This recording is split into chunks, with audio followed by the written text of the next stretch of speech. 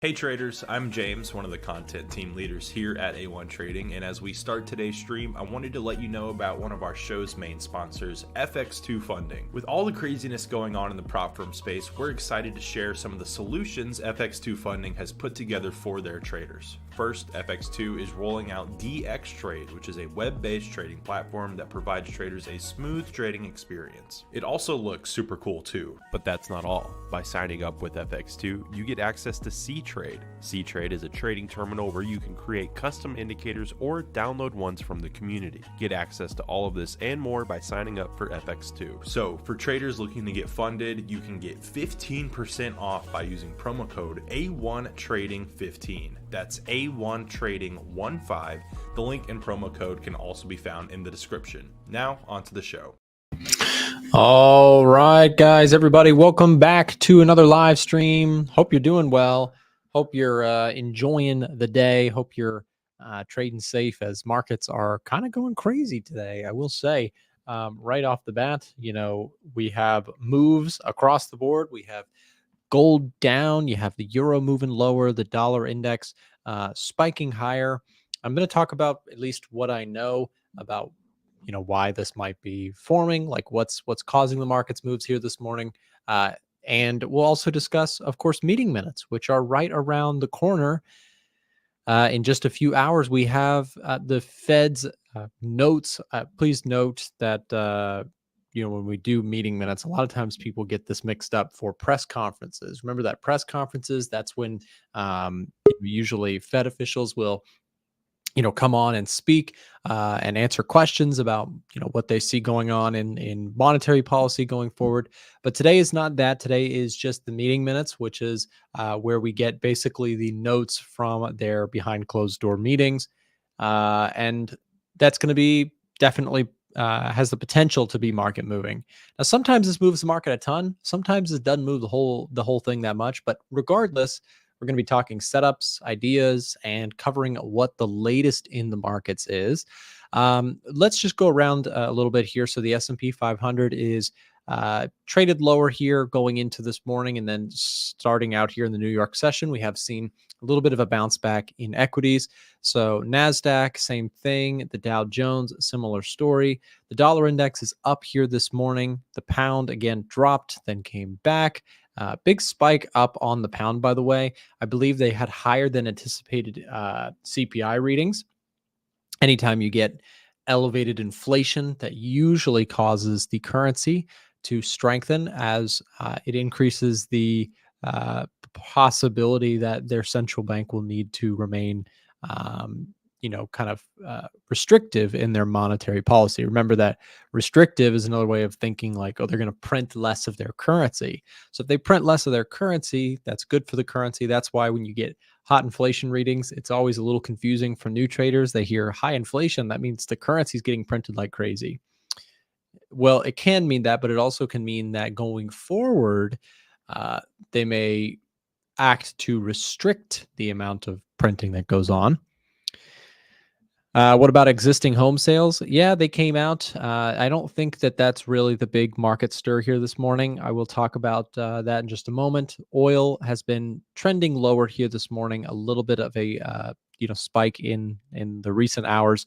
So let's talk a little bit about what we've got. Let's talk about the big one. The big one is, of course, the drop in gold and the jump in the dollar. So if we take a look at the dollar index here today, what is the latest? Well, the dollar index is approaching that 105 area of what was support, now turned potential resistance.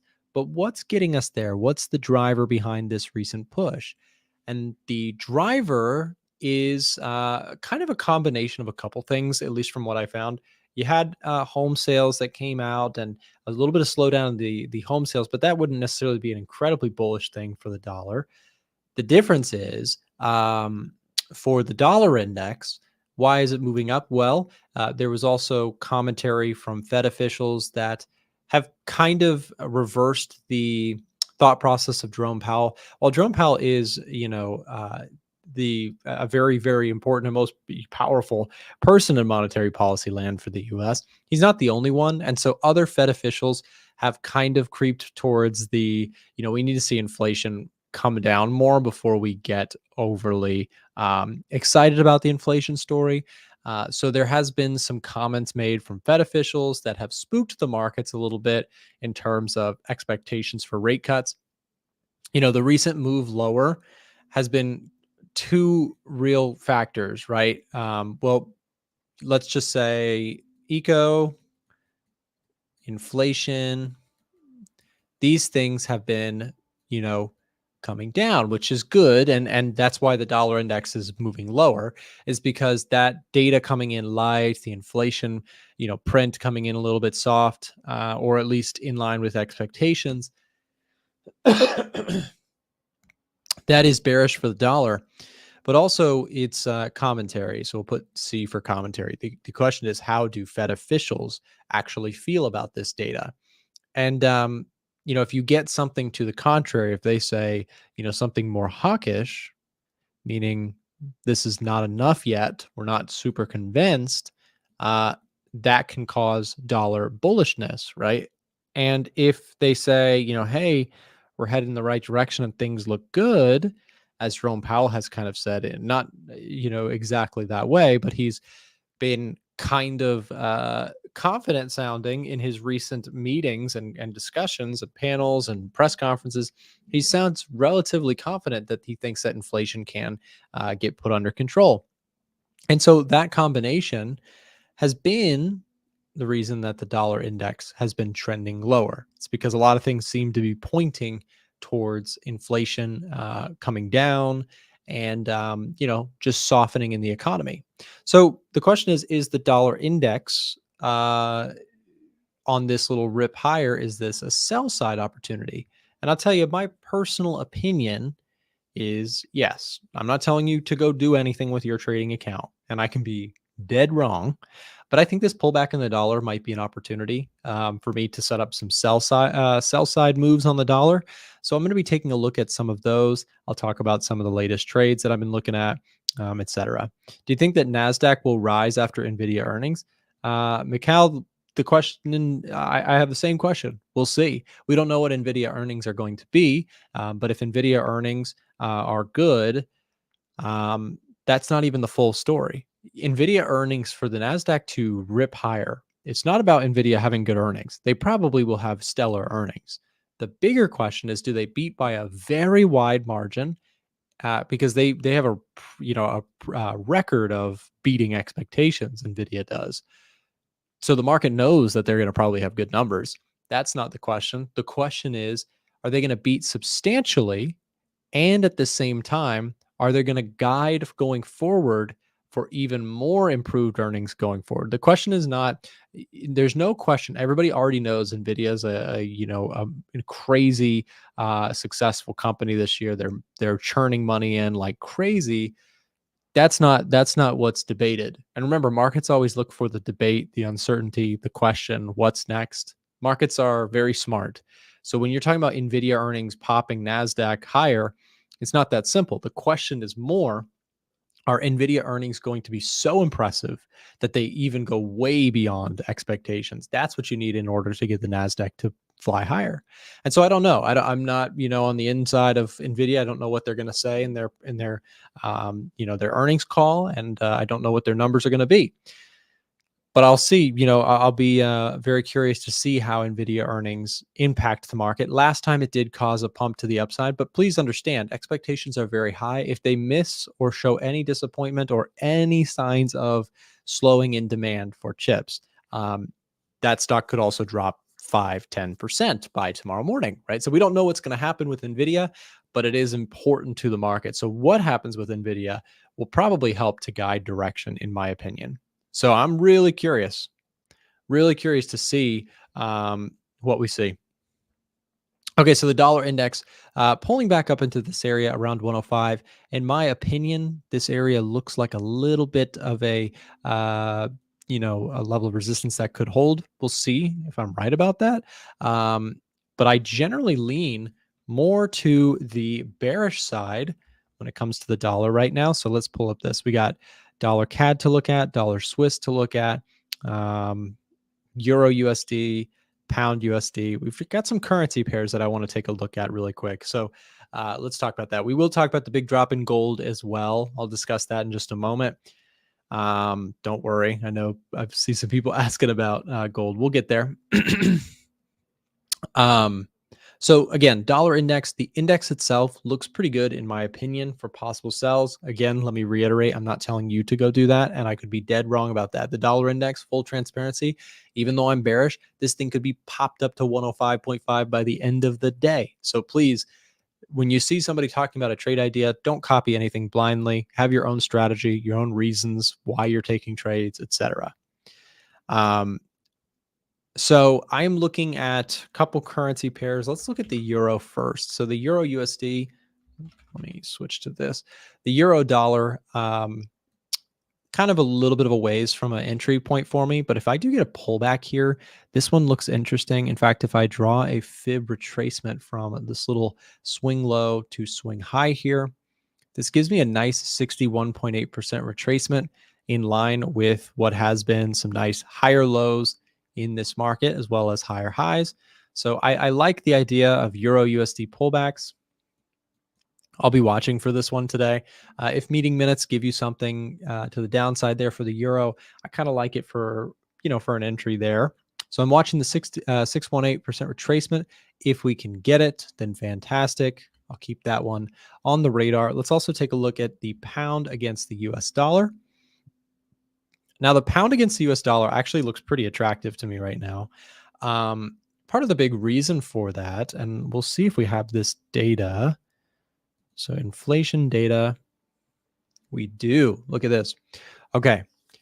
So inflation data came in, and let me make sure that I'm right about this. I believe we had inflation data come in. Yep, CPI year over year. Forecasts were expected to be 2.1% inflation for the UK. They came out at 2.3. I will say this, though. This is a pretty big drop in terms of the inflation month over month. I mean, look at this. I'm sorry, year over year is the data point. 3.2% was the previous. They were expecting for this latest point to come down to 2.1. They got 2.3 instead. So the question is, does that change the story at all? By the way, I think you guys could hear my Telegram there. If you guys would like to join our Telegram channel, it is totally free to do so. We'll drop the link to that in the chat. Okay, so again, pound USD, higher than expected inflation, might actually support this chart. So this one, again, another trade idea for me, possibly a pullback to this 1.2670 level. So now that we're seeing, again, a really nice strength out of the pound, it's fading that move here this morning, but I'm very curious to see with, if we get a little bit of dollar strength, I may take that as an opportunity to try and trade this from, this area of support here up into this region. So pound and euro, I'm both interested in potential longs. I like the charts. I think they look really clean. I think the EDGEFINDER is giving me a confirmation on both of those. And again, inflation is cooling for most countries, but with this higher than anticipated inflation data out of the UK, I think that could be interesting. Might offer a little bit of short-term strength to the pound that I'd be interested in. Again, current top setups, we've got gold, we've got the euro, we've got the pound, we get the pound against the Aussie. And we've got 10-year treasury bonds as a bullish setup. I am already long TLT. I'll show you that trade. Let me pull up TLT. This one hasn't been doing too much recently. I'm just about flat on the trade. But TLT is an ETF that I like to trade. It is an ETF, which is basically just a basket of bonds that are held, and they're long duration bonds. And you basically, by buying TLT, you're buying this managed basket of bonds. So, yeah. Nick, I've heard some forecasts say that most world indices are due to a rather major pullback of like 300 points on SPY or 600 points on DAX. Do you think that do you see that happening for the next year? Good question. Thank you for that. Taking a look at the indices today, I really, in terms of the indices, they look really strong to me. And what I mean to say by that is, are they due for a pullback? Probably. But trading, the indices over the years, what I found is just incredibly difficult between gold and indices. And again, I get people who constantly will say, gold is a sell, or the Nasdaq is a sell, or the S&P is a sell when they're trending higher. And I'm not saying that, I'm not accusing you of being a bear and saying you're shorting into the rally or anything like that. But I'm saying this: be very careful, with trying to anticipate when pullbacks will occur. I personally think, yeah, we're probably due for a bit of a pullback. But it doesn't matter what I think or what I feel, because a lot of times, I've said that before, and I've said, I think we're due for a pullback. Some of you guys might remember, if you've been watching me for a while, I went long right around here, and I'm not making this up. You can go watch it on my channel. Granted, before I brag about this trade, please understand, I also tried to go long here. I tried to go long here. I tried to go long here. So I took a couple of losses before I took wins, but I did finally catch this incredible run up into the end of 2023. And it really substantially, I made a lot of money on that move. Then the move kept going without me. And for most of 2024, I didn't touch any of the indices. And during that time, I kept saying, I think we're due for a pullback, but I don't know when it's going to come.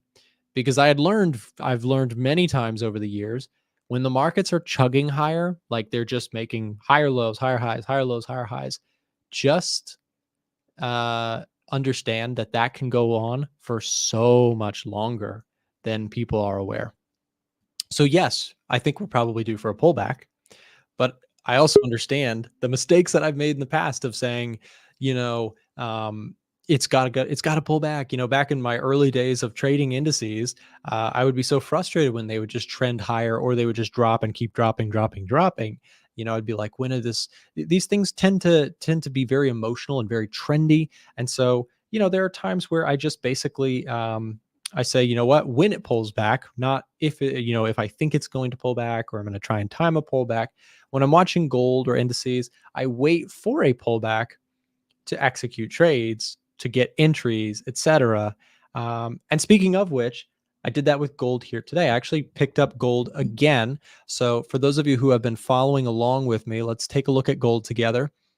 I have been long on gold for the last month, and I caught this move really well. But I added a few different times. So I entered the trade over here, and then I added a second time, and I added a third time. And then today on this wick, I actually got trailed out of those 3 entries for a profit. And this morning, after getting triggered on that stop loss, I looked at the trade again. I looked at the EDGEFINDER's confirmations, and ready for it, I bought again. So I just re-entered my trade. I pretty much got it at the same price that I got stopped out, but I just decided, the way this price was bouncing on the lower time frames, I liked the fact that, again, you were getting a bit of a bid there. But more importantly than the technicals, we still look bullish on the EDGEFINDER. Why is that? Well, because again, we did a little bit of a breakdown on this yesterday, but economic data still seems to be cooling. Inflation seems to be headed in the right direction, at least for the US. Maybe not so much. Still today in the UK, we still saw cooler than expected inflation, right? But we'll see. So I re-entered my gold trade. I'm back in to the position. I'm also, as I mentioned, looking for pullbacks on the pound and on the euro. I have a bond position on TLT. So I've got several different trades. Oil, I'm watching for a possible sell opportunity. If I take that trade again, I will share it in the group. By the way, if you guys would like to get notifications when I take trades, I don't know if you've heard about this, but we just dropped yesterday the announcement that we are doing currently a massive discount on our Discord group. Really quick, what we'll do is we're going to drop the link to our direct message center where you can speak to someone on my staff about getting a copy I'm sorry, not a copy. I'm used to saying the EDGEFINDER copies. If you'd like to join our Discord group, if you're looking for a membership group where you can see trades being taken on, full transparency, like live accounts, no nonsense, no, signals on demo accounts, nothing like that. If you'd like to see trades and get notified when we take those positions, I'm saying we because it's myself, Frank, and Ivan. We share the trades that we're taking. We trade indices, commodities, Forex, options, stocks. We trade a lot of different markets. Ivan does coaching webinars throughout the week. So if you're somebody who's looking for mentorship as well, that is something that he offers within our group. So again, you get access to the trade alerts. You get access to our educational portal. You can download our strategies in the strategies guide section. So let me just call attention to that really quick. If you are thinking about trading alongside us, if that would be something that would be helpful to you, if you're stuck or lost or not sure what you're doing in your trading and you would like to work closer with a group of serious traders who are putting real money on the line, then consider joining us, and definitely consider doing it today, since it is currently 40% off to join the Discord group. And last thing I'll say about that is that if you click the link here, that's just been dropped in the chat. Again, click this link. When you click that, you'll be taken to this page. Just hit chat now and hit this VIP signals. And if you're watching with us live, you actually get 45% off. It is a huge discount to join the VIP group right now.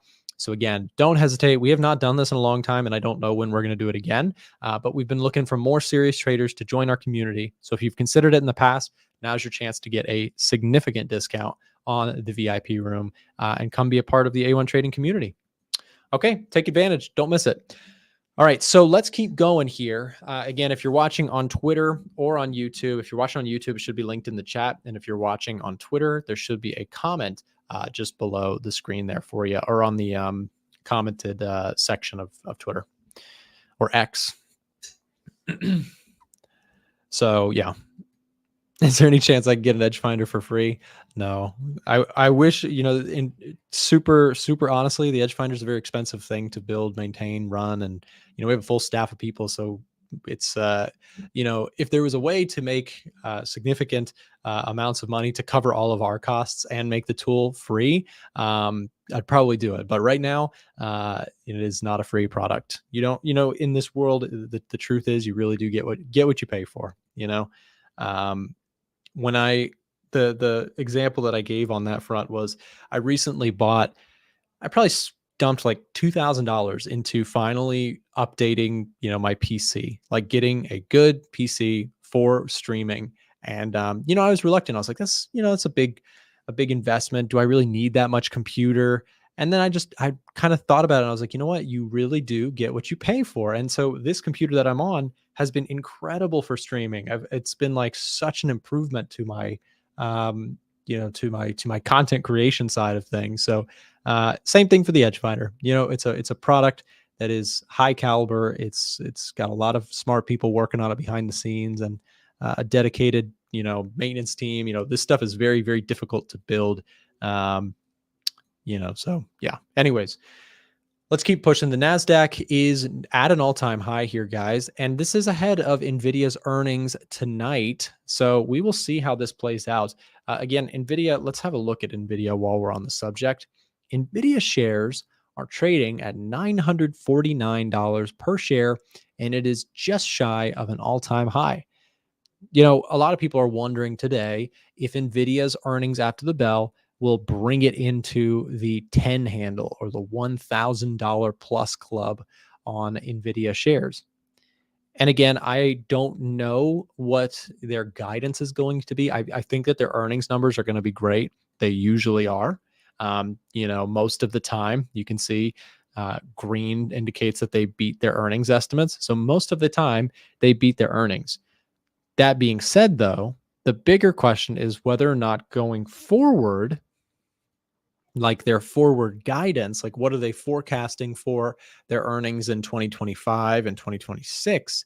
That's the real question. That's where the market's going to be either very excited or not impressed, right? So we'll see what earnings bring today. That could be, again, if you do get like something where this thing gaps open tomorrow up to 1,000, any pullbacks, to be honest, may just be loading up opportunities. And again, I'm saying that as I know this price is very high, and some people are probably cringing, saying, Nick, you would buy stocks near their high like that. And I don't think that I actually would buy Nvidia up in these areas. But if it does give us a 25% pullback at some point, there's a good solid chance I'm probably buying some Nvidia. It is the picks and shovels vessel of the AI kind of boom that we are seeing. There's no question the stock market is moving based on AI in the last year or two. Really 2023, we saw tech stocks really bottom out first and rip higher. If you take a look at like SMH, this is a semiconductor ETF. So it's holding companies like AMD and Qualcomm and, Taiwan Semi, Nvidia. These companies, the semiconductor companies, have just had incredible performance. And I do think that the market's rally sort of depends on them continuing to see record orders. Huge demand for semiconductors needs to stick around. And whenever that fades, that probably, in my opinion, would be the start to a bigger sell-off in the equities world. So if you're watching stocks, if you're watching the S&P, the NASDAQ, et cetera, I don't know when that story ends. And I think timing that is a foolish thing because we might be at the very beginning. Now, I know that's what people would say about, 2001, 2008. People would say, oh, you're at the very beginning, right at the very end. But nobody knows when the end of a market rally is. And it's very possible that if we do see rate cuts this year and you see continued earnings growth from major companies and you see demand for chips, the AI rally could last a lot longer than people think. 1995 to up to the 2001 like bubble popping, the market just went absolutely parabolic before it collapsed. Let me show you that just for reference. Like if we go take a look at, let's go SPY here. Actually, better yet, let's do QQQ. Check this out, guys. This is crazy. So in can I go? I want to go further back than this. Can I do? Maybe I'll just have to do SPY. Let's do this. Can I get SPY 1990? Yeah, this will work. Okay, look at this. So back in 1995, the Federal Reserve pulled off what many would consider the perfect soft landing. What is a soft landing? A soft landing is an environment in which inflation is gotten under control while jobs remain strong and growth remains strong. It's the perfect Goldilocks scenario. People are wondering if that's the scenario that we've got in front of us. And that's the hot debate right now in 2024. But in 1995, the market saw a soft landing. The fabled, beloved, sweet, sweet soft landing. That's what happened. Look what happened to the financial markets for the years to come. People during this time enjoyed just a sweet flow to the upside, and it really heated up just before the end. But to try and call the top of this, can you imagine trying to call the top of this market move in the early, late 90s, early 2000s?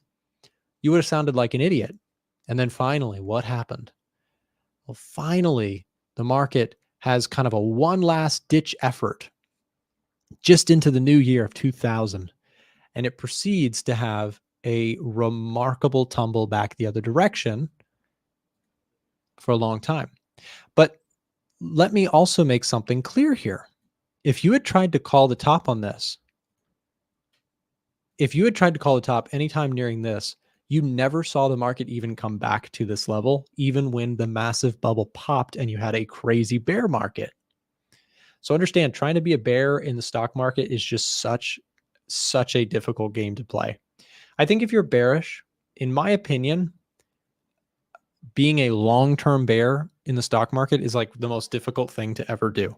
Being a short-term bear, and that's why they call it shorting, I think. I don't know. The word short in stock market land to me kind of signals like if you're going to be bearish or short, make sure that you have a very specific timeline that you're looking to get short. Is it possible to make money shorting the market? Absolutely, it is. In fact, if you had been short in 2022, you probably made lots of money.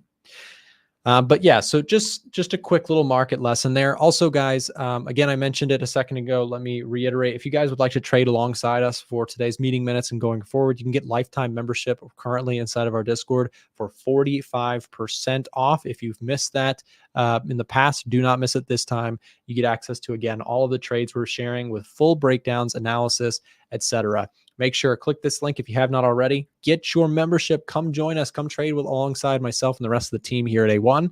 And I think what we're going to do now, let me double check our schedule here for a second. We've got Marco coming in to take over the show for just a little bit. You guys know him and love him. Marco is a technical trader who has plenty of years of experience and has been coming on the A1 Trading Show for some time as well. He's also one of the few traders that has come forth and actually shown in MyFX book and discussed his trading and shown on a live regulated brokerage his legitimacy. So stick around, give him a shot, and we're going to drop the link to Marco's channel, and we'll take a quick break and then come back, and Marco's got the show for a little bit. So Marco can share his screen and go through whatever he'd like to go through, and I'll join him back in just about 30 minutes. Stick around, guys. We'll be right back after this. Attention A1 Trading Show fans, if you're interested in getting free access to the EDGEFINDER or our premium trade alerts, listen up. For a limited time, our show's partnered broker Eightcap is giving out free access to our products when you sign up for a new trading account with them. If you already have a broker, you may want to consider switching to Eightcap because of their low trading costs, a wide range of trading assets, and their amazing customer support. If you'd like to get access to our software and Discord server for free, click the link being dropped in the chat right now and ask one of our team members for more information. Don't miss your chance for free products and an award-winning broker. Now back to the A1 Trading Show. Hello guys, welcome to the live stream. So if you have any questions, make sure you put them in the chat. Let's get started. So I'm gonna do my 6 classic Forex pairs, but before we do that, let's first cover some crypto because I have been closely watching Bitcoin. I have been closely watching Ethereum as well. Been with some friends this weekend, and they are heavily invested into Bitcoin and Ethereum. So let's see Bitcoin first. We had a big push up. Again, on this 1 hour chart, we had some big legs going up. This one as well. Okay. And it was on a Monday, which is pretty unusual. Usually you get some momentum later in the week. So that's pretty strange, but it is what it is. And let's go to the daily chart. Let's see how close we are to the major highs. Right here, we are closely approaching the 73,787 high. Okay, so we're very close. Again, for me, this looks to be just a correction in the end. We did heavily talk about this being a potential massive drop to the downside. I do think it's going to be like more of a correction. So we had a strong up move right here. And this is sort of a descending channel, a correction before we maybe potentially move to the upside. So it's looking good if you're a Bitcoin bull. If you're holding some Bitcoin, definitely pay attention to what is happening when we break this level right here. Again, the big psychological number is, of course, going to be 100,000. So this is kind of the target. It's a big psychological target. If you're looking to sell, maybe you can sell right before we hit 100,000 because I think that that's going to be a big level of resistance. But if we can break this major high, then some upside, in my personal opinion, is going to be very likely. So if this can happen, big breakout of the major high, I think this is just going to shoot up. So very good news for Bitcoin. Very nice momentum here as well. But again, the crucial part is to see how we break the major high. Let's also do Ethereum. Let's see what Ethereum has been doing. It had a big push up, a big pump to the upside. Again, approaching this major high as well. And this momentum, just by gauging this momentum, this looks really nice. If we go to the 1 hour chart, this was really big. It pushed, I think, 20 or 25%. yeah, like 20% in this one move. So that was really, really nice to see. If we go to the daily, again, this now seems like more of a correction and not really a complete reversal. We have this big up move, and then we have this sort of a correction, sort of a pullback before we may continue up. For me, the key is going to be how we reach this level. Do we reach it very correctively like this, or do we just smash through it, close above it with a nice daily candle like this, okay? And then we continue. If that happens, I do expect a lot more upside for Ethereum. Usually how it goes is Bitcoin is the first one to go. So if Bitcoin breaks the most or the major high, then all of the profits are usually put into altcoins. So then Ethereum pumps, and then the profits from Ethereum get put into the smaller and smaller altcoins. So what you can do is when Bitcoin starts pumping, you can also look to get in on some altcoins, because they usually pump a couple of hours or a couple of days later. So that's very interesting with the crypto world. Now back to Forex. Not as exciting as crypto, I have to say, but I'm still seeing some potential.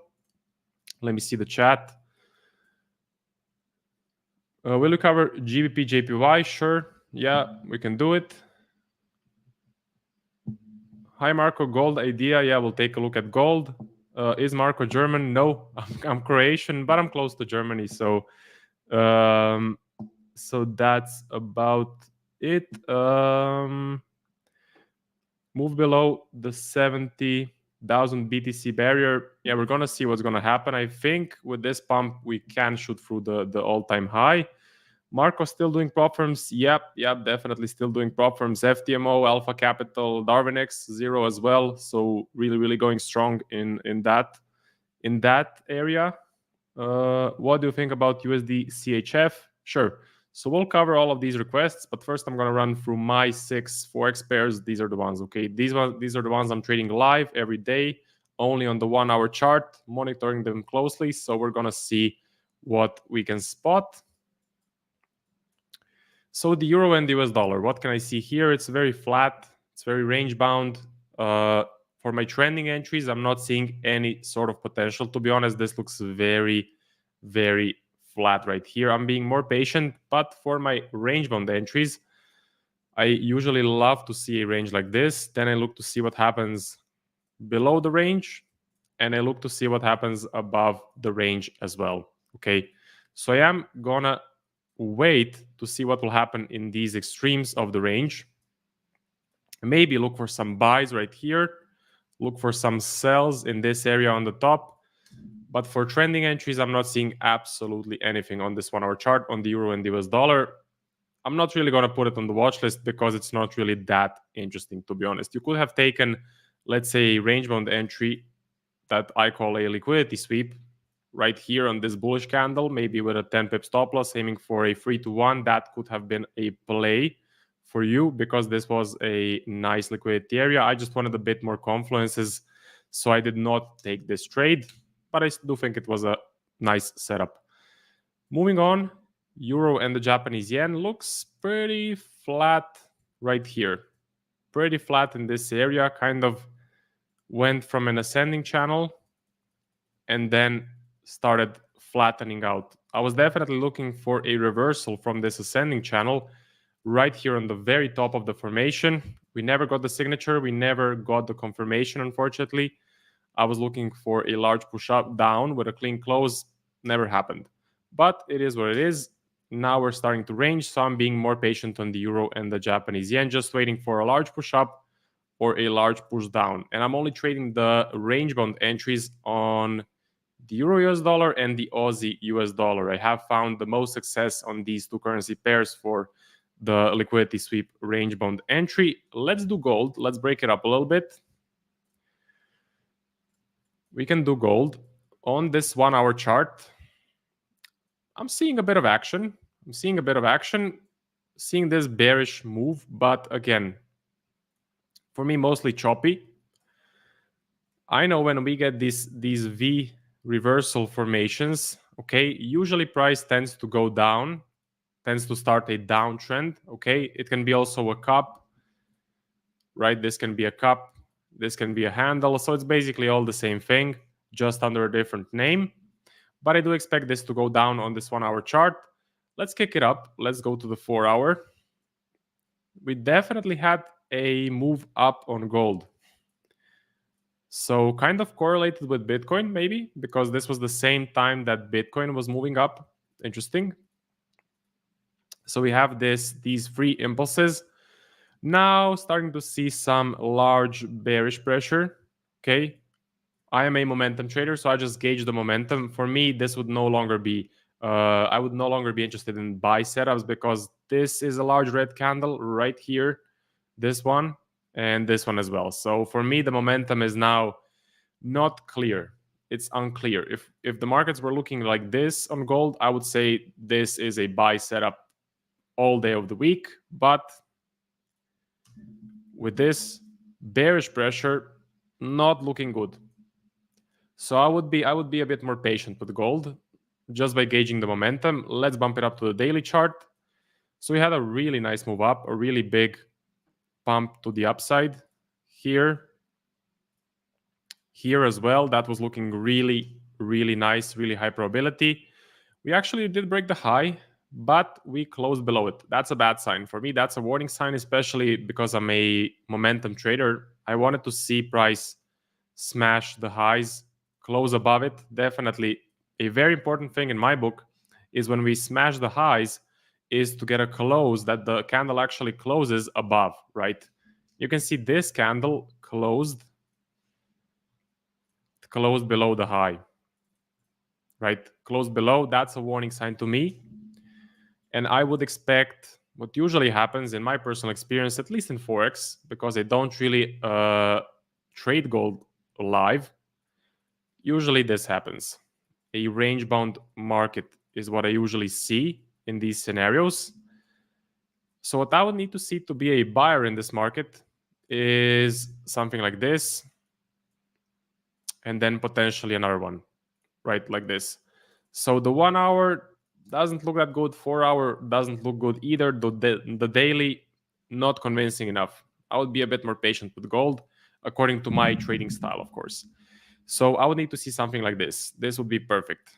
This sort of bullish momentum or this sort of bullish momentum. That would be perfect in my book.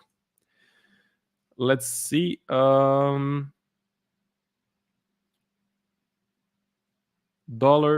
direction. So we can do the DXY. Maybe I have it on the watch list. Yep. For the DXY, personally, looks a bit flat on the daily. Okay. Seeing some bullish pressure, but then seeing some bearish pressure as well. I couldn't really make a decision on this daily chart. 4 hour, well, looks a bit cleaner. We have some major selling pressure, okay? But then the buyers are stepping in as well, or bullish pressure is stepping in as well. Drop it down to the 1 hour, looks a bit flat, right? Looks a bit range bound. So to be honest, for me, the DXY is looking a bit range bound in this area, a bit indecisive as well. Not seeing much on the DXY. Okay, let's see. I think on the top we had a request. GBP JPY. GBP JPY. Let's see that one. This is nice. This is nice. It's definitely moving up a bit correctively. Again, what is perfect in my book as a trend trader, a perfect scenario would be a market like this, right?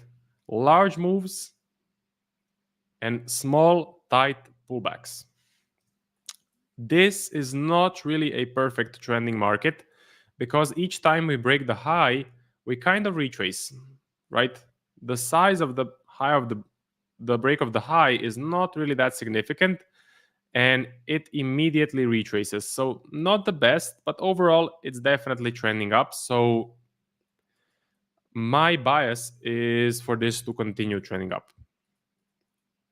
Okay, we can even bump it up to the 4 hour. I think it should look a bit better, and it does. This looks to have a bit more momentum. Let's even go up to the daily. Yeah, this is looking very good on the daily. See these consecutive large bullish candles? That's a very, very good bullish sign to me. Sure, we're overall stuck between this major high and major low, but this is a daily chart. So on the short term, on the 1 hour, we could definitely get more upside, and the probabilities are telling me this is going to continue going to the upside. Okay. Let's now do silver as well. Let's do silver. On the 1 hour, we had a really nice up move. When was it? Monday. So around the same time that Bitcoin went up, again, risk on assets. Not actually. Yeah, I would say Bitcoin is a risk on asset. Definitely. Bitcoin is a risk on asset, but this was nice. And it happened at the same time as Bitcoin, right?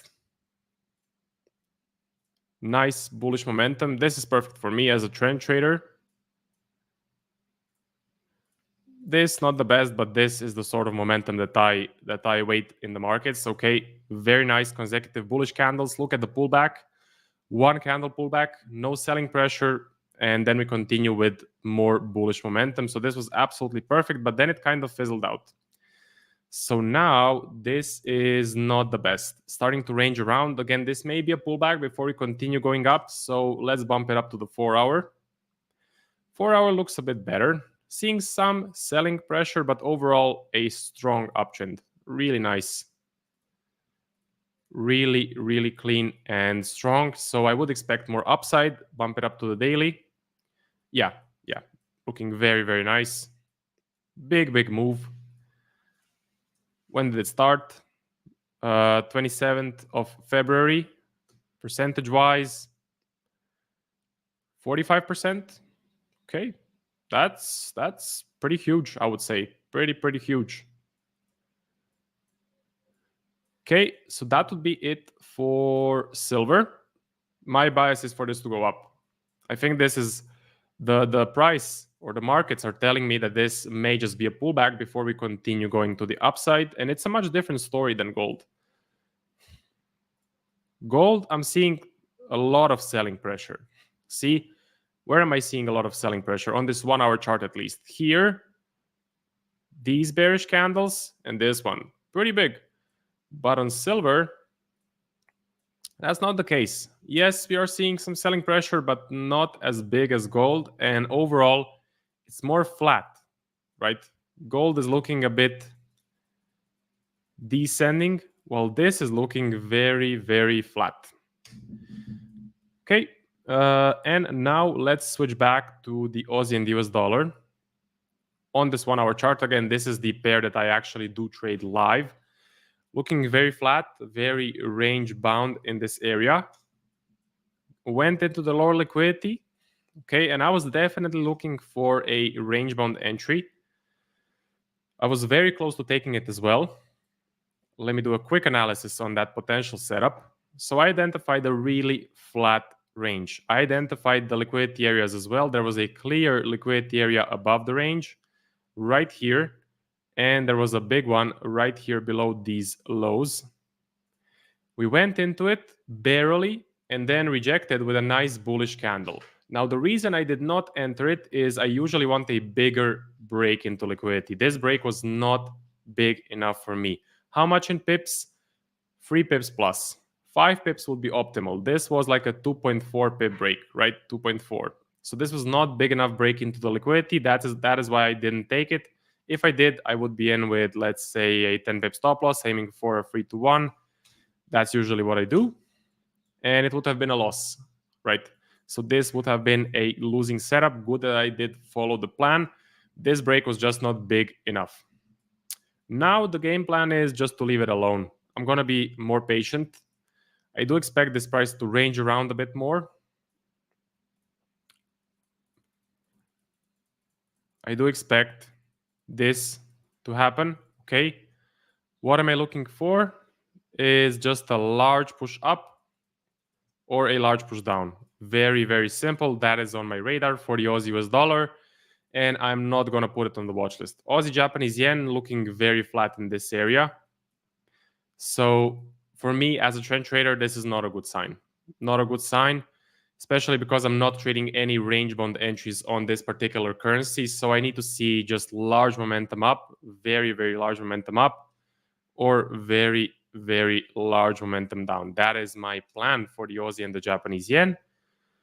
Okay, let's do some requests. So GBP AUD, sure. Let's do that one. On the 1 hour, moving up. Okay, moving up. Very slow. Now starting to see a bit of movement. Not the best. Not the best trending market. I would prefer to see something like this. See, this is a nice uptrend. This is a nice, big, and strong uptrend. What you're seeing right now is a bit corrective to me personally. It's kind of moving sort of in an ascending channel. So, yeah, not the best. Not the best. Let's see more. USD CAD, sure. Oh, this one's flat. Really, really flat. Extremely flat on this 1 hour chart. So I would say I'm expecting a range bound market in this area just by looking at the technicals. Okay, this is looking very, very flat. What is the indicator that you're using? It is this one, GT recent high low by Bong Hyun. Okay, that's the one. It's very good. It's a very good indicator, and it's free. Futures are an option, but the initial margin required is extremely high, not a good use of capital. Okay, so this is for trading gold, I'm guessing. Okay, US oil, sure. Let's check out oil. I should probably put it on the watch list. Yeah, I definitely should. Look, for me on the 1 hour chart, oil is looking flat. I mean, I don't really trade it. I never look at it. It's looking pretty corrective. It's looking pretty flat. So I would be more careful and patient. But let's bump it up to the daily. Oh my God. Yeah, the daily is looking very corrective to me as well. It's not moving as a Forex pair. Definitely not moving as a Forex pair. Okay. Sure, seeing some selling pressure right there. But indecisive. For me personally, this chart is indecisive. I would focus more on the fundamentals, to be honest, if I was trading US oil, because these charts are pretty tough to read, in my personal opinion. The weekly is kind of flat. The monthly, sure, we had a nice uptrend here, but now just stagnating a bit. So that would be it for US oil. It's looking very corrective, very, very corrective. If this was a Forex pair, I wouldn't touch it with a stick. Okay, I wouldn't do absolutely anything if this was a Forex pair. USD CHF, if you can again. Yeah, I can do it quickly, sure. USD CHF. On the 1 hour, I mean, it's moving up. It's moving up. It's moving up on this 1 hour chart. Again, it's not really a strong uptrend. Would have preferred to see something like, let me see if I can find a nice uptrend. Oh, this pair is really not clean. Okay, we're getting some sort of a trading view bug. But this would be a good downtrend. No, it wouldn't. So again, what I'm looking for, what I love to trade, and what I wait oftentimes is just something like this. It doesn't happen that often, but when it does, you usually get a very nice trade. So that's exactly what trading is, right? Waiting very, very patiently and large moves up with very small pullbacks. What I'm seeing here is I'm actually seeing this corrective price action for me personally, kind of an ascending channel. That doesn't give me much confidence in taking a buy setup. So I wouldn't really touch this pair. It is in an uptrend. Technically, it's in an uptrend, but I would have liked to see stronger momentum. Okay, let's do Aussie CAD. Sure.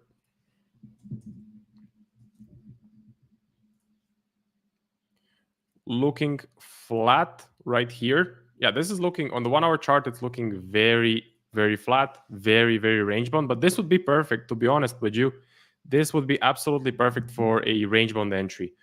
For my range bound entries, I like to find these very small, tight and wide ranges that have multiple points touching the lows and multiple points touching the highs. Then I just identify the liquidity areas. It's going to be a big one here and a big one on the top. And I look for reversals in those areas, okay? That is my game plan. So something like this.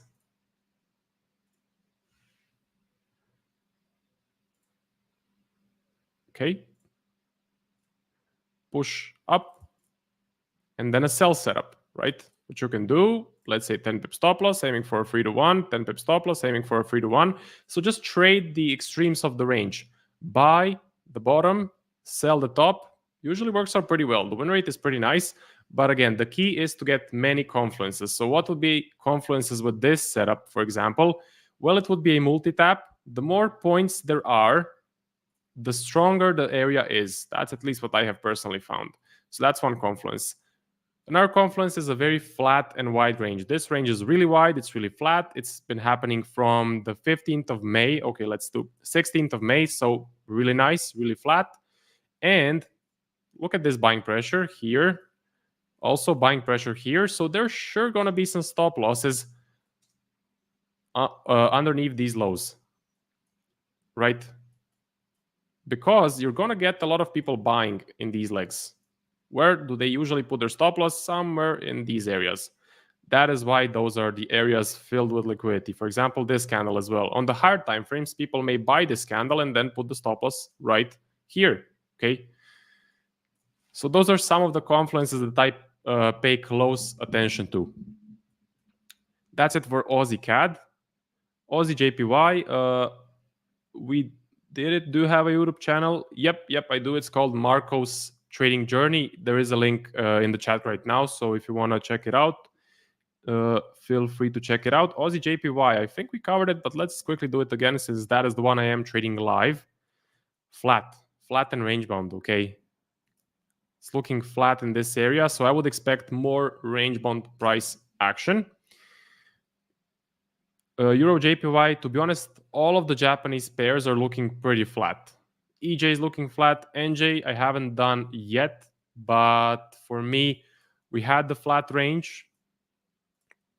This is the one I trade live. We had the flat range.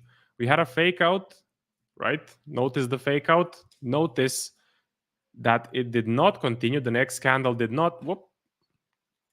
The next candle did not continue like this, close above the range. That is what I was waiting for. Instead, we got a clear news candle, huge body, huge wick on the top, clear rejection outside of the range, and a clear aggressive retrace, probably going to retrace back and continue ranging. So that is how you can identify a fake out on the 1 hour chart. It's usually just one candle, big news candle, huge body, huge wick, and the next candle usually does not continue. The key is that next candle, okay? You want to see the next candle continue with the momentum and show you some nice bullish momentum as well. If the next candle is a big red one, then you know this is a clear fake out.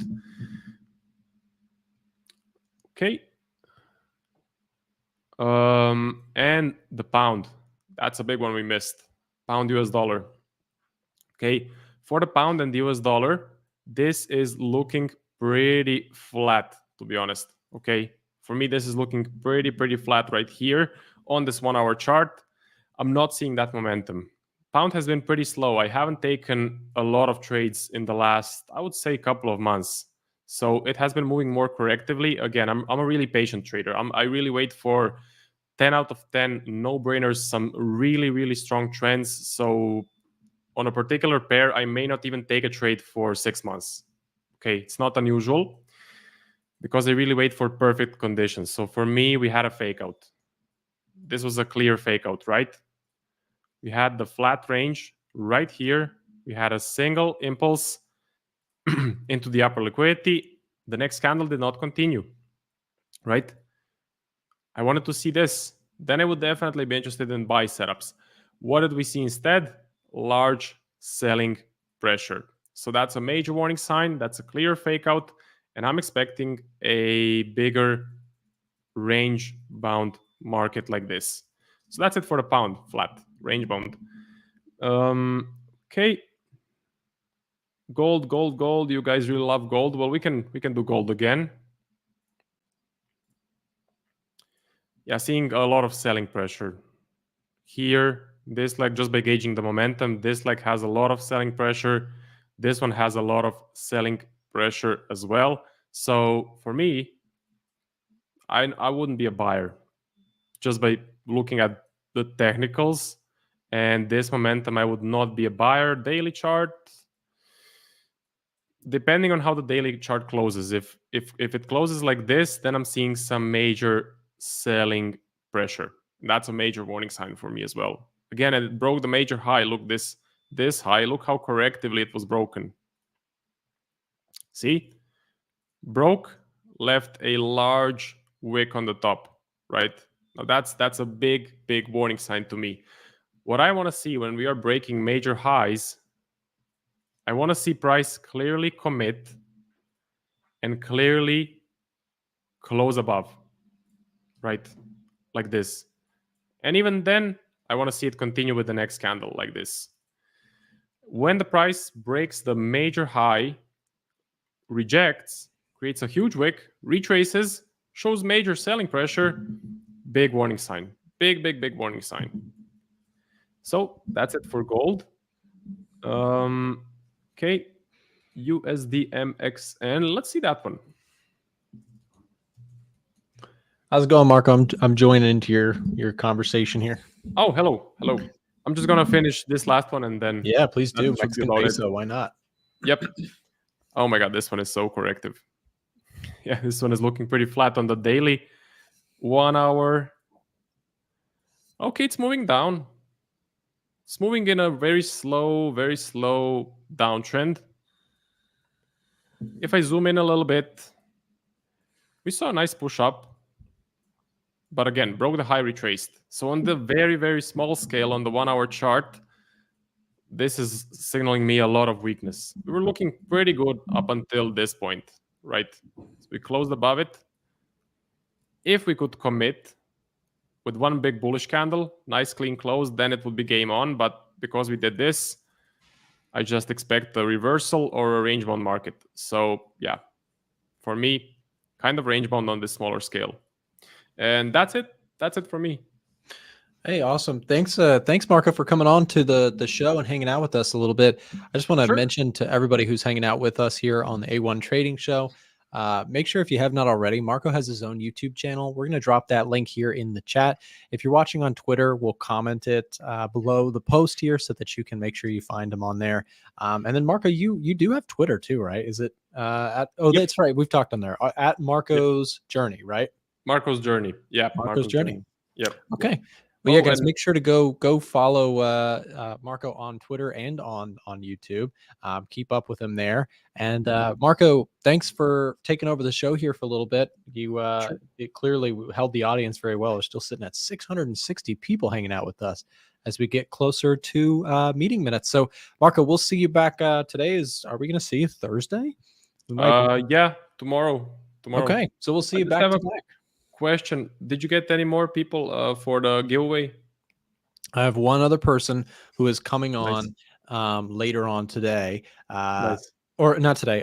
Tomorrow I have an interview with someone. I don't know if I think I'm going to keep it anonymous, just like I did. I'll tell you privately if you want to know. But sure. I'm going to keep it a mystery for the audience until further notice. So, Marco, again, thank you very much for coming on the show. Thanks for hanging out with us, and we'll see you back tomorrow. Thank you. See you tomorrow. Goodbye. Bye, man. See ya. All right. And continuing on, guys, we are planning to do the show here going from now until it's TBD. We're not sure. We might try and make it to Nvidia earnings. I don't know if we're going to make it. That's a long stream to try and fill out. We have a schedule here today to go from, through meeting minutes. But we might try and make it to Nvidia's segment. And I noticed someone in the chat. What's up, Forex James? What's up? Good to see you on the stream here, hanging out with us. Forex James and Joe from Elite Traders are both super awesome traders to follow on social media if you have not already. They both are also fans of the EDGEFINDER, so you know they're friends around here. And speaking of EDGEFINDER, let's take a look at what's going on here. James, I don't know if you, and I'm talking to Forex James, we have a James on our team as well. Forex James, I don't know if you have any interest in doing this, but if you'd like to come join the stream sometime, we'd love to have you on. Totally optional. But as I mentioned, we are trying to fill out our stream with guests and stuff for the rest of the day. So if you'd like to come on, you are more than welcome to. And with that said, let's take a look at some current setups in terms of things here. I mentioned that I did buy into gold here again. So I am long gold as of this morning. So I was long this morning. I got trailed out of my current trade, and then I re-entered a new trade. So I am currently sitting in a trade. I'll show you my GLD positions. So I closed out of my previous one, and I'm back in on another trade. I ended up closing, I think, a profit of somewhere in the neighborhood of around $9,500 to $10,000 in profit on the first set of trades. And I am back in on this trade. Let's see if it works out. If it breaks support, I'll cut this one pretty quick. I believe I'm risking about 0.8% in terms of distance-wise. Yeah, 0.81, let's call it. Gold overbought. It's gone short. Yeah, I mean, maybe it's due for a bigger retracement, but to me, trend is still up here, and you are fighting an uphill battle, literally trying to short this one, in my opinion. All seller profits are Nick and mine. Well, it's been a consistent theme. I've gotten comments on my channel for months now that gold is overbought. I'm gonna sell it. Gold is overbought. I'm gonna sell it. And you know, it's one of those things. It just chugs higher anyways. I'm not saying that it can't go higher or that it can't go lower, I mean, but you have to understand that when gold gets into a trending environment, trying to call the top of it is a dangerous game to play. Hence why I went long. And I'm not saying like, oh, that's why I'm going long and it's certainly going higher. I think probability wise, good chance we see a push higher.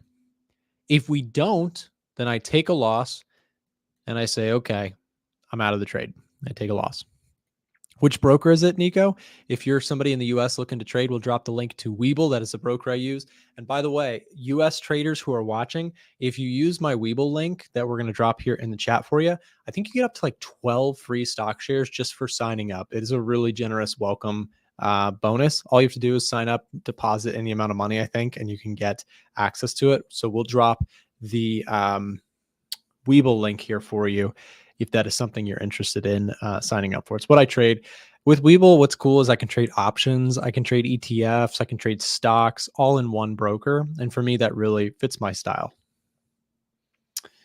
So yeah, I do like gold. Also, let me mention one other thing.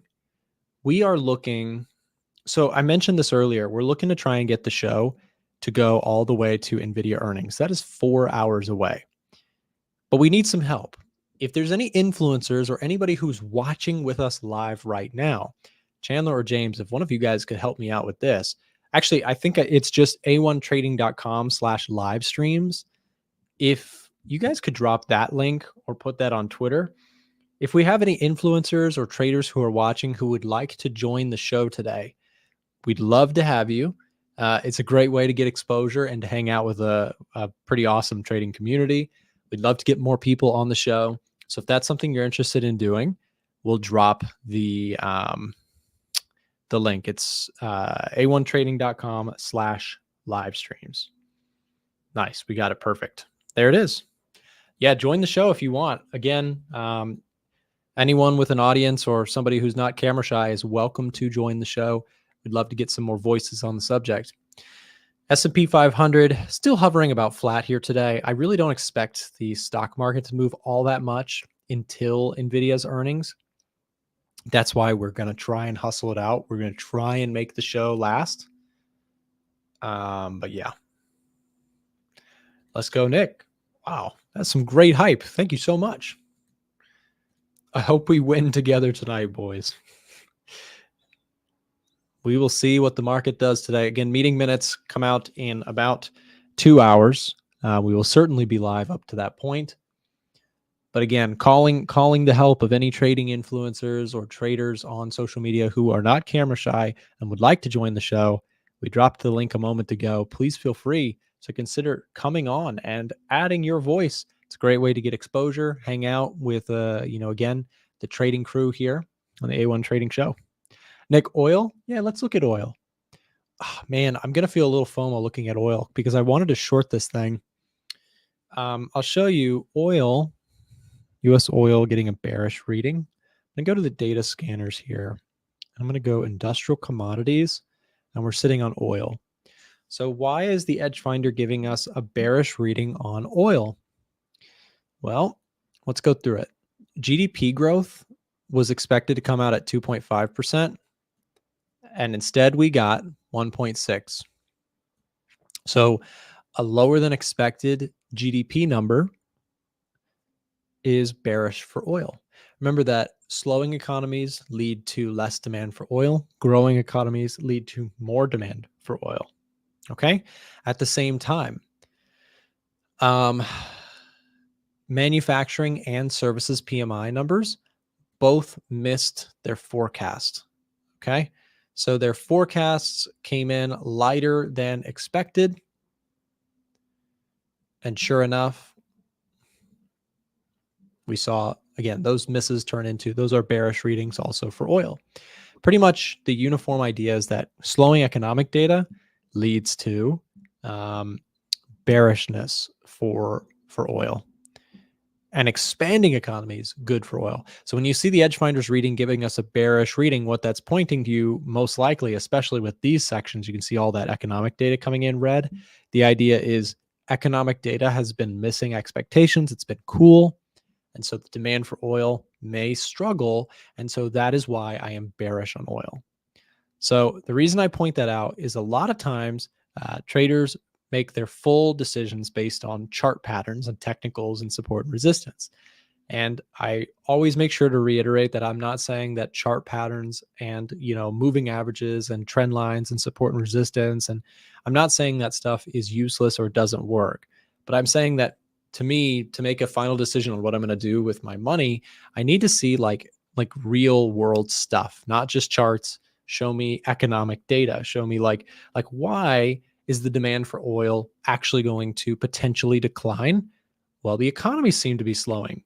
That's what I want to base a trade on. I don't want to base a trade on, well, it's hitting this trend line that I drew, right? And then I'm going to spend potentially $1,000 trying to base my entire opinion based on a trend line, right? That's, to me, that's just not, that's not like where I feel more confident placing money on the line. I need to see, again, expectations from like an economic data perspective show me like, okay, this makes sense to be bearish or bullish on a particular market.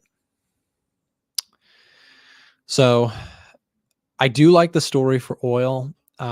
If I see a pop here on oil prices, I may actually still look to get short in favor with what the EDGEFINDER is pointing out to us. By the way, we are doing a giveaway for the EDGEFINDER on Friday. If you guys would like to join the giveaway and you have not already, please feel free to do so by clicking the link that will drop here in the chat for you. If you would like to join that giveaway, it is free to join. We're going to be selecting one random winner. James, are you going to save the day? Other James. Sorry, there's two James now. It's confusing. Forex James says, I've submitted, Nick. I can come on today if you have slots open.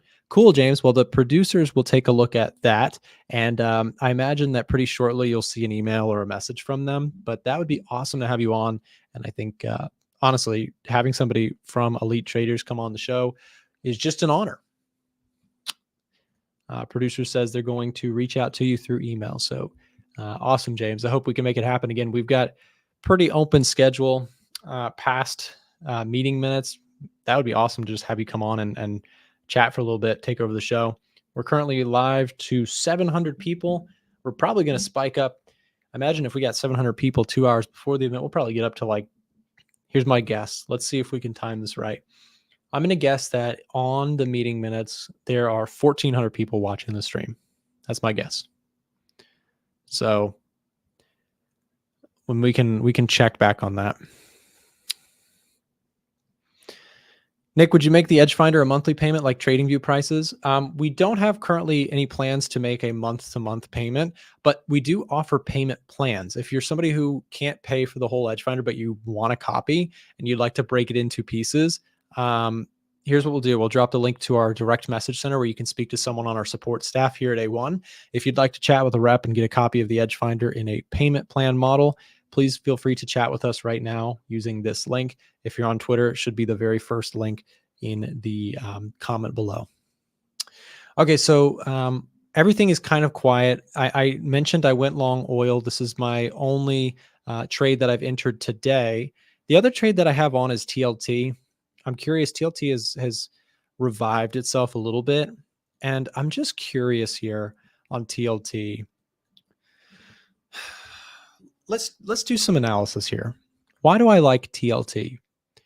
TLT is not something I think that most people here are going to be trading. Maybe my friends who trade stock ETFs like I do, you might be interested in TLT. But TLT, let me show you this. TLT is essentially, if you are long TLT, you are kind of bearish DXY. Okay. It is sort of the same trade, not perfectly, but it's close. Why? TLT is bonds, and bonds go up in value when their yields are falling. And without getting too in the weeds of explanations for my new traders who are trying to get into fundamentals, when bond prices go up, it's because the yield offered by them is going down because people are really wanting to buy bonds. So the yield that they offer goes lower, right? If everybody wants to buy a bond, then the bond market says, okay, well, if everybody's got such a demand for bonds, let's, the price of the bond goes up and the yield offered by that bond goes down. More of Marco, please. You can find him on his channel. Please make sure to go support Marco. Follow him on his own YouTube channel. And, maybe Marco's crazy enough to come back for a second time, but I don't know. We actually know because Marco's in the Eastern Europe, so it's going to be a little hard for him it's late night here for him. Anyways, so I am long TLT. That's kind of a bearish DXY position. So let's actually pull up the DXY. Let's talk about the dollar index. And this is going to be a good breakdown for why I have a long position on TLT. So the dollar index has been trending lower. And we've seen this, right? Dollar index during this time, I was pretty bullish. I was pretty bullish going into everything until we saw the jobs data. The jobs data came out cool, and it completely reversed my thought process on the dollar. On this day, you had NFP, and let me show you the data, okay? Let's go NFP. So we're going to go labor market. We're going to go NFP USA. So on this day, again, let's hover over it, May 3rd, the jobs market surprised us to the downside. We had a miss of 63,000 jobs. So jobs data was expected to come out. The forecast, this red dot shows us the forecast was 238,000 jobs created. We got instead a miss, again, 63,000 jobs missed, and we actually got 175,000 jobs. So jobs data came in light on May 3rd. And that was the beginning of, in my opinion, where we've shifted more bearish. Because jobs data came in light. You know what came in light after that? CPI came in light. Right? So we've seen this pattern of, okay, some of the data is now suggesting a little bit of cooling in the US economy. And that cooling in the US economy, in my opinion, supports short-term a continuation of the dollar bearish trend. So as we pull up into this area today, I actually got long gold for that reason. And I also got long TLT. Well, I didn't get long TLT on this day. I've been long TLT for some time. But the theory is that if US economic data does continue to cool and we do start to see expectations for rate cuts to form, I think that the dollar index could make a push lower.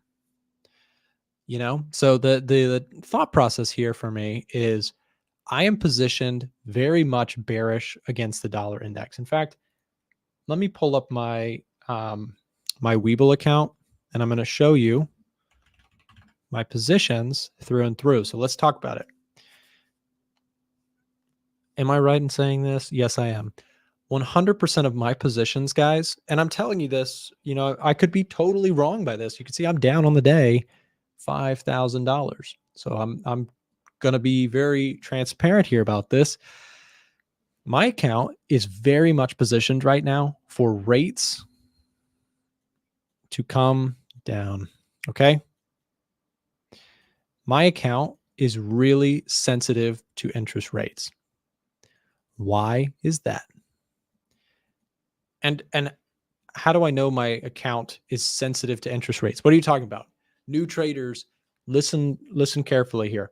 Interest rates are set by the Federal Reserve. The Federal Reserve sets the Fed funds rate, which is the borrowing rate for banks in the U.S. So they can borrow at this certain rate, and then they can lend out to other people for slightly higher, and that's how banks make money. Okay. If they raise that rate, it makes borrowing more expensive for everybody, for banks, for businesses, for individuals. Okay. Why would they raise rates? They raise rates to get inflation under control. And I'm going to give you a little fundamental breakdown here. Okay. We have seen in recent years, inflation has been high, not just in the US, but other places as well. The blue is the US, UK, Euro, yen, or Japan. Okay, so inflation's been high. So banks have raised their interest rates to get borrowing costs to be more expensive and to hence slow down borrowing. Because if you slow down borrowing, then people stop going out and buying houses and spending money. Think about everybody complains about how expensive it is to buy a house. I'm there with you. I want to buy a house, but I don't really want to spend, peak dollars on interest payments, and house prices are still very high. My point is this: by them keeping interest rates higher, it makes borrowing more expensive for the average person, and that is painful, but it's a necessary pain to get inflation to slow down. If you want inflation to slow down, the central bank in the US, the UK, Europe, they've said, well, okay, we need to get inflation under control. We need to restrict borrowing. Until what? When do they stop restricting borrowing? They stop restricting borrowing when you see economic data begin to start to slow down, bringing inflation down with it. If everybody's starting to feel the pinch, paying at the gas pumps, paying at the grocery store, buying a house, if it gets too much, spending slows down dramatically as people can't afford it. And that is what the Fed wants. I know it sounds evil, but their goal is to get prices to stop skyrocketing higher. So they need everybody to kind of just consolidate, maybe not take a vacation this summer, maybe not buy a new house, maybe not buy a new car with an expensive loan, right? That's the idea. In my opinion, we have started to see in the data presented by the EDGEFINDER, we have started to see for now, and this could change, but we've started to see a trend towards economic data cooling down. And so that makes me think, okay, if data continues to cool down, the Fed may choose to start ratcheting down that interest rate. If they ratchet down the interest rate, borrowing becomes more accessible again, spending goes on, and the idea is the economy then kind of comes back to life. If that breakdown was helpful to you, can you guys do me a favor? We are going to be streaming all day long. And if you're enjoying the stream, if this has been helpful to you in any way, shape, or form, whether it be me or some of the other guests that we're going to come on here, show some support for a second. Just hit the thumbs up button. You can see right below my name here. Thumbs up the stream. Make sure, if you have not already, hit the thumbs up button on the stream. I really appreciate it, just supporting our work here. Trying to offer free value to the trading community. So thank you for those likes. And I want to finish out with that point, showing you again where I am currently positioned. Now, this can change, but what I'm positioned for is XLK is a technology ETF. Technology is very sensitive to interest rates. It requires borrowing to develop technology. So borrowing costs going down would be good for technology stocks. So I'm long XLK.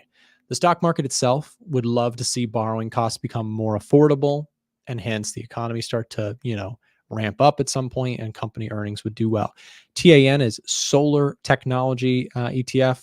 So this is like solar panel companies and solar related technology companies. Again, very borrowing cost heavy. So what you can see here is a theme in my account. SMH, semiconductors, very much borrowing sensitive, right? Semiconductors, SMH is an ETF that tracks a collection of semiconductors like Nvidia and AMD and Qualcomm. Gold, incredibly interest rate sensitive. Gold might be the most interest rate sensitive on this list. Actually, TLT probably has it trumped. So you can see my full account is fully exposed to what interest rates do. You might say, well, Nick, that sounds a little risky, doesn't it?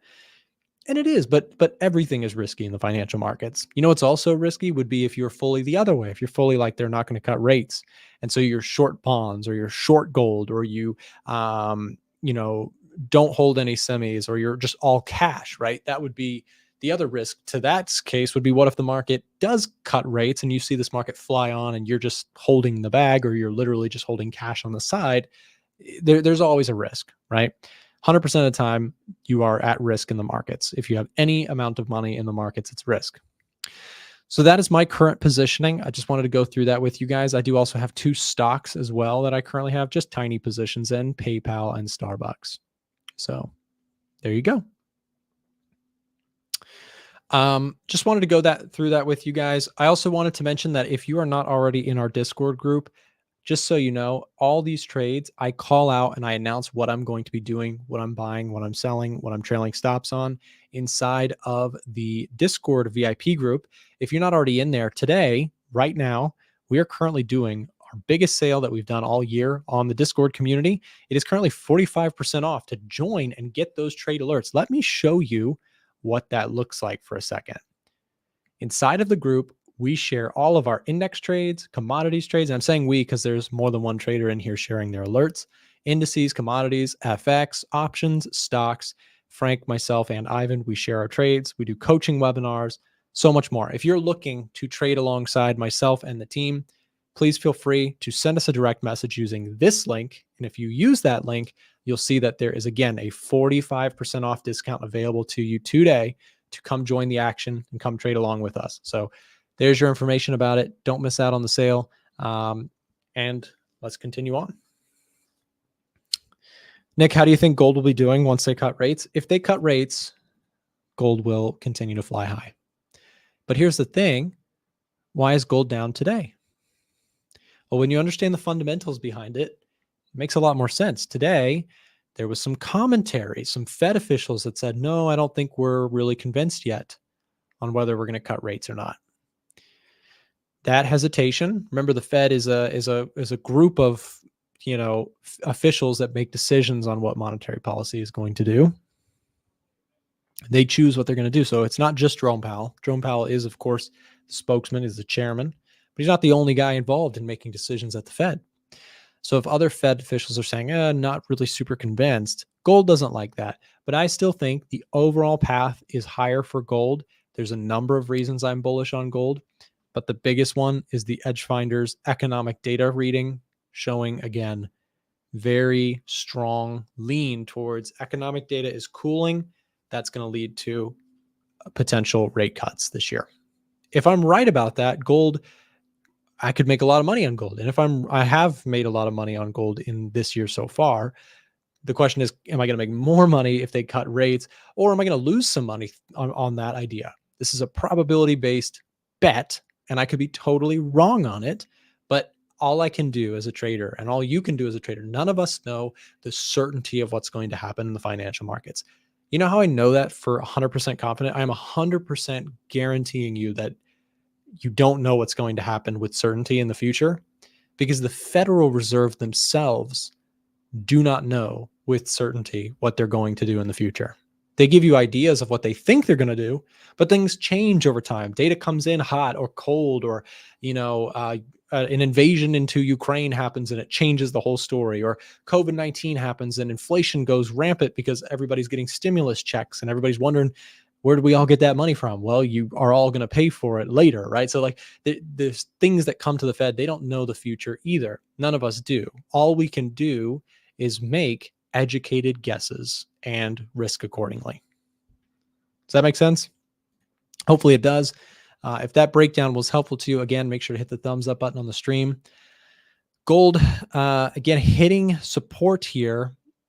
I have a stop loss order just below. If this does not hold, we will,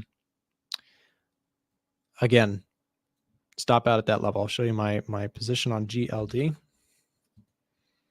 I think I'm just very modestly in profit on this trade right now. Yep. So if price breaks support, I'll stop out on gold. So we are trying to do something here today, guys. We've got meeting minutes happening in 1.5 hours. After that, we have Nvidia earnings this afternoon. So we've got a show lined up here for you. I think we're going to try to bring on Forex James from Elite Traders, which would be really fun to have him on. If he can come onto the show, that'd be fantastic. We'll see. We'll try and work that out. Again, I mentioned this earlier. If any influencers or traders would like to make an appearance on the show, please feel free to apply to come on the show at a1trading.com/live streams. You can be a part of the A1 Trading live stream today. We are looking for more guests to come on and help out the show, keep it alive, and try and run all the way through earnings. It is a hard task to live stream if you've never done it before. It is pretty exhausting. We have a lot of fun, but that's why we try and rotate people in and out of the show. Speaking of which, we've got our next guest coming on to the show, going to be taking over for just a little bit here. You guys know him and love him. He is a fundamentalist and a technical trader, and he's got some great insights on what's going on to the markets. Today, we're going to be bringing in Kenzo to the A1 Trading Show in just a moment. Stick around. We'll take a quick break, and then Kenzo's got the show from here for just a little bit. I'll be back to join with you guys closer to meeting minutes. Stick around. We'll be right back.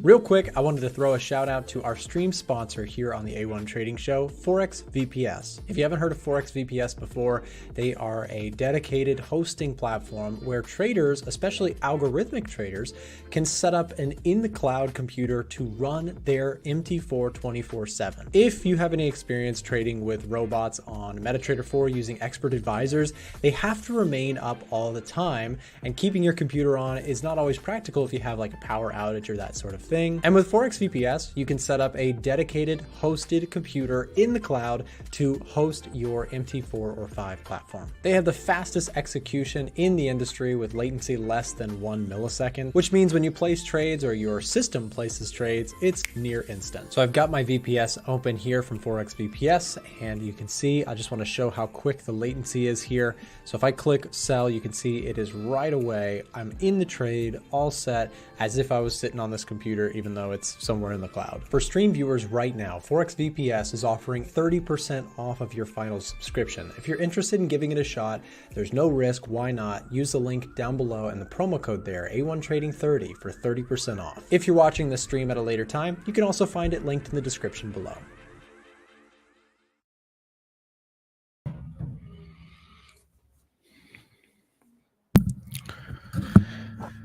Good evening, guys. I hope you are doing great. I thought maybe Nick was going to introduce me, but anyways, it's fine, guys. Thank you very much for giving me this opportunity. So I hope you're going to send me the pairs that you want me to check. Then I will be going through that. But at the moment, you can see that we are on DXY dollar index.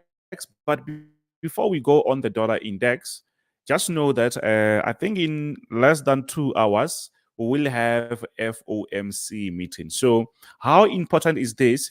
It's very important, but just know that it's not actually an interest rates day or federal rates day. They're just actually going to give us some clues of what's really happening with the inflation. And most likely, we know very well that they're not going to give us the right answers that we actually need, because we just want to know if they're going to cut the rate or not, you see. But I don't think they are going to tell us that, but they will be just going all over the place. But that will have a very aggressive impact on our market, especially on the dollar pairs, right? So on the DXY here, we already see that the market is actually on a downtrend structure. So let's see. So we can see that the market is coming from a very, very, very nice uptrend structure. So we can easily see that, yes, the market might be starting to do what? To look for that downtrend structure. And where we are on a very nice resistance structure. You see that? So there is a chance for the market to respect that and continue going down. That's what we see at the moment. And during the news, we just expecting maybe to see that continues to do that. So, but at the moment, we're just waiting for them to say whatever they want to say. But at the moment, we are on a downtrend structure. And I don't really think it's a good idea just to play around the market at this time. So even though we expect a continuation of that downtrend, but I don't really believe that we should be jumping on the market. Yes, for those who don't know, this is going to have a negative or positive impact on gold, right? I think we'll be going on gold like now because we saw that gold, it was actually aggressively selling. I tried to check the news, but I think there were other Fed members where actually they were just giving some statements about the delaying rate cuts, and that actually gave the dollar the momentum to actually go a little bit higher, especially against gold. Why? Because if the rates are going to stay higher for longer, it means the dollar is actually stronger because people or whoever who is actually paying maybe loans, cars, these rates are going to be higher and they are going to actually pay extra with those rates. Plus, that shows us that inflation is still actually very high or very sticky for longer. So if maybe it's still sticky for longer, we don't really expect the rates to be actually going down at the moment. And that is not actually a good thing for other markets like Nasdaq and the other ones, right? So I hope maybe that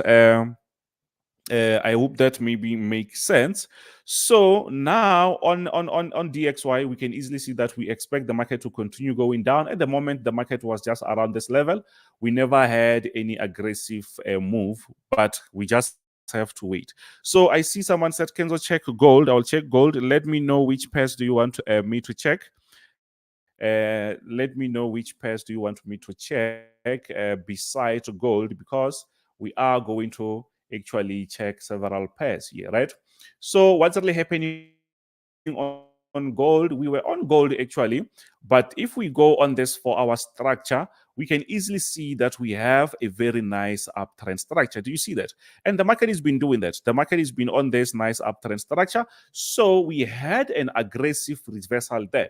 Or before we go on that aggressive reversal, we actually had a nice support. And the market actually broke out of that support. Now it went even lower to test this support area that we have. I think here, this is not supposed to be like that.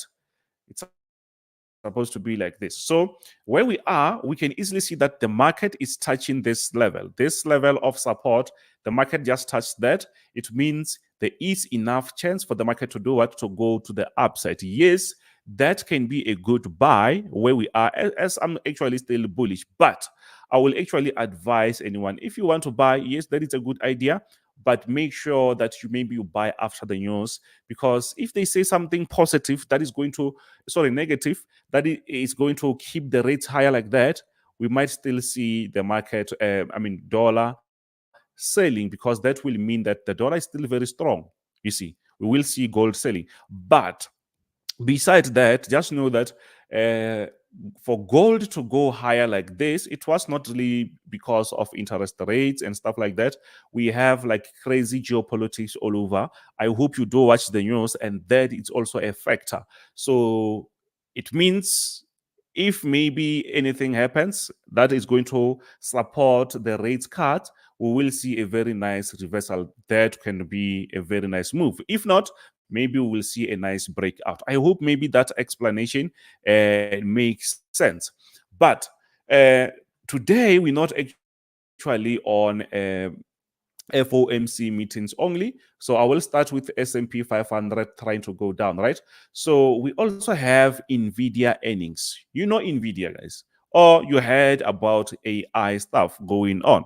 So okay, I see Euro GBP. I will check that, guys. GBP. Let me see GBP USD. I will also check that. Okay, so I will check that. So yes, so on S&P 500, remember, guys, Nvidia, it's actually also in S&P 500. So it's going to also have a huge effect, whether positively or negatively. Why? Because we know very well that it's a bigger company. Its market cap, it's crazy. It's way bigger. So which means anything that is going to happen, whether it's positive or negative, if the estimations are like, if they beat the estimations, I'm expecting to see the markets to go even higher. But just know that Nvidia earnings doesn't really have anything to do with currency pairs. So I saw other questions on other platforms. They say, is the Nvidia earnings have any effect on gold or maybe currency pairs? No, that actually is going to affect these indexes because these are baskets of companies, right? It's actually a collection of companies, not anything to do with the currency pairs. So what we have here is we have a proper uptrend structure, and the market started to give us this aggressive structure, which is showing us that we are on a very nice uptrend. That is a good thing, but we still need enough push. Last week, so not last week, or let's say last month, we had some earnings from Microsoft, Amazon, Meta platforms, and they were both positive because they did beat the estimations, but they did not really push that much because remember they did started to go up if you check their earnings because of AI craze. You see this AI thing, it's going crazy at the moment, and we know the leader of that. So if Nvidia is going to go up, it means those companies are really investing in those AIs. We see Microsoft, Google, Qualcomm, so many of them, they are seriously investing in that. So I'm expecting to see the earnings way much better, and which means we might see a very nice push to the upside. Where we are at the moment, it's a very nice structure. We are on a resistance structure actually. So I'm expecting to see a nice breakout going higher. But sometimes when we have these earnings, as we're going to receive them, especially after the market close, then they're going to release their earnings because they don't really want to make the market to go crazy.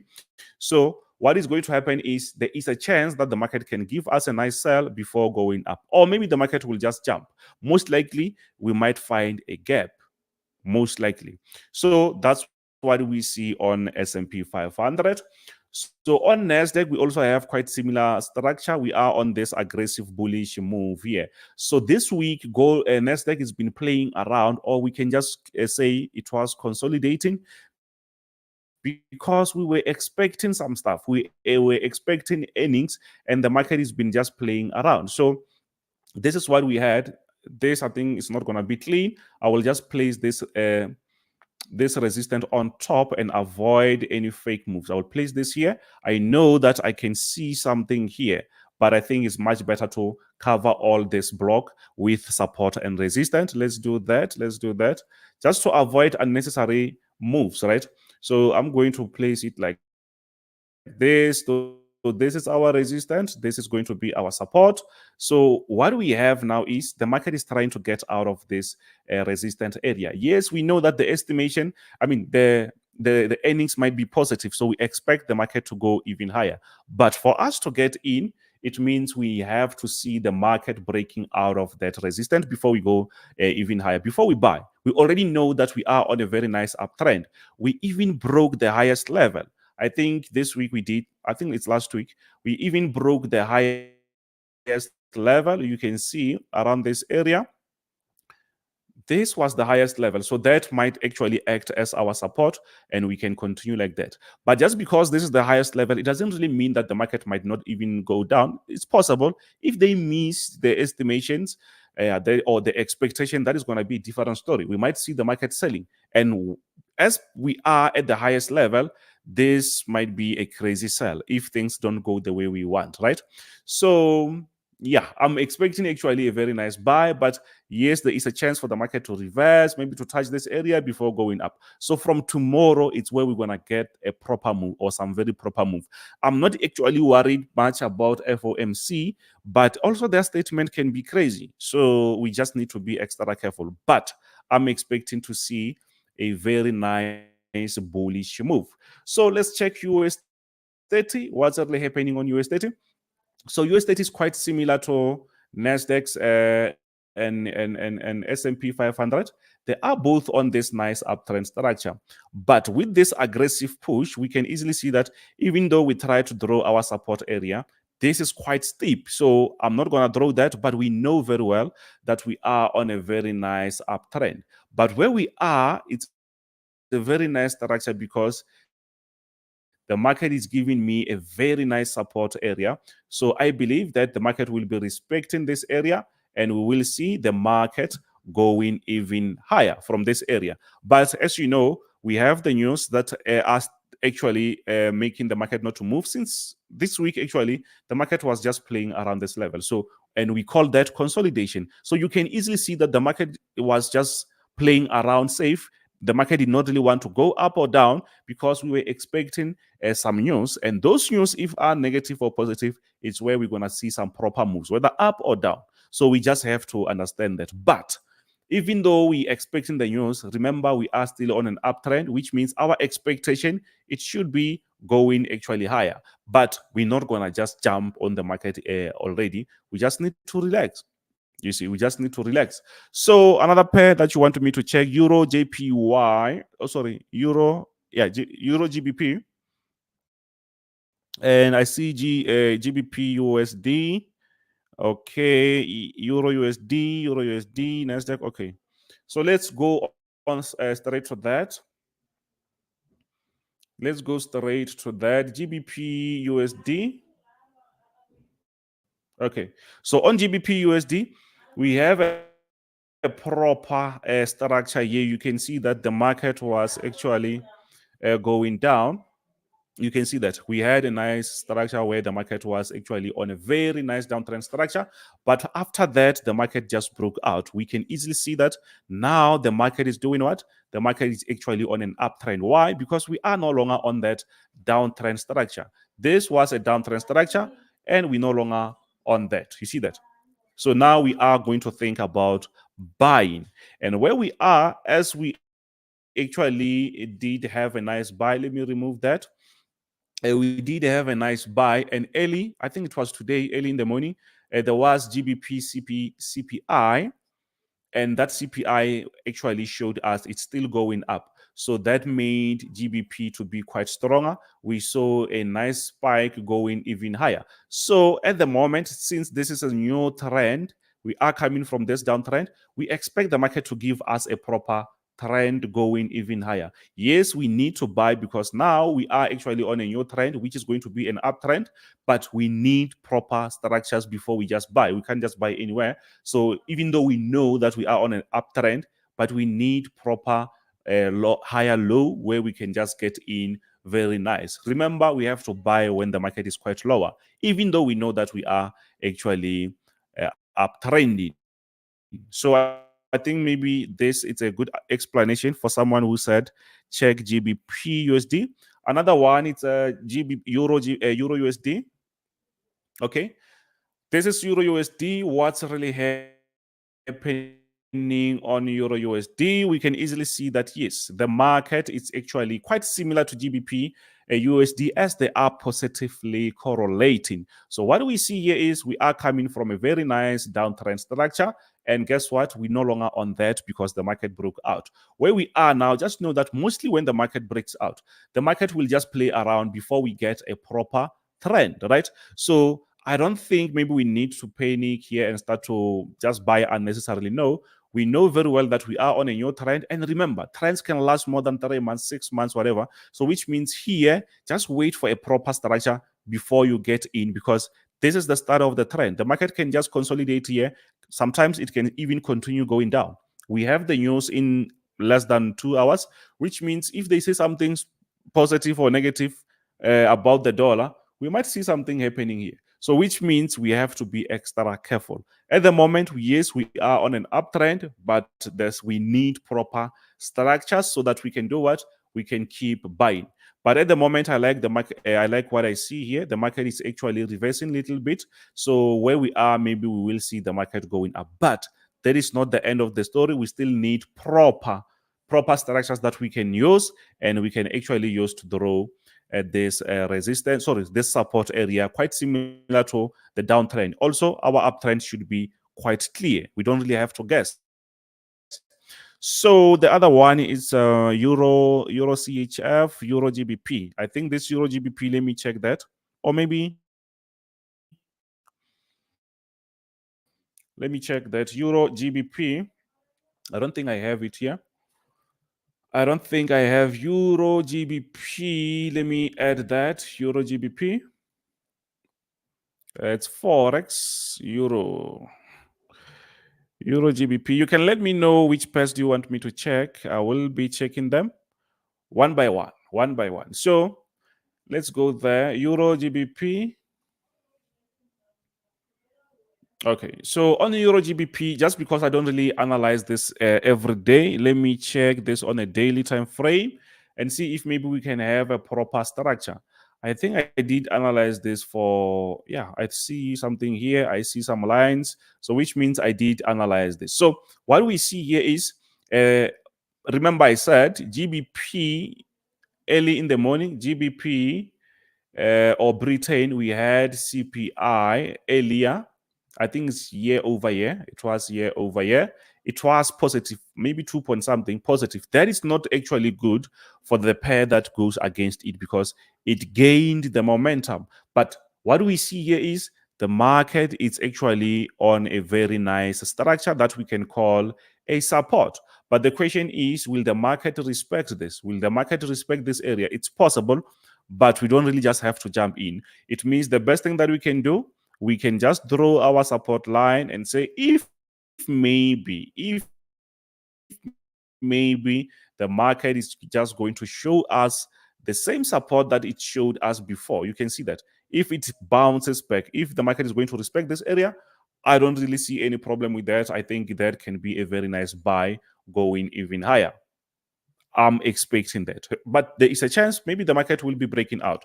But this is a daily time frame, which means maybe the chances of breaking that area, it might be quite lower because since 2023 June, the market has been respecting this level. So yeah, I think maybe we might see a very, very nice bounce back from these areas. So I hope maybe I answered that correctly. So the other one is Euro CHF. Let's add Euro CHF. You can let me know which other pairs do you want me to check. Euro CHF. Let me go straight to Euro CHF. I'm trying to check your comments, guys. I'm trying to check your comments at the same time. I need, so yeah, Euro. I think gold. I did gold. Bitcoin also there. Gold, Euro USD. Okay, I think I did Euro USD. So I'm trying. These comments can be extra out. Forex, Bitcoin, sell oil. Okay, I can also check US oil. GBP, US oil, please. Okay. So let me check Euro, GBP. Sorry, Euro. It's Euro what? Or USD CHF also. Okay. Let me see if maybe I can go on oil before I go on the other one because it's very closer here. So let's see US oil. On US oil, we can see that we are on a daily time frame. Before I do anything there, you can see that we are coming from this aggressive bullish move. Now, the market is actually on a downtrend structure. But since we have some very nice analysis there, we will be going on our 4 hours time frame just to see what's really happening. So here we have a very nice structure. We can see that the market broke out of our structure. You can see that the market actually broke out, and that shows us that the market is actually on a downtrend structure. And at the end of the day, we did have a very nice structures. We can easily see that the market it's respecting our resistance at the moment, and we also have this diagonal resistance. So we expect the market to continue going even lower. So you can see on the bottom, actually the market is just giving us something like that. So we expect the market to touch maybe this level to continue going down. So it means we are on a downtrend structure. Maybe sometimes the market can even break this area and touch around this level before going down. So be extra careful on that. So I'm actually bearish on US oil, unless if maybe I see any breakout of on that resistance structure. But at the moment, you can easily see that it's just quite straightforward. We are supposed to look for some very nice sell positions. So another one is DXY, please. I will be checking everything. Don't worry. GBP, JPY, USD, JPY. Okay. Let me see. I hope I'm covering everything, guys, because let me start here. DXY. Okay, it's fine. DXY, dollar index. I think I started with this, but what we see here, you can easily see that we are on a nice downtrend structure. Very nice downtrend structure. So you can see that we're no longer on that uptrend structure. So now what we see is the market is now going down. So we expect something like this to happen. And later, at the later stage, we're going to draw a nice resistant or diagonal structure like that going down, because it shows us that at least the dollar is losing some momentum. But this is not really surprising. If you did check NFP, I think it was last week.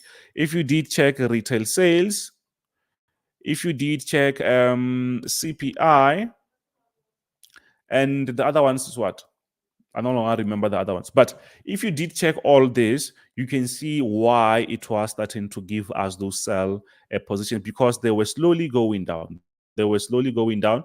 The numbers were actually very weak, which is good because we are seeing the dollar losing a smaller momentum. And where we are actually on a very nice resistant area again after that breakout. So we expect the market to do what? To go even lower. Just know that once the market goes lower, or when the dollar is weak, it doesn't really mean we have to just see a crazy sell like that. One way or another, the market will try to go up, down, lower low, lower high, and slowly we will be going down like that. That is what I see at the moment. DXY, I think I did DXY. I think that someone said check something. Okay, let me see if maybe we can get USD, JPY, USD, JPY, guys. USD, JPY. What's really happening on USD, JPY? Yeah, USD, JPY, or dollar yen, we can easily see that we have a very nice uptrend structure, even though the market sometimes can be aggressively crazy. Just look at this. The market was just going up aggressively, but we know very well that we are on a very nice uptrend. But where we are, we can easily see that we have reached an area that we can actually call a resistance. So we reached this level here. So that is actually our resistance. But even here, that is also another resistance that I see, plus another one there. You see that? So that is not really, doesn't really look good. So which means we don't really have to confuse ourselves with that. Someone can say, Kenzo, you can just draw it like that. I think that way is also fine. Which means if you see something like that, it will mean that we are now breaking out of that resistance. This is a inner trend, so it's not really that stronger. So if it's like that, it means we can wait for this breakout here, then we can look for a buy. But once you look for that buy, just know that the market can still look to our left-hand side and respect this area, or maybe the second one. So you have to be extra careful. Plus, you can see these reversals. Every time when the market reached that level, the market was reversing very, like, seriously aggressive. So wait for a breakout, because we can still have that reversal. So it's better to be safe. It's better to be safe. GBP, JPY. Let me see if maybe it's down here. GBP, okay, Euro JPY. I don't think I see it there. Let me see.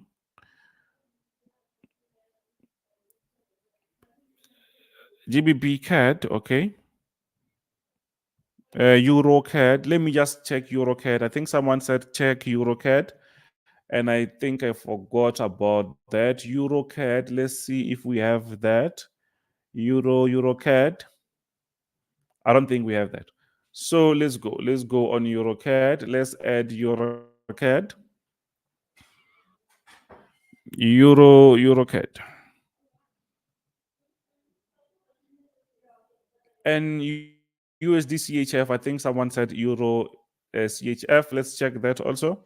So on EuroCAD, I see that I took time to check that, but I think the structure is quite straightforward. Before I even do anything, I think I did have some analysis, but I will check this ones first. So you can easily see that we had a proper, at the moment, sorry, we have a proper uptrend structure. I think this is quite clear. Do you see that? I think this is clear. So we have to draw our support area because the market is doing what? The market is actually on a very nice uptrend structure. So let's do that as quick as possible. Let's draw that, but we don't really have to force to draw our support line so that we can have proper entries. Let's double click that.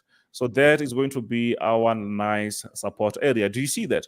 So this is what we have at the moment.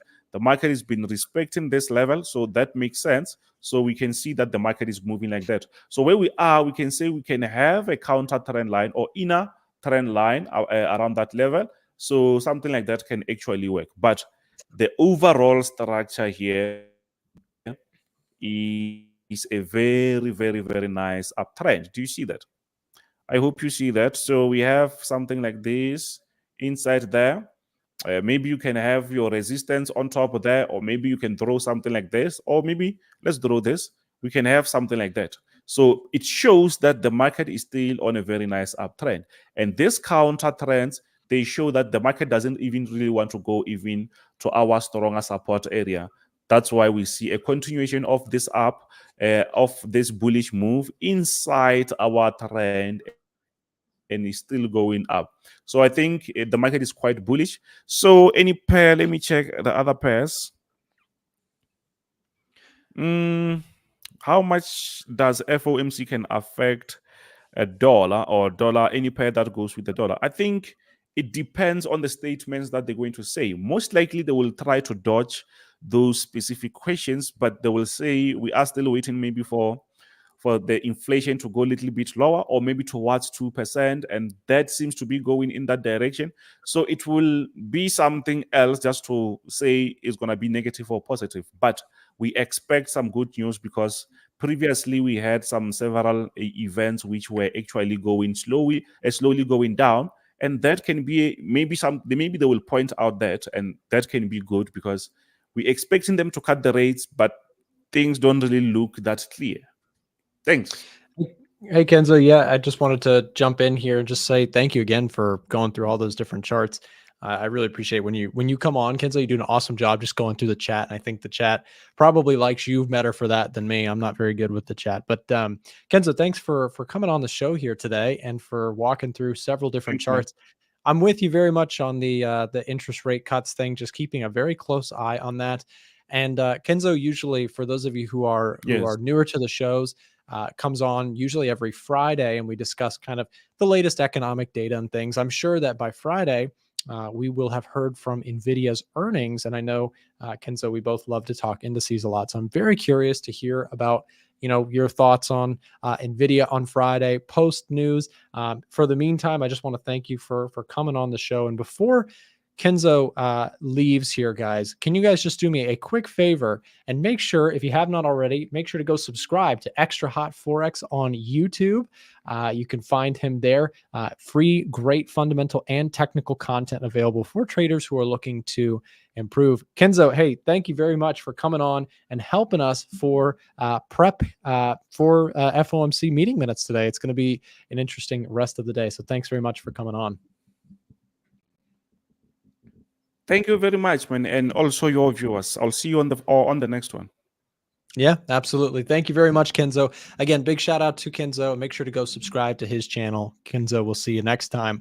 Guys, the show is pressing on. We are getting closer now to the main event of the day. In just about 1 hour, we are going to be getting the meeting minutes from the Federal Reserve. This is, of course, it's almost like the notes, the show notes, if you will, from the private conversations that they have had behind closed doors.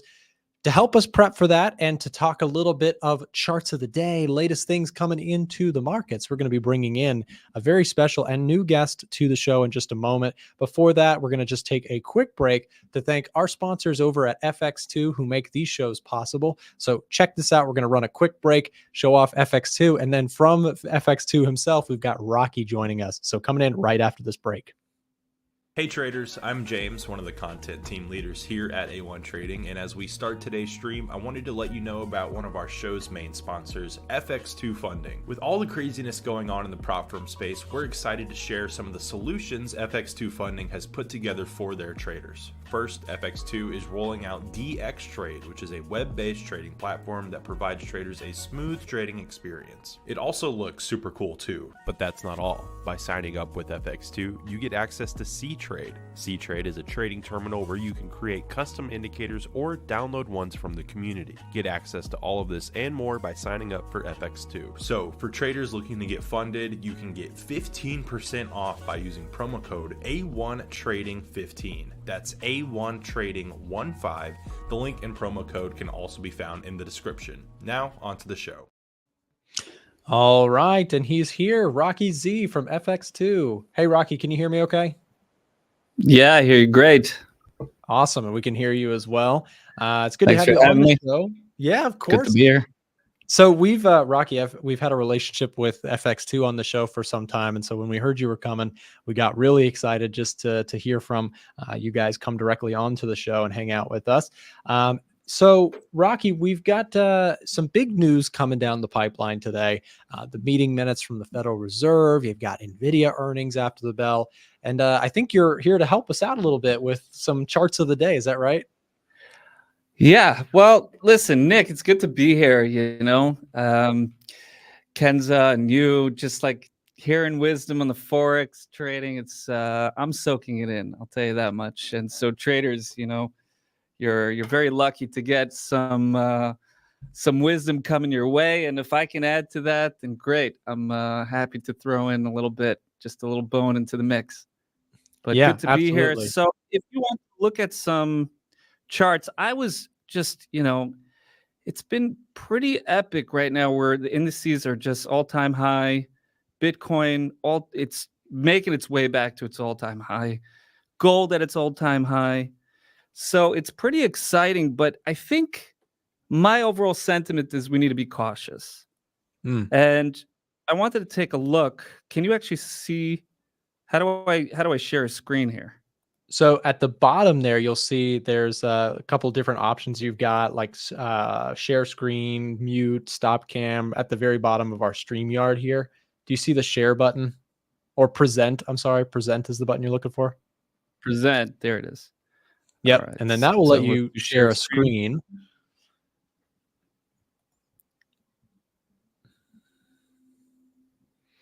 Yep, and then whenever you do that, we can go ahead and show it up on the screen there. Screen. Also share audio. Let's do that. Okay. I think I did it.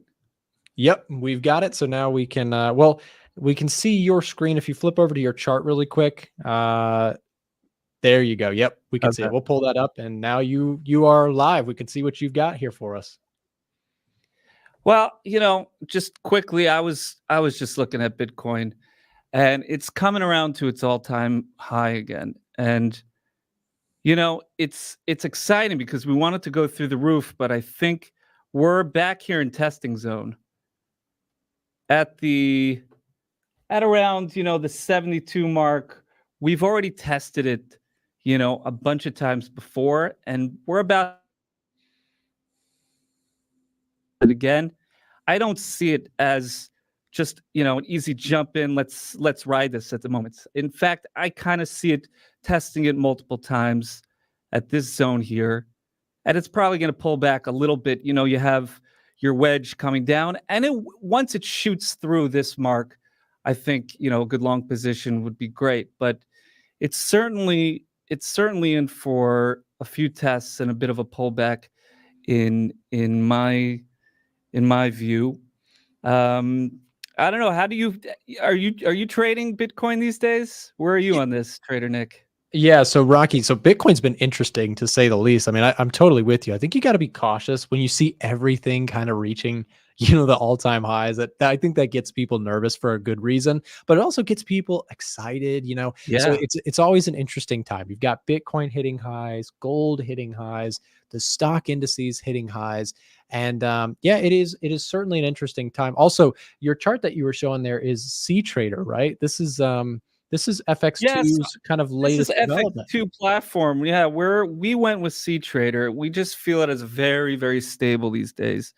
You know, just the pullout of, you know, meta quotes, you know, MetaTrader 4, MetaTrader 5, that kind of really rocked the industry. And, you know, we've been playing around. I just heard just this week that Match Trader pulled out from another prop firm, Oh, from wow. Rocket 21. So this is kind of hot news. And Match Trader was one of those places that, you know, prop firms were running to, and it was going to be another safe haven. And, you know, David, our CEO, he went with he went with C Trader, and it's really a sleek, great program. I've been enjoying it. I really, you know, part of just my own personal trading, I like to do aggregated trades. So it's really easy, simple. You have these subfolders, and, you know, you get your averages. You can just easily come in and out of these trades, see where you're holding in your overall position on aggregated trades, and just I really like that feature. You know, also, listen, when I was trading MetaTrader, you know, dabbling with some, you know, EAs, and, you know, I'm still trying to find that kind of medium in C Trader, get used to it myself. But it's been very intuitive. And I think the more Well, it people looks that are so with it, clean. it's sleek. It's definitely sleek. I didn't like some of the other ones that people were gravitating to, but C Trader is really solid. I see that now, and I'm enjoying it. So, and I know our traders as well will continue to enjoy it. Taking a look at, you know, another chart, it's kind of interesting for me to see indices at an all-time high and gold at the same time, because usually I would tend to see people pulling back to be, you know, they don't usually go hand in hand, but at this Sure. point, I guess at the same time, we have so much tumult in the world, and people do want to feel like they're in a, you know, in a safe kind of gold. You know, the hoarding of gold is the most ancient way of man. Oh, yeah, for sure. So so, you know, I don't know, maybe just everybody's going out and getting their wives jewelry these days, but gold is really pushing.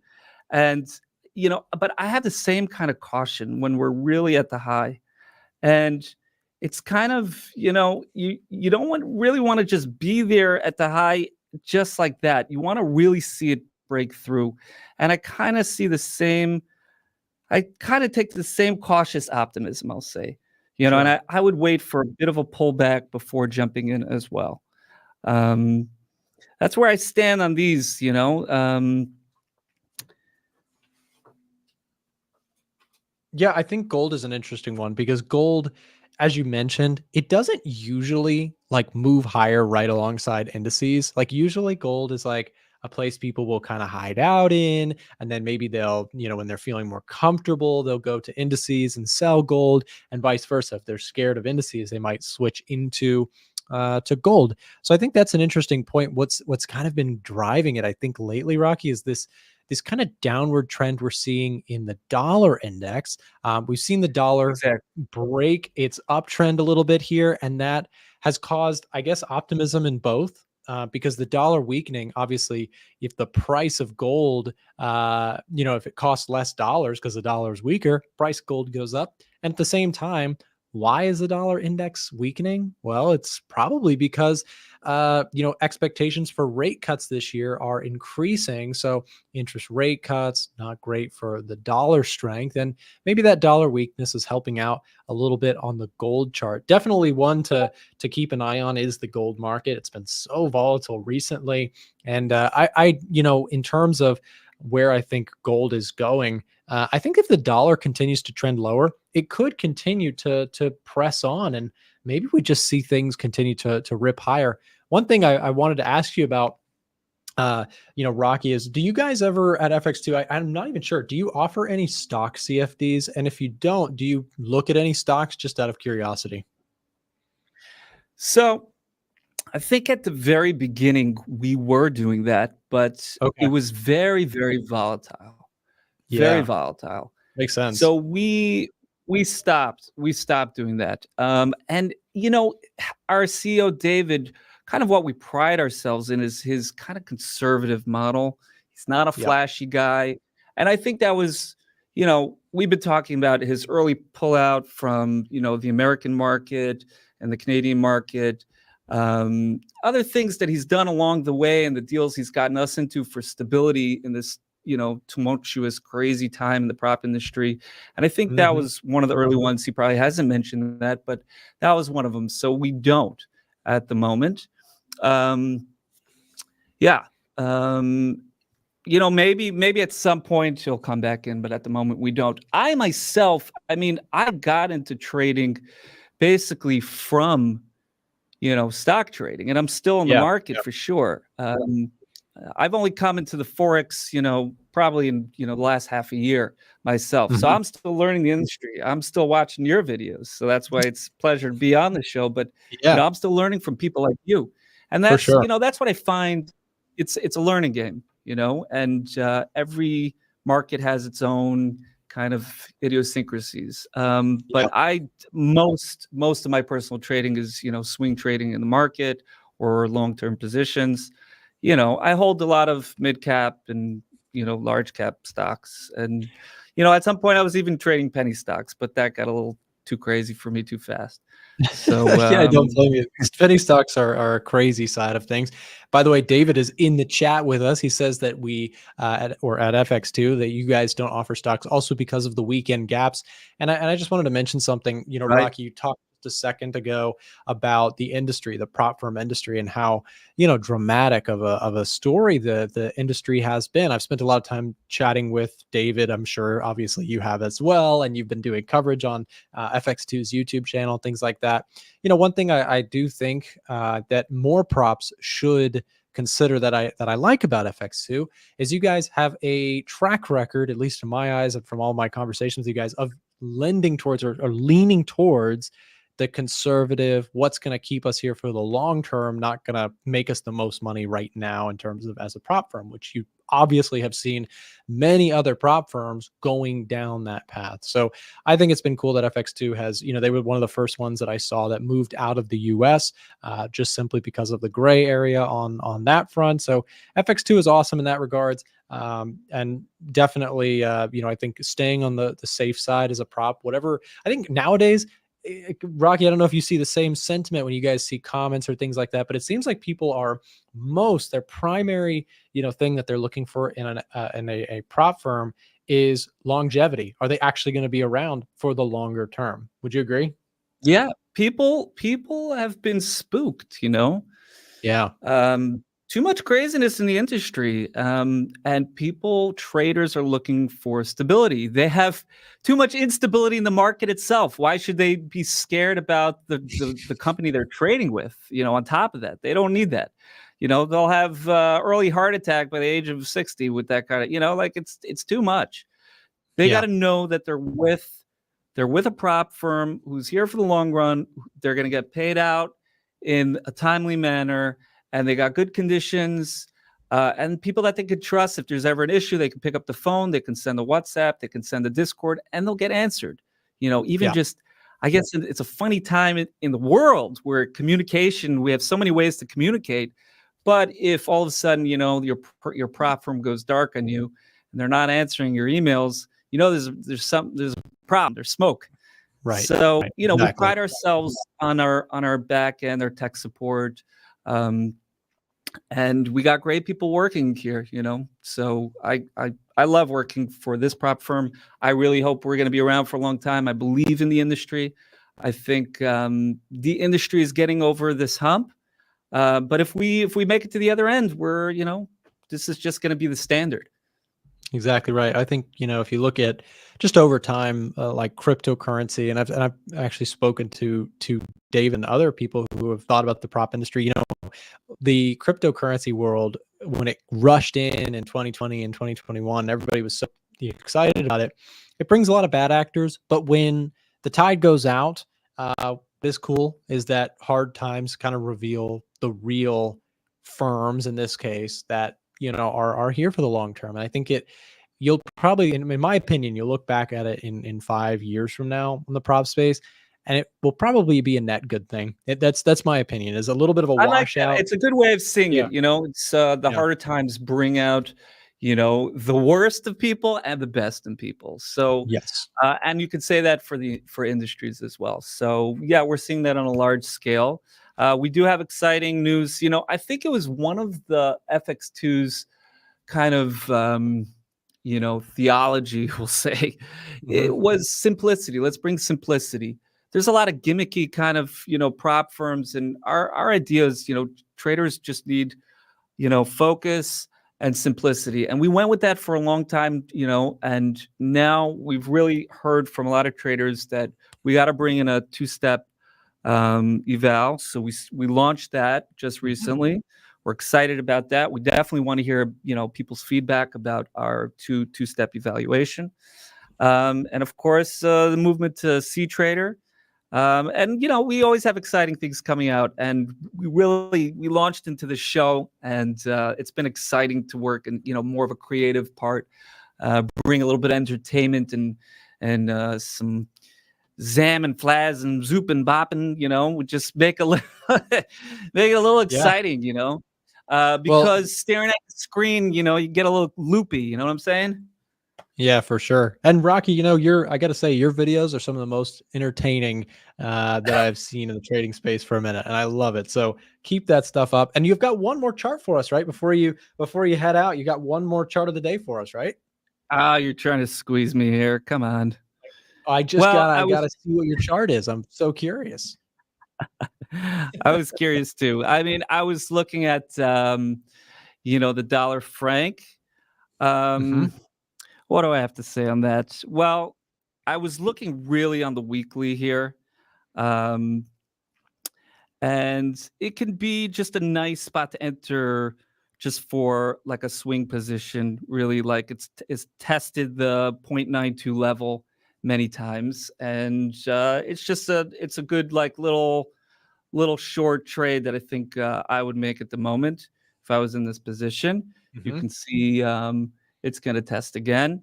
So yeah, listen, you're the expert, man. You tell me. I want to follow you. I'm gonna be back here on the show, but I love your trading tips, your real overall perspective on the market, how things move, and consider me a newbie. I'm just in your shadow, buddy.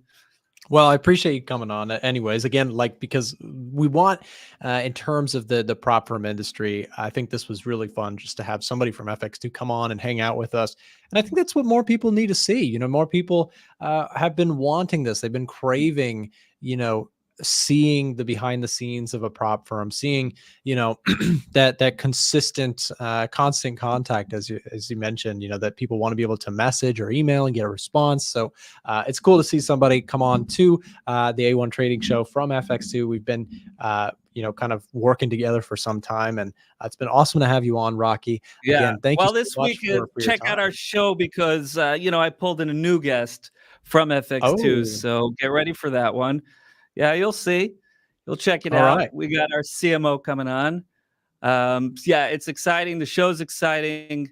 We hope to keep on putting out great content. But our main thing is we just really want that we bring some class to the industry. And just like, what you're doing, we're keeping it real. So thanks for having me here. Yeah, absolutely. Well, guys, Rocky Z, again, everybody, please drop some thanks to Rocky for coming on the show here in the chat. And also in the chat, we'll drop a link if you guys would like to check out FX2. You are more than welcome to do so. The producers will have that linked in there for you. It should also be findable in the description as well. Rocky, thank you very much for coming on to the A1 Trading Show today, and have a great rest of your day. No pollution, join the prop revolution. See you, Nick. Thanks for having us. Love it. See you, Rocky. Awesome. Yeah, guys, Rocky got so much personality. Big shout out to him and everybody over at FX2 for contributing to the A1 Trading Show. Again, they have just recently offered like C Trader, and their team there is just awesome. We've really enjoyed working with them over the years, and it's definitely worth checking them out.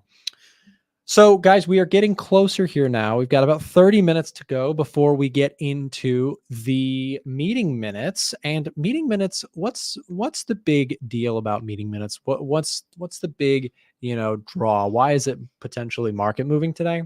Well, it's the same old story. Everybody wants to know what the Fed is likely to do next. Is the Fed going to come out here swinging and say, inflation is still not moving in the right direction, this is problematic? That's the question. And so as people, await for the meeting minutes, let's take a quick look at how the markets are moving before we get into, again, that minutes drop.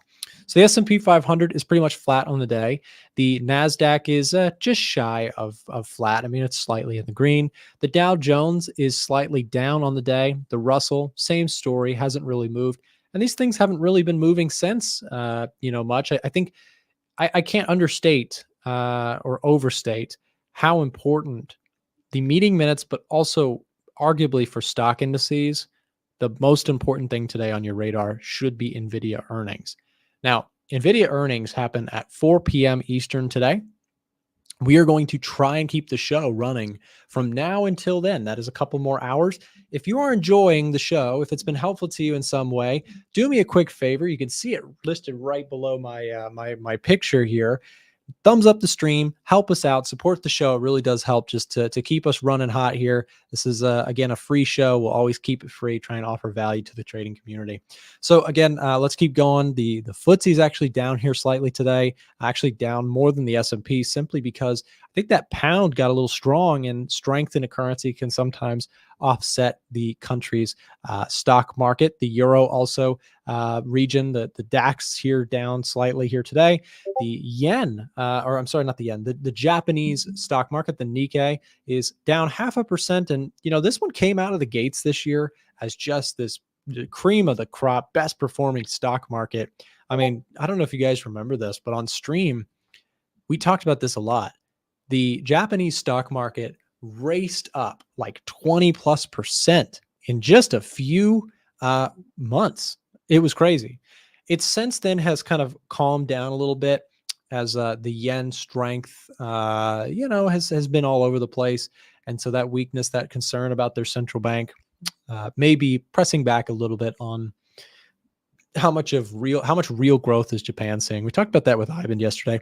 The VIX is up, 2.5%, but look at how this is just abysmal. You can't even see the bounce up 2.5% because the VIX has just gotten absolutely squashed.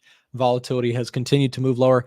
And, here's the scary part is if you're thinking the VIX, can't go lower, back in 2017, when you just had this grind higher market, the VIX was actually in the high 8s.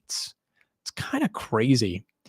So it is possible that the VIX does continue to go lower, as crazy as it may sound. The VIX seems like it's at a low, but again, we saw 8s in 2017. We'll see if we get something like that here again. I don't know. Again, today's Nvidia earnings will be very impactful. The dollar index, in my opinion, is hitting a level of resistance that looks like it could continue to reject. We've already seen a nice rejection here.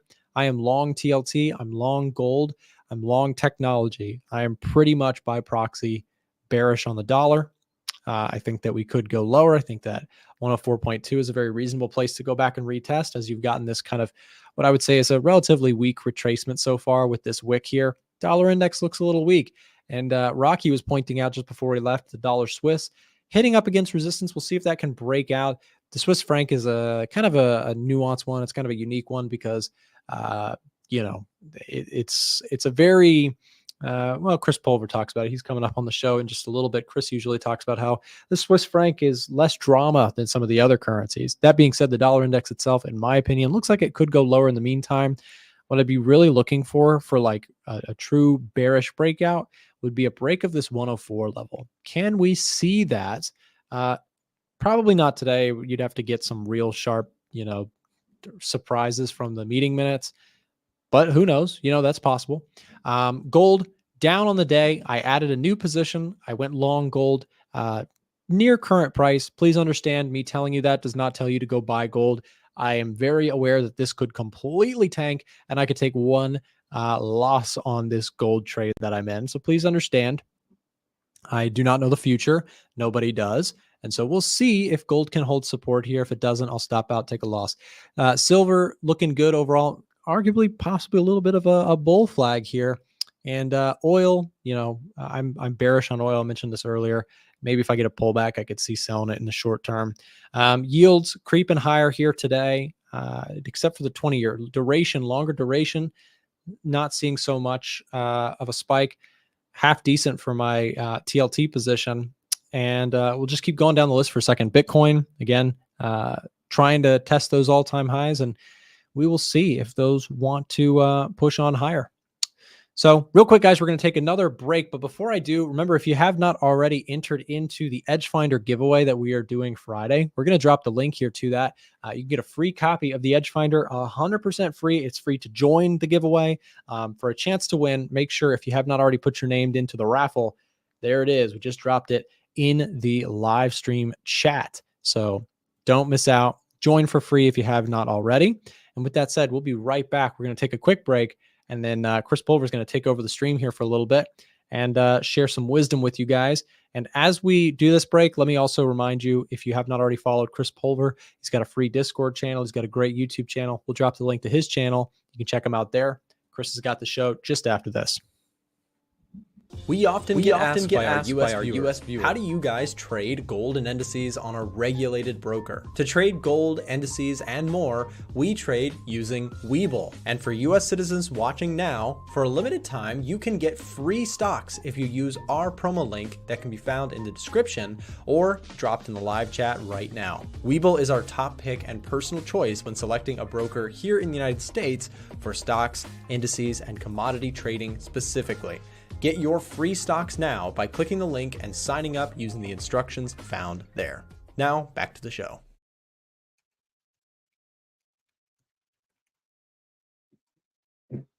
Hey, what's happening? Hey, everybody. Nick's just passing the show on. That's great. I was going to talk about the prep for the median minutes for the FOMC that's coming up at 2 p.m. Eastern time.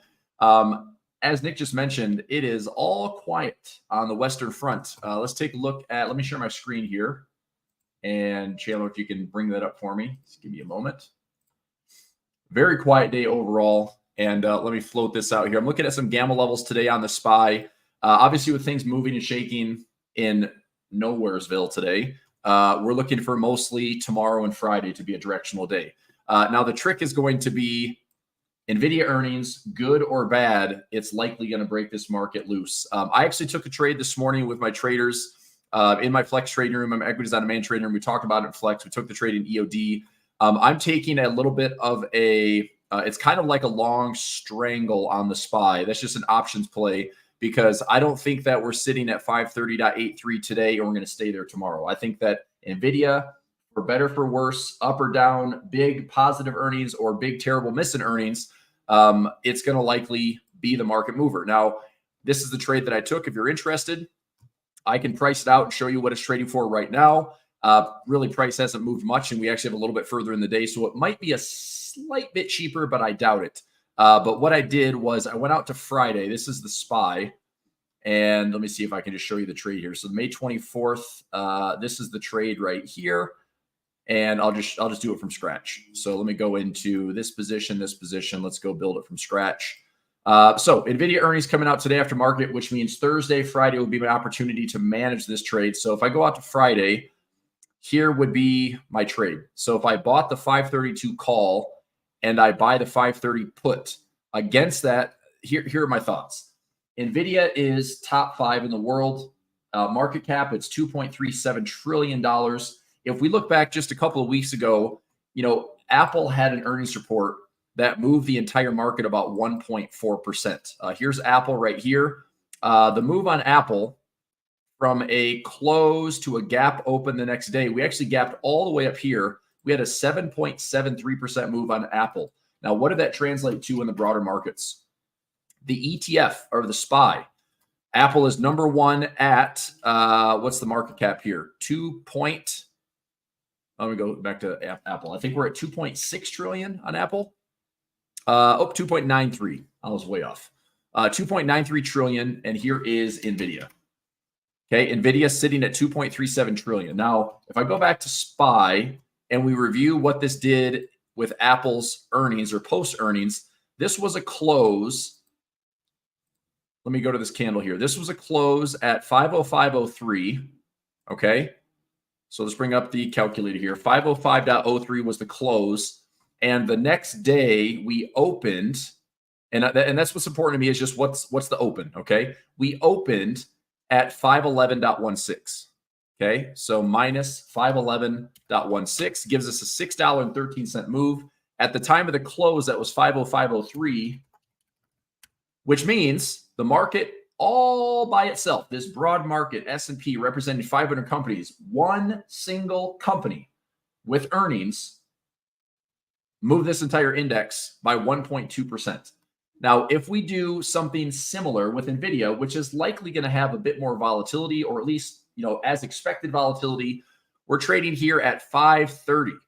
Okay. So if I have a 1.2% move, 0.012, that's 1.2% at the current stock price of 530.60, that would potentially, again, I don't know if this is going to happen or not, this would potentially move the SPY $6.36 within the next couple of days.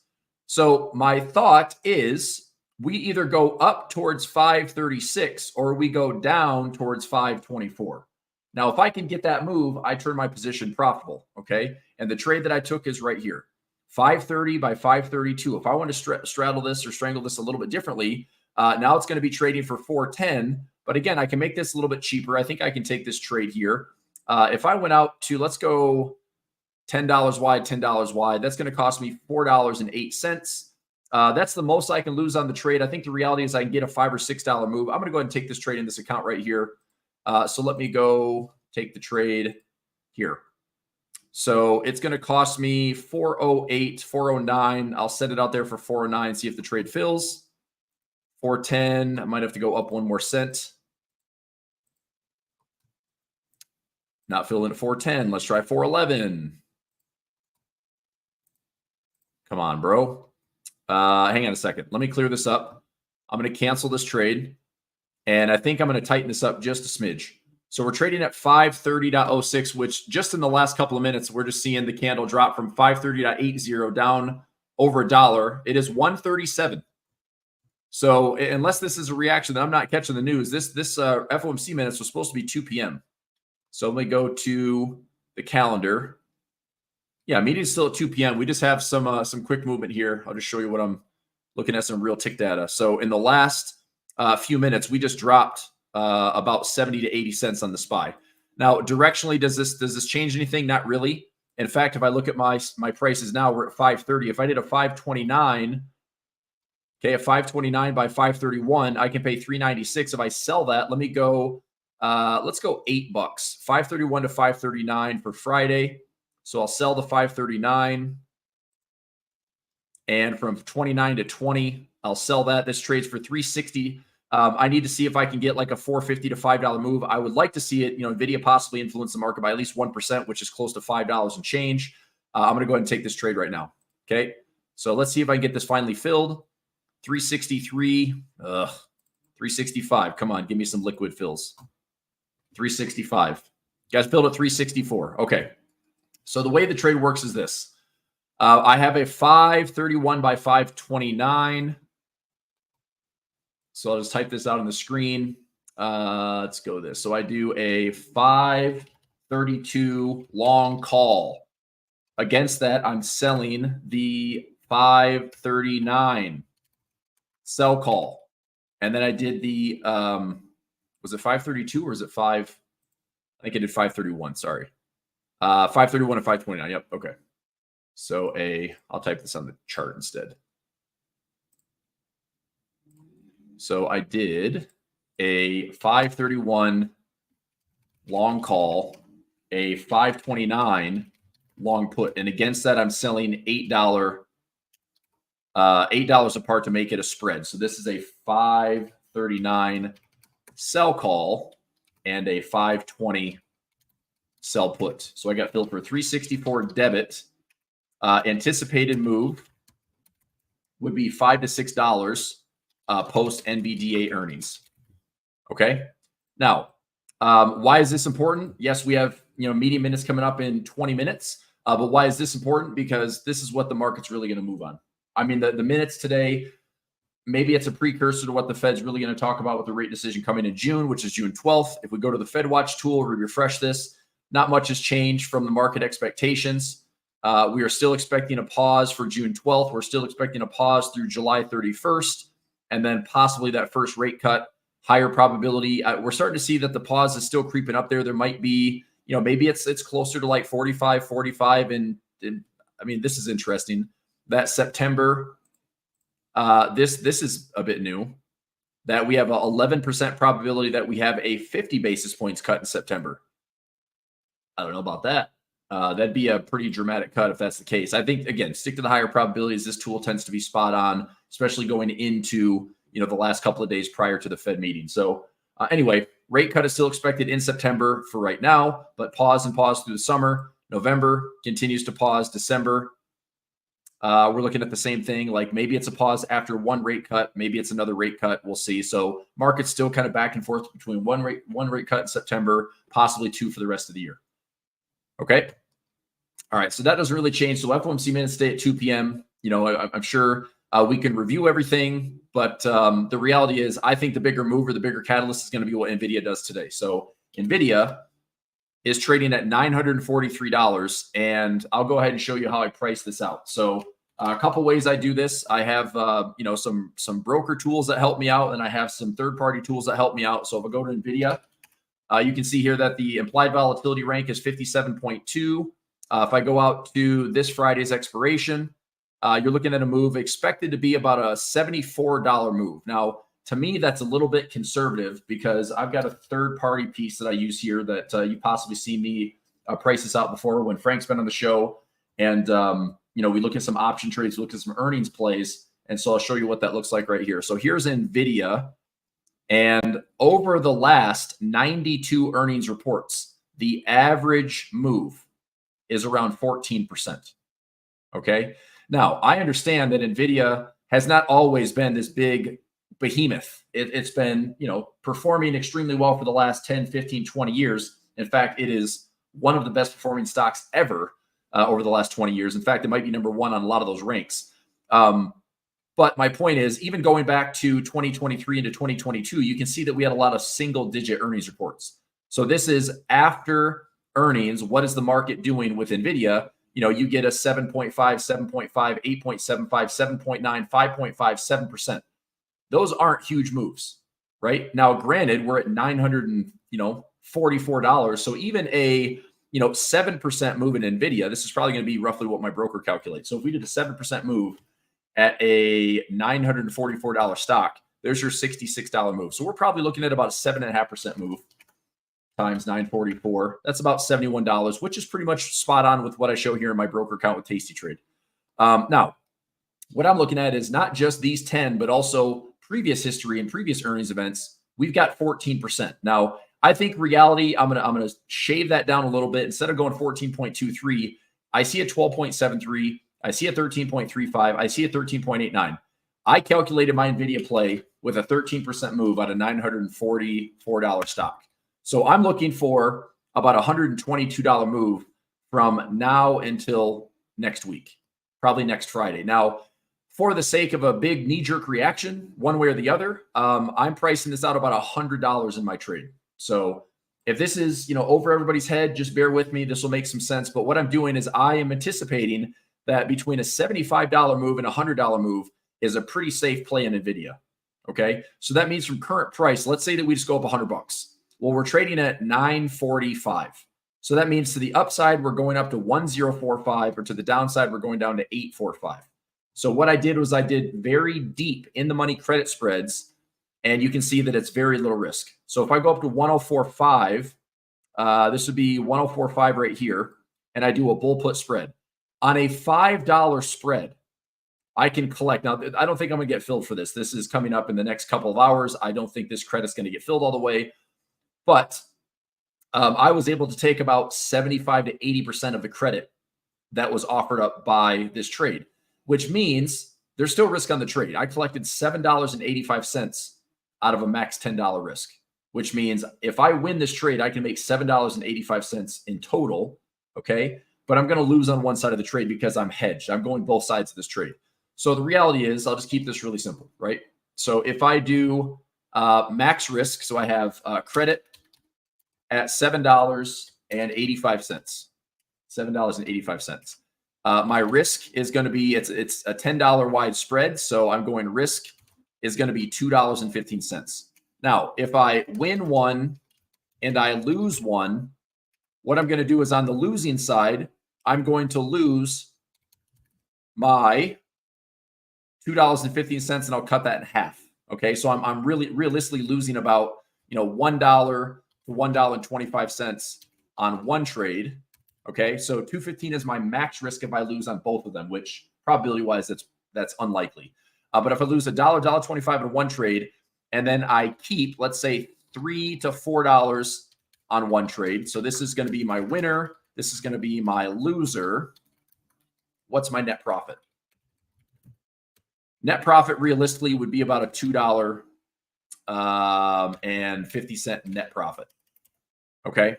So for me, with this trade, if we go into earnings, we have this huge reaction one way or the other. If Nvidia is well over 1050 or it's well below 850, one of these two trades should be a winner coming into tomorrow's trading, and I can probably take that 785 credit. So this is going to be my my plan would be a 7.85 credit if it's trading for a 6.85 debit or less. I'm going to protect profit, which means I can keep $100 profit. Okay. Now, if obviously it's better than that, if I go 785 credit, it's trading for 650, 625, 585 or less, then I can keep that net profit as well. So for me, for trading a stock that's almost $1,000, my max risk is only $2.15. So not a lot of situations can you trade something that expensive and that volatile and have such a small risk. But that's the beautiful thing about trading options. All right. So that's a little plan on Nvidia. And I do think that Nvidia is going to be big enough to move the entire market. And therefore, I'm planning on, let's see if the SPY over the next couple of days can make a 1% move, because we've had very little direction. Check this out for the week. The daily candle today is still mixed. The weekly candle thus far has had very little movement. We're sitting here with a high of 531.56 and a low of 529. We've only had a $2.50 move for the entire week. And we're averaging, on a weekly basis, we're averaging about $11 to $12 in movement, which means somewhere, some way, by the end of this week, if this is going to hit just an average move, we should see another, $9, $10 of movement to get us a full weekly candle, right? So I don't know what direction that is. I said last week, and Nick and I talked about this last week as well as Monday, I do see a lot of divergence on these higher timeframes, okay, which means that price made higher highs and momentum has disagreed with that. We're also sitting at overbought conditions on relative strength. This is on a weekly time frame. I pay attention to this stuff, okay? Look at this. I just want to show you this indicator. This is one I've used for almost my entire trading career. This indicator right here at the top that just connects the highs, this indicator right here connects the highs. All it means is inside of that, the guts of that indicator tell me, am I overbought or oversold? If we're up here, it's overbought. If we're down here, it's oversold. We're up here, it's overbought, and we have divergence where price disagrees. Okay. So if we go back here on a weekly time frame, how many times have we seen this show up in my chart? right? Now, this is the SPY. This goes back. I mean, we have lows here in 2008. I mean, just like that, I compress the chart. You can see that this doesn't happen very often. Let's go back to 2008, which is, 16 years ago. Happened once. Did we have a bottom? Yes. Happened twice. We had a top. Happened 3 times. We had a top. Happened 4 times. We had a top. It didn't happen here on the weekly time frame, but it was close. It didn't happen. It happened on the daily time frame. But we had 1, 2, 3, 4. We are 4 for 4 for calling a top or a bottom on this market with this indicator. Okay, that's why I like it. How about over here? Going into 2021 to 2022 stretch, did we have a corrective move? We see it here. We're 5 for 5. That was a big correction in 2022. Okay, now you see that it's happening all over again. I pay attention to this indicator because it tends to work. Now, I know that the market might blow the top off and go a little bit higher, just like it did here. First time it connected, we had a little correction, and then it connected again, had a bigger correction. So I'm not saying this is going to be the top. Okay. But I wouldn't be surprised if the market does something like this. If we blow the highs off on Nvidia, I wouldn't be surprised if the market quickly comes back and fades that move and fills a gap and starts to correct a little bit more. Okay. And if that's not the case and we start to drop immediately on Nvidia, then we're looking at more of a broadening pattern right here and probably a corrective move where I would be happy to buy some dips and buy some pullbacks to see if we get us trade some volatility in the next maybe, couple of months. And Sammy, who said horrible charts. You got to understand, I see these charts every single day. I don't see the stuff on the charts. I see price action. I look at these charts every day. I can filter through noise. If you want a clean chart, I'll happily start from scratch. But obviously, I keep notes and I keep my trades on here. So bear with me. Hey, okay? Chris. Hey, what's up, dude? Hey, sorry to bail on you earlier. I didn't mean to. I figured you'd just take over the show for a little bit. Obviously, you've done this for like a year or two, so you're good on your own, Chris. Oh no, it's fine. I was just thinking we'd have a little convo. I felt like it was like Ricky Bobby, just like here we go. Like, you got the show now. Yeah. No, so, Chris. Thanks for the coverage. I was listening there for a few minutes just while you went. I can't overestimate. I've said this so many times today. It's all about Nvidia earnings. I mean, meeting minutes are going to be, potentially, it's almost like a yellow folder. It's almost like an orange folder. Like it might do something, but most likely it won't do anything. And default, the market's just going to be watching straight up Nvidia. Saw a little, 0.25% down now on the day. If you're taking a look at the SPX, just a slight sell here. If you take a look at specifically the semiconductors, are still up in the green here today, trading ahead of Nvidia, but seeing a little bit of a pullback here. Chris, if Nvidia earnings come out good, and I want to say also, I was mentioning this to James off camera, that everybody expects Nvidia earnings to be good. In fact, if you are saying Nvidia earnings are going to be good, you are stating the consensus. That is what is expected. You're going to have great earnings. They usually beat earnings.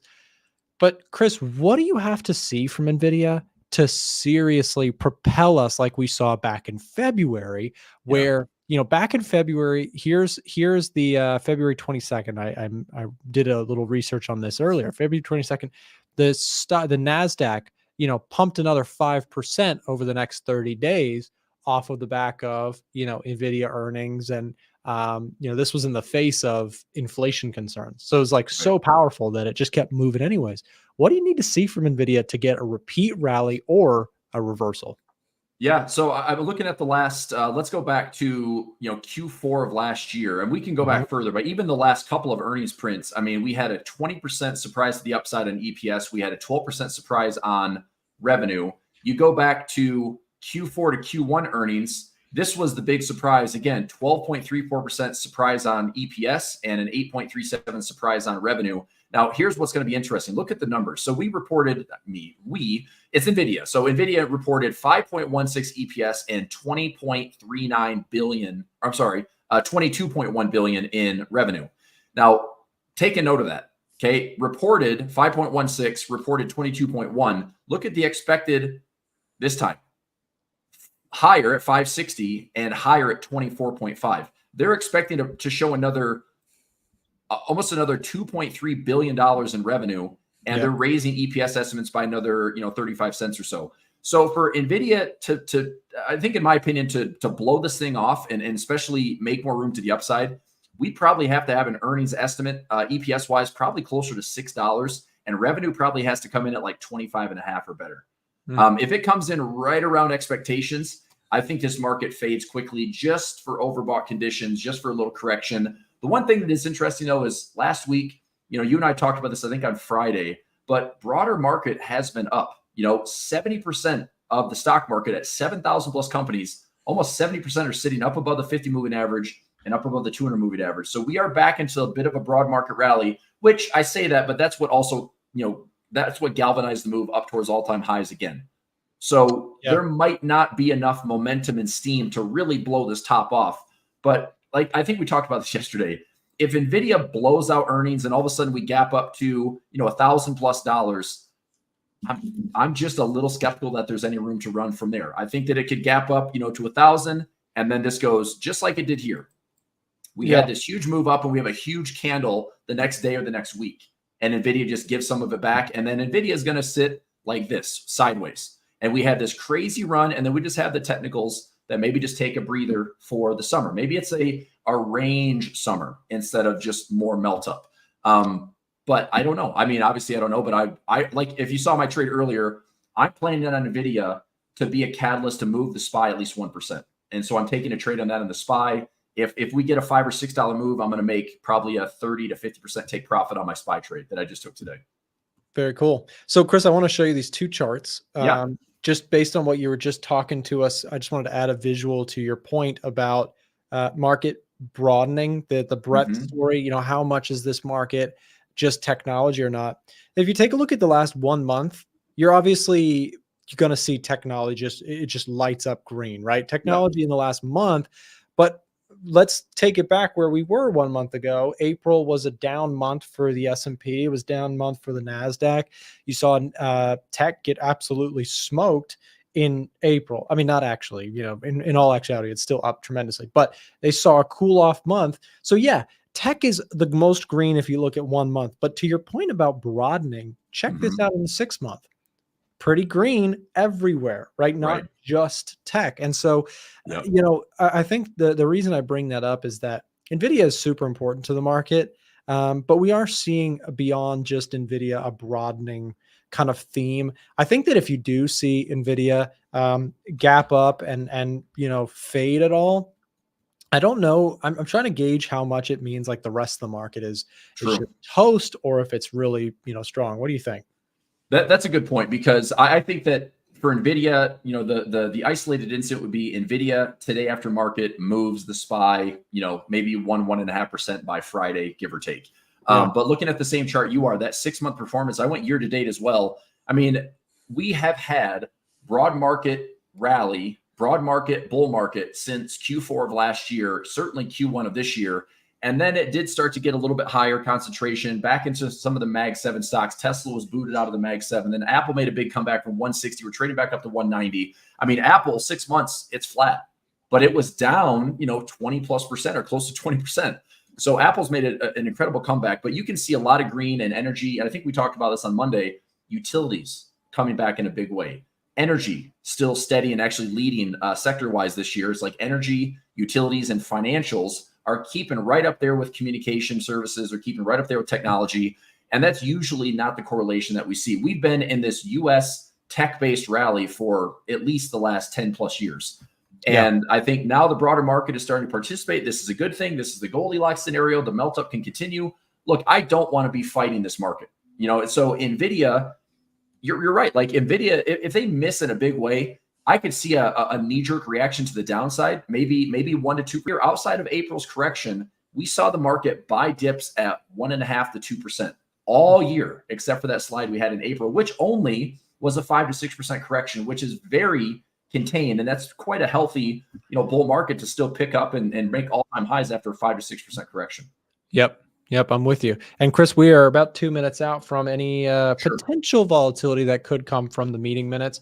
I'm trying to understand how to read this. I've never really used Financial Juice, but I'm checking out Financial Juice to try and keep an eye on anything that comes out from the meeting minutes, any notes that are worth here. Chris, the meeting minutes here today, to that point about the broadening, what's kind of interesting is the broadening rally. is a lot of it is contingent on rate cuts because the earnings that are Very true. here and there right now are, tech like Nvidia, like Google's, Microsoft, etc. Yep. But if you're going to get rallies beyond it, it's all about the rate cuts. So the question Agreed. is, are we going to get borrowing costs reduced? And we get a little bit of a snippet of what the Fed is feeling here in just about 1 minute. So, I just want to reiterate to everybody who's watching, you probably won't see a spike on the volatility. We got just about 2,000 people watching with us here. I just want to say hello to everybody. And if you're not already following the A1 Trading YouTube channel or Twitter, wherever you're watching, make sure to follow. You can also find Chris Pulver if you have not. If you'd like it, if you've enjoyed his commentary, you can find Chris at Real Chris Pulver on Twitter, or you can subscribe to his YouTube channel. We'll drop the link to that as well. Chris, again, we're just about 30 seconds out here from meeting minutes. Curious to see if we get anything moving. Also, gold and silver pulling back here today. We haven't even talked about gold and silver. Yep. Nick, I want to let you know I did clear my position on silver. I was long SLV. I ended up taking. Let me do the math here. It was a pretty good trade. So 4.55 divided by $4. It was 113% gain on that call option. So I went ahead and took it. I'm looking to reposition. I've got cash secured puts that are leveled in. So I'll take an SLV assignment. I think it was 29, 28, 27. I'm happy to own it. I also want to give myself a little bit more time because medium to long term, I'm still bullish on silver. But if all I was trading was a call option, at this point, we're about, it's May. It's almost halfway through the year. If I get past like the half of the year or even 3/4 of the year, my call option is going to have less extrinsic value and it's only going to be intrinsic value. So all that means is if silver doesn't continue to go up, I'm going to lose power and lose juice on that trade. So because I was up a decent amount, now I'm going to start positioning for ownership of silver and trading some silver futures. And I'll be a little bit more creative on how I want to play my core position. But I still was happy with silver for profit. JD, so a Chinese retailer, took some profit on that one, turned like a $6 debit into a $14 credit. So I've had some good ones where, some decent contract sizes and making some, 150, 120, 100% gains. So pretty good stuff. I'll take those any day. Yeah, for sure. Well, congrats on that. I took profits on my gold trade. I actually entered another gold trade shortly after that. Okay. So I am back in the gold idea. I'm not playing any options on it personally. I'm just, long some GLD shares. Yep. We'll see if that can play out. Speaking of, market moves, we do see the S&P 500. It's moving a little bit here now that the meeting minutes are out. Chris, if you could try and pull something up here while I just kind of give a reaction. Sure. Anything you find, let us know. So S&P is down 0.3%. NASDAQ, I mean, they haven't really moved. The Dow did take a little bit of a dip, bounced just slightly. Gold, again, kind of down on the day and sideways in the last few hours. Silver down here. Oil shooting lower here as we speak, actually. That's kind of interesting. Yields on the 20-year yield, we are flat on the day exactly. The 10-year yield is just mildly higher. And the 2-year yield is actually pushing up here on the 4-hour chart. Kind of interesting there. Bitcoin down 0.5%. Ethereum down 1.3%, despite the recent announcement that there's a possibility from the SEC that we do see Ethereum ETFs make it to the stand as well. So interesting. I've got some highlights here. So Financial Juice is an easy site to pull all this stuff together. Goldman Sachs CEO says, I see 0 rate cuts in 2024. Just focusing on Fed minutes. Participants at the meeting assessed it would take longer than previously anticipated to gain greater confidence in inflation moving sustainably to 2%. So again, same thing we've heard from the Fed before. They keep talking about we want 2%, we want 2%. 3.4 is a long ways away from it. I mean, I don't think the market is moving and reacting like we're going to get to 2% soon. It's like I think the market's more like we're going to think about this, 6 months from now, maybe 15 months from now.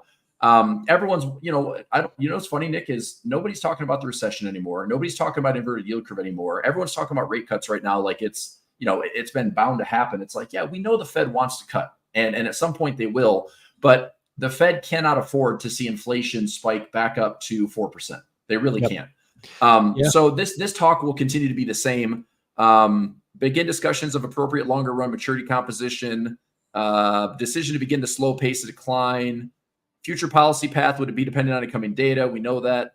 Uncertainty about the degree of policy restrictiveness. Willingness to tighten policy further should risks to outlook materialize to make such action appropriate. Like it just sounds like minutes are pretty much in consensus with what we've heard from Powell the whole time. We'll raise rates if we have to. It's data dependent, right? Like they're not giving the market the freedom to say we're cutting rates, even though the market already thinks it. Yep. And S&P, NASDAQ, again, a little bit of It's down a lot tonality today, there. right now. Yeah, I mean, we're down almost $3 on the day now for the SPY. Yep. So SPY's down, NAS down just slightly. The Dow Jones has lost its 40,000 handle. So we're at least for now cooling off.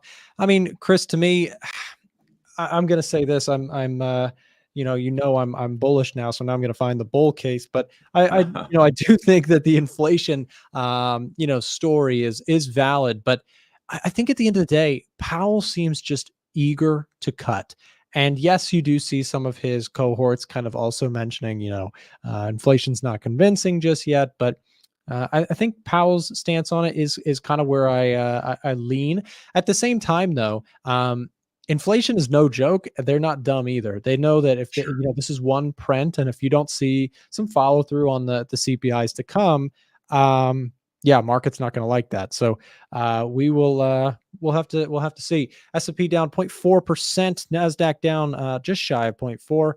Gold here down 1.3% on the day. Took a bit of a dive on, I believe earlier in the day, we also had some Fed commentary that was a little bit more on the hawkish side. But again, if you're watching the indices today, just I would say stay focused. Don't lose sight of what matters here today. It is Nvidia. Right. Nvidia is, don't be blinded by meeting minutes. If you're watching, indices, for my index trading friends, it is all about that 4:00 close, where we'll hear from the big guy, Nvidia, whether or not that's going to continue to lead the charge for the AI trade, or if that's going to take a break for a little bit. And I guess we'll just have to see.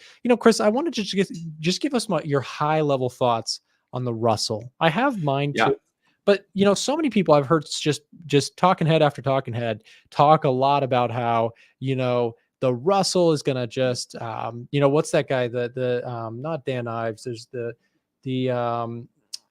I can't think of his name. One of the super bullish dudes that goes on CNBC all the time. He's been just saying that the Russell's going to take out the all-time highs this year, and he's been saying it for some time. I'm curious, do you think the Russell has upside, or because I know you have a trade on it, so I'm curious what your thoughts are. Mm-hmm. Or you did? I don't know if you still do. I do. So what I did is I rolled out. I had a debit spread on the Russell that had a break even around 210 level. So we got very close to that. I went ahead and I bought myself some more time in the trade.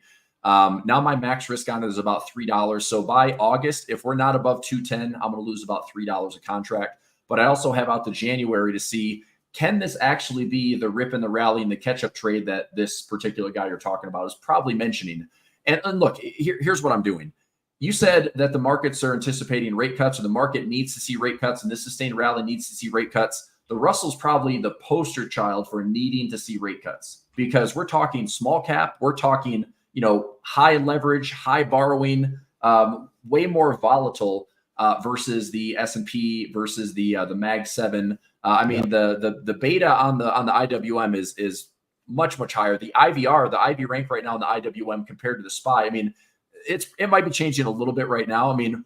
This is crazy. Earlier this morning, Nick, the SPY was at 5 point something IV rank. It's doubled in the last 10, 15 minutes.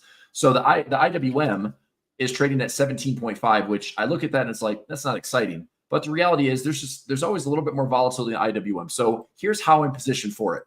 I'm always looking for asymmetry, right? I'm always looking for a good opportunity for more reward than risk. So how do I think I can get it this year in the Russell? Well, there's an all-time high that the Russell hasn't gained and hasn't reached, right? We hit the all-time high 20 plus times in the SPY, 20 plus times in the NASDAQ, probably 15 to 20 times in the Dow. If we're going to see the IWM catch up and actually be an all-time high run, look at you can measure this move and get a little bit excited about, if the small caps are going to take out this high, that's a rally of 17.6%. Who out there right now would love to see the SPY rally another 17.6%? Everybody would, right? So I just think there's a good opportunity to see a bullish case for the IWM, but it will very much be dependent on what the Fed outlook is and how aggressive they are with cutting rates, like they say they could, or like the market's anticipating. If they go and squash the hopes and dreams of this Fed cut September decision, IWM probably comes all the way back down to 189, possibly all the way back down to 170. And we could still be somewhat resilient on the other indexes. But man, I think the Russell's going to take it the hardest if all of a sudden they're like, oh, it's going to be another 12 to 24 months before the Fed cuts. So I think it makes it volatile, but I do like the trade. I just put one on today, actually. I'll show you what I have here. So IWM, I have a ratio spread in the IWM, and I have what else did I do? I think I just did the ratio spread, and then I have my diagonal spread. So that's like out to January. Let me go IWM here. So I have a ratio spread. It's a 190. Nope, that's not it. Is that it? This one. So I did the ratio spread, the 193 and the 198. Is that the trade I took? Yeah. So really quickly on the ratio spread, if we drop on the IWM, this would give me an opportunity to make about $5.50 credit on that trade, and then actually take some shares of the IWM and repair it. So it's kind of a fancy way of trading the wheel strategy like you like to. You're willing to put the cash secured put out there, take some shares, but with a ratio spread, I can actually have a long put that kind of juices that downside so I can take more profit if it does, in fact, assign me.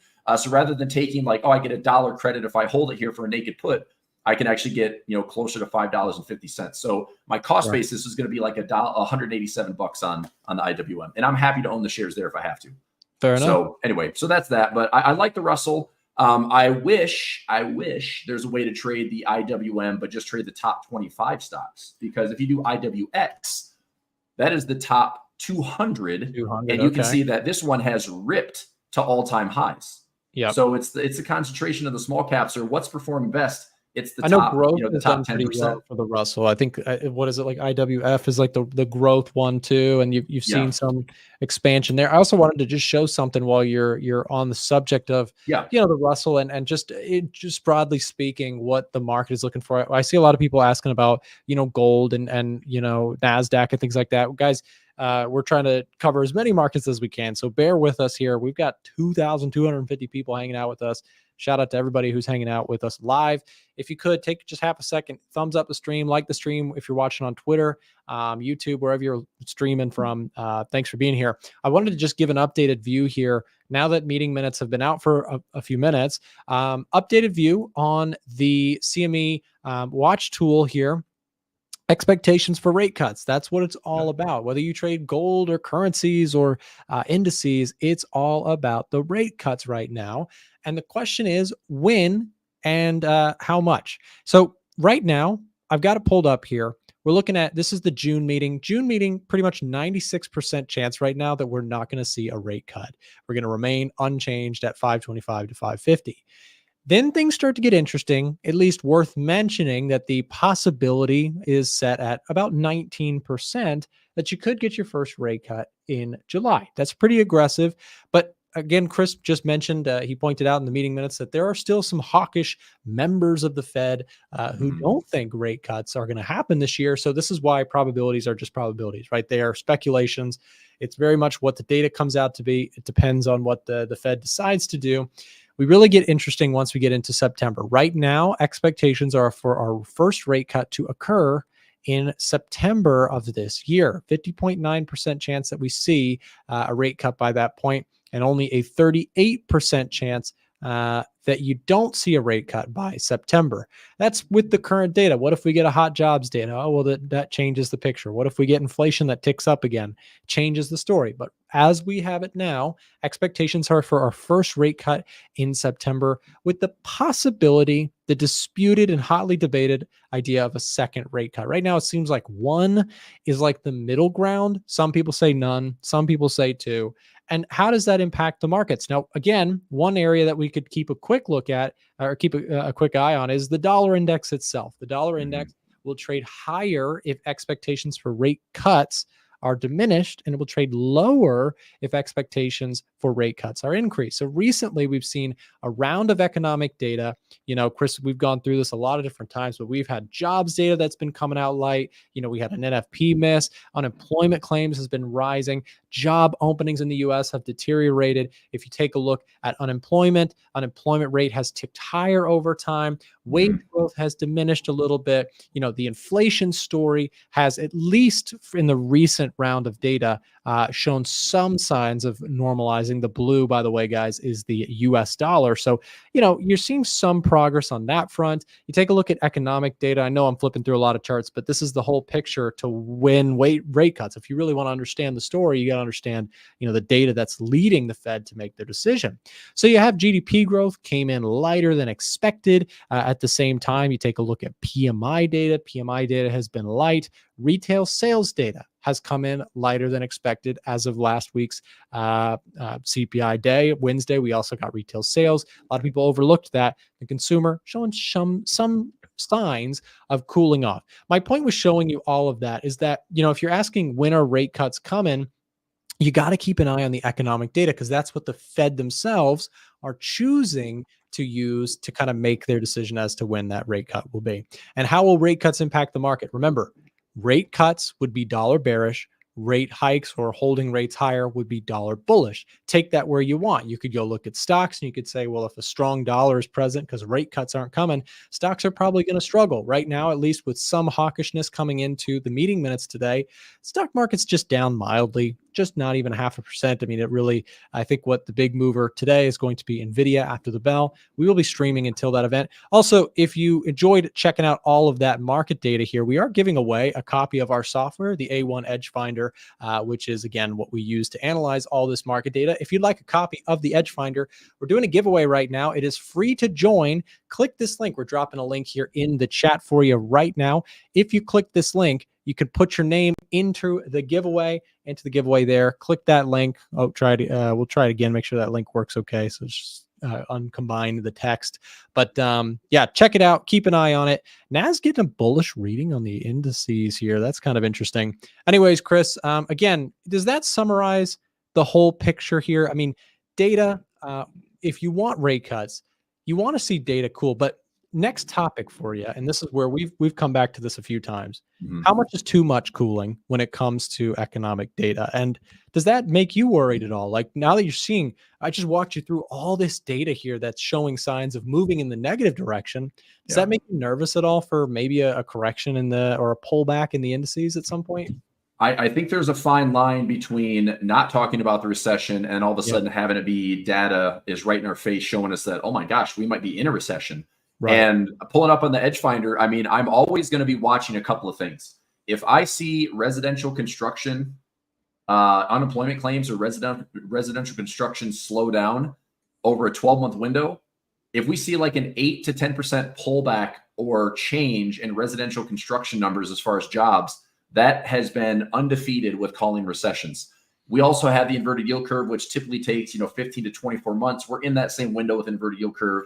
The recession is still out there somewhere and just nobody wants to talk about it. The other thing here at the EDGEFINDER is I just went back a couple of years. We had our lowest point around 3.45. That would have been January of 2023. So last January, we're at 3.45. Now, in a rolling kind of 12-month window, if you see the unemployment rate go up over 1%, that's a big sign that nobody's really paying attention to. So this perfect, softening labor market, this cooling labor market, if we get over 4.4% unemployment, 4.5% unemployment, that's not a good sign. And I just think that that's like the next potential reality of, oh my gosh, we've had, job losses like crazy and tech has been cutting and all these, AI has changed the margin for all these companies. But the reality is people are losing jobs. And that right there will cut what's most of our GDP, Nick? Consumption. Right. So if we have people losing jobs, we're not spending money. And that's going to be the biggest consumer driver for the markets going down, because all of a sudden people are finally scaling back because they've been overstretched for the last couple of years. And that's, so unemployment isn't watching. I think right now the going is good when it comes to stocks. I mean, people are cheering the idea of rate cuts, and for me as a trader, that's the trade right now. The trade is, rate cuts are on the way, and that's the story. But where I think you have to kind of be a step ahead of the market is, don't take your thumb off the pulse of this economic data, because if this continues to trend towards growth is really starting to hurt. The other side of the, it's like one side of the engine's working great, and then you have a blowout on the other side, then something's wrong, right? If you lose the earnings story because the economy itself is starting to slow, that could be your next battleground for the bears.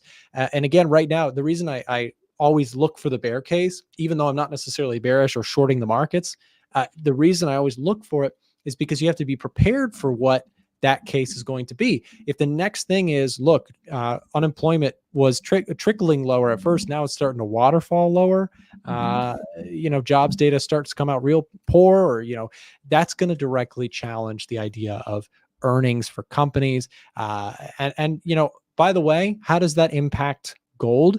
It's kind of the opposite effect. If you do get economic data continuing to cool down, I think that's why gold and silver too, might offer you that kind of alternative where you're seeing a down day today. So it's not a perfect example, but the market's been trending up on par with the recent cool down in the economic data. Inflation, cooling is one side of it, but at the same time, jobs data showing some weakness. Market likes it for gold. Maybe not so right now. The stock market also likes it, but how much do they really like? How much economic slowdown do they really want to see, right? Bad news is good news right now in the market. I know that's confusing, but bad news means, inflation comes down, rate cuts. But how much is bad news until it becomes actually just not good news, right? That's the question. And also, we have to remember that if you looked at the sector performance this year, we're right on the cusp of these non-traditional sectors leading the markets. So your utilities, your energy, your financials, and therefore we could still have this odd pivot where maybe growth slows, right? But maybe the energy sector is okay and stable. Maybe the utility sector is what picks up the steam. Maybe financials pick up the steam for whatever reason. Even if the rates are getting cut or anticipated cuts, I mean, I haven't heard a peep out of anything related to Silicon Valley, anything related to, our bank failures. And I mean, look, you can still go out and get a money market instrument for 5.3, 5.4% right now if you want to park your cash for 12 months risk-free. Sure. That's not a bad position to be in if you don't want to take the risk of what the stock market might offer volatility-wise. But what I'm saying is sector rotation could be a real big play this year, where maybe out of the semiconductors because of the blow-off move that they had, and into something a little bit more like if you see on my chart here, the energy sector, utility sector, going back into the Dow or the blue chips for less volatility, getting into some dividend stocks. I mean, there's a lot of stocks out there right now that pay 4 to 6%. I mean, one of my better performing stocks right now, like movement wise and dividend wise, is Altria or MO is the ticker. I mean, I'm up like close to $30,000 on that position, and it's also yielding like a 9% dividend. So Pfizer's finally taken off for the first time after getting beat down to, the pulp at $25, $26. Now it's up to 29 and change, almost $30. So there's some good dividend stocks that offer some really good price levels and maybe have $3, $4, $5 of upside, which might be 10 to 15%, which might not seem like a lot. But if I can take a stock and flip it for $5 a share, that's a lot of money for me. If I can flip a stock for $5 to $10 a share, that's a lot of money for me. I don't need the Nvidias to go from $1,000 to $2,000 to be happy. If Amazon goes from 185 to 215, I'm stoked. That's $25, $30 a share for me. But if Pfizer goes from 25 to 30, I make a lot of money, because it's also way less volatile, and I'm willing to kind of position accordingly. So again, we sit here, we kind of throw out all these data points. At the end of the day, you watch your charts, you watch your price. Nick, I was at a conference this weekend with Tasty Trade in Seattle. One thing that was a great takeaway was being product indifferent and being strategy diversified. Mm-hmm. That's one way to survive this market, whatever we do. And so to have some bond exposure, to have some gold exposure, some silver exposure, some Bitcoin exposure, to trade different sectors, to trade currencies and trade equities and ETFs, all of that makes up a good portfolio. And that's really important to take away versus, hey, just not to bring it up, but GameStop, right? Everyone got excited for once in 2 years for GameStop because it finally did something, and then what did it do? It gave it all back.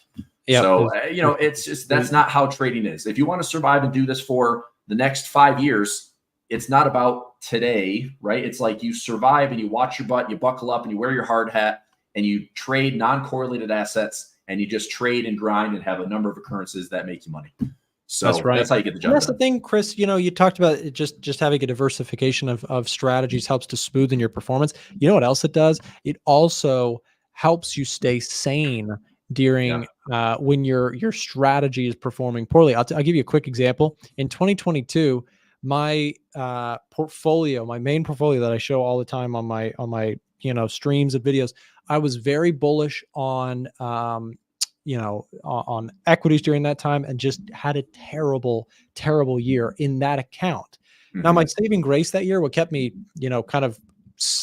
kept me occupied with my brain. I still had a losing year, but what kept me occupied was that my FX account did really well that year. I was so bullish on the dollar that year, and it was like cutting butter to be long the dollar in 2022. It was just the whole thing just trended up the whole year long. And so I made some money, and more importantly, I think I didn't bail on strategy one completely. I just kept doing strategy one over here, and strategy two, I just spent more of my time looking and talking about it because it kept me busy. It kept me preoccupied, kept my head down from bailing. I think one of the worst things you could do is just because something's performing poorly, you just cut the whole thing. You say, I'm done with this. Because sometimes that's like the worst time to do that is every strategy, every market, everything in the financial markets has drawbacks, drawdowns, times that just suck, because if it didn't, everybody would be doing this and making a ton of money doing it. Everything has downsides and pain points. On that exact point, I saw this from this guy on Twitter. He's great with data. Charlie Bolello. He showed that there were $325 billion of outflows in the S&P 500 in 2022. So I just want to put this in perspective. If you just bailed in 2022 to the tune of $360 billion, let's just take a percent of that and say, okay, we bailed at, and this is where investors typically fail, right? The herd bails at the bottoms and refuses to buy at the tops. Or I'm sorry, they bail at the bottom and they just buy in at the tops. But they bail. So to the tune of 355 and change, this is already up 50%.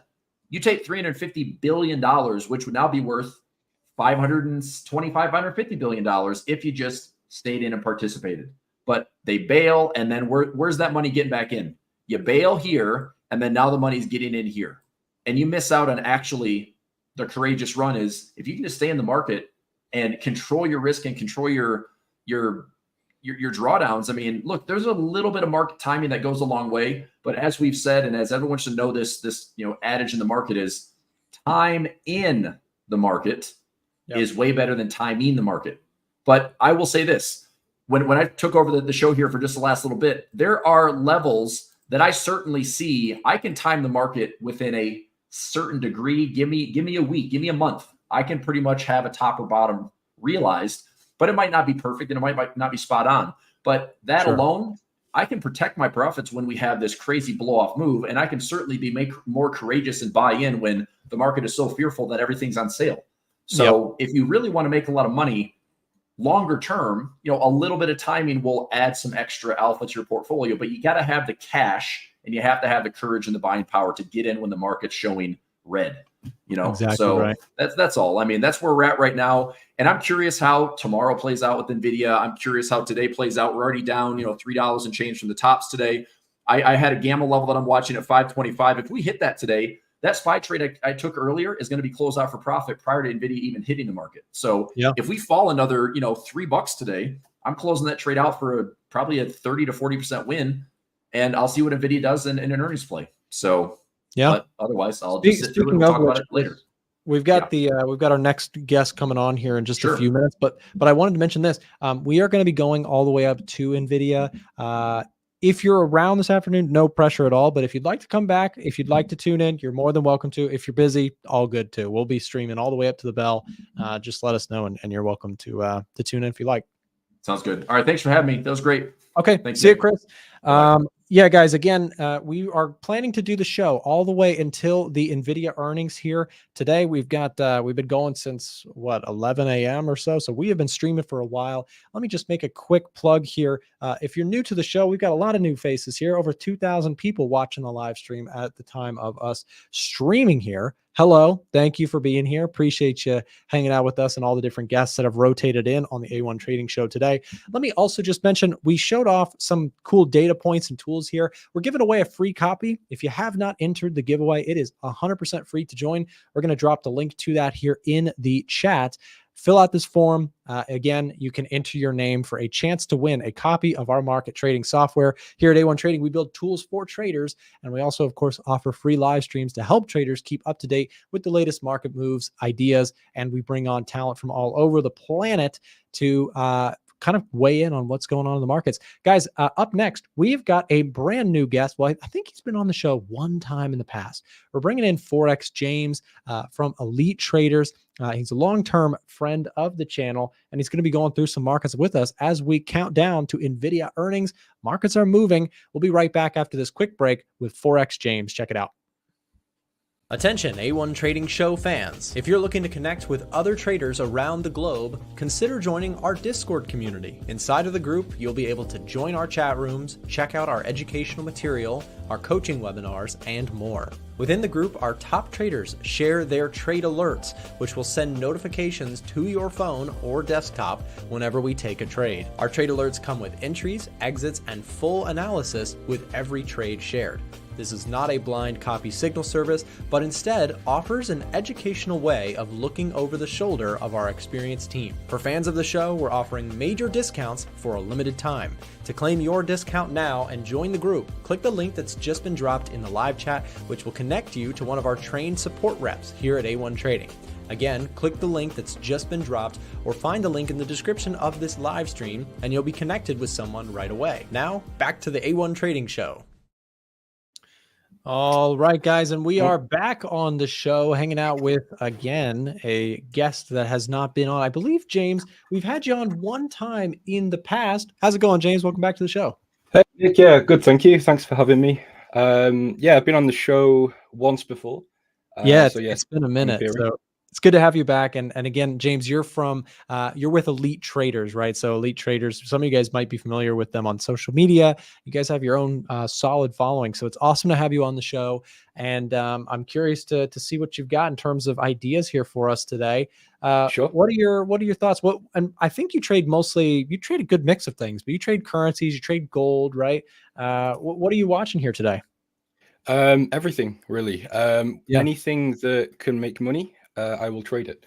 The only thing that I actually stay away from is stocks, really, just because I put a lot of research into the commodities, the indices, and the currencies, and to trade stocks as well just adds on more time that I just don't have. Sure. So that's the only thing really that I cut out. But if there's anything, major going on that I do spot, I'll look into it. But it's not something, I'll look at on a day-to-day basis. Now, when you say stocks, do you mean individual stocks or do you mean the indices as well? Yeah, just individual stocks. Gotcha. Okay, so you'll trade the indices every once in a while and watch those as well. Cool. Yeah, that's correct. Yeah. So James, today we've had again a combination of meeting minutes. We've got Nvidia around the corner. Markets are moving. You've got gold pulled up. Do you have any? I think I saw you were also on the gold train a little bit. I got stopped out or trailed out of my positions on gold. Are you in any gold trades or watching it yourself? Yeah, I'm stuck in these 4 positions at the minute. So we had an initial entry here. So we scaled it. We scaled in 4 times. So we had an initial entry, and it was basically the same reason as you. But because all your viewers are here, I won't go into it too much. I'm sure they've seen your videos. The criteria is exactly the same. I use the EDGEFINDER as well. Yeah. So it's, I won't bore you all with the same reasoning, repeating what Nick said. So from a technical aspect, I can cover the entry criteria from there because it's slightly different to yours. So it's very simple. It was just a case of we saw a range in gold on the higher time frame. So sort of, 4 hours down to the 1 hour, we didn't really see much happening. We could have entered in this range, but personally, I like to see a clear break and some momentum in a direction that confirms my bias. So if we break it down to the H1, we saw the break of the range. We saw a bit of a retest. We saw the RSI become oversold. The moving averages were still bullish. Now, before I go any further, I'm fully aware that there's a huge thing on social media about indicators not working, indicators of retail, indicators of new traders, all that type of thing. But I think that's a big misconception. So they can be very powerful if you understand their use cases and you don't rely on them as a trade direction, and you don't rely on them too much, and they're just a way to time entries. So you can see here, every single one of these entries was was entered using moving averages and the RSI. But obviously the trade direction was built off economic data and outside factors like market drivers. So we see price pulls back in an uptrend. We see the RSI becomes oversold. So that's, for me, that's the 20 level or below. So obviously if we see a pullback within a trend, it's a great place to enter. So we just did that. Same situation on the second entry. We saw a bit of a pullback, and this lined up with the previous high right here. So yeah, RSI was oversold. And then again, it's just rinse and repeat the same technical process. As long as the economic edge, or whatever your edge may be, is still valid. Sure. So for the third entry, that was just using the fib. So it's just looking for a 50% pullback. So the fib is just it's just another confluence. It's not a huge part of the strategy. It's just a nice way to confirm another confirmation for the entry. But yeah, I mean, moving on from that, we've got, you know, a second entry here because it was the same process. But this one doesn't seem to be going so well after the FOMC meeting. So we may be stopped out. And I've managed these trades in such a way that the initial position's been trailed. So that's locked in profit. The second position is break even. And these two final positions have a total risk of roughly 0.7%. So overall, if all these positions are stopped out now, it will be relatively break even, maybe a slightly profit. So it's not too much of a worry, and I'm happy to make a relatively small risk to make a potentially much larger gain. But yeah, we'll see. And you know, James, I like what you said. I liked several things that you said there. I think you know, I've known Joe and yourself for a number of years now. You know, I've spoken I think more with Joe over time, but anytime you have come on the show or I've watched you guys' content collectively, I love the no nonsense approach, and I also love that, you know, you point something out there that I think we mostly just have very similar styles, because you kind of start your analysis with the big picture. I know you guys also will consider like bank outlooks and bank you know, notes and things like that, and totally agree with you. Like, indicators can be so powerful if coupled with the true thing that moves the markets, which are the fundamentals, right? The market data that's coming in, what the Fed is going to do next. That's the stuff that really moves the market. And then I love how clean your chart looks. I mean, I could see the reason behind the analysis. I know you and Joe also, you guys love your moving averages, keeping it real simple. Your chart's clean. You're pointing out where you're adding to winners. I mean, I feel like I'm right at home. We trade very similarly. It's awesome. You're using similar time frames, trading the same sorts of markets that I do. So awesome to see it. So again, I'm with you too. In fact, I think we have the same trade on gold. And you know, what I've noticed is that, you know, you guys use the Edge Finder, so we typically will find similar trades or ideas. Our entries might be slightly different, but it seems like we've got the same gold trade on right now, which of course we might both look like idiots a little bit, but you also have to kind of have to like take it with a grain of salt. You've had multiple entries. I've had multiple entries on the right side of this gold move. So if I take a loss on this one, it is what it is. I feel like I'm playing right now with house money, which sounds like I'm a degenerate gambler, but you know, at the end of the day, you know, we've had some good runs on gold. If it's done for now, it's done for now. But overall, you know, I like the outlook for gold. I think it has potential moves to the upside. And real quick, I just want to mention we have a lot of people watching us here with us live. There's over 1,900 people. I wanted to give a plug to you, James, and to what you stand for. I think you have a website that you'd like us to send people over to if they'd like to learn more from you. Is that right? Yeah, that'd be great if you wouldn't mind. It's just elitetraders.io. I can't type in the chat, but yeah, we've got you right here.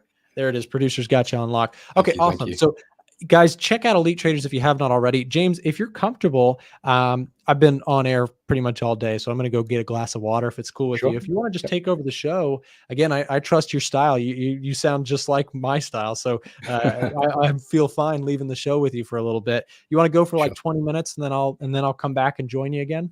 Yep, absolutely. No problem at all. Okay. Cool. Guys, stick around with James. Again, check out Elite Traders. Their website link was just dropped in the chat for you. And you're in good hands. James, you got the show for a little bit. Great stuff. So there was a comment that I just noticed. It was very simple. It's what is a moving average? So we can start with a very, very basic topic. So a moving average is just these two lines that you see on the screen. So the red and the green. So all these do is just take the average price of your specified area and just puts it into an average line. So I've got the 50 and the 200. So this one takes the past 200 candles and puts it into an average, and that's what you see. So it's very, very simple. They act as dynamic support and resistance. They act as trend confirmations. But yeah, we won't go into, I don't need to break down a moving average too much. Don't want to bore everyone.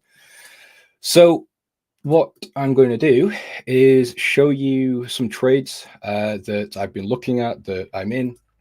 So one of the ones I'm currently in, other than gold, is pound New Zealand.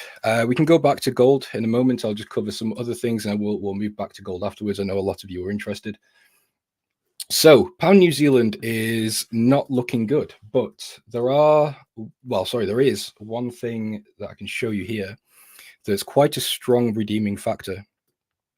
Actually, it's not. It's changed slightly. Is this because of the dates? Yeah. Okay, here we go. So this is seasonality. And I know the EDGEFINDER has a seasonal function, but this is Season AX. This is a platform used by trading floors. It's built specifically to display seasonal data.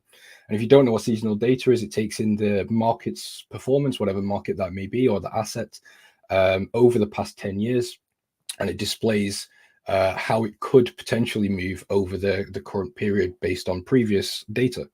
So if you look at pound New Zealand, very, very bearish over the past sort of 10 years combined. So, you've got 2016, 2017, 2018, 19, 20, and 22, all very bearish years at this time of the year. So if we look at the dates, so we're at the 15th of May until the 10th of July, we can expect, or could expect, some bearish momentum.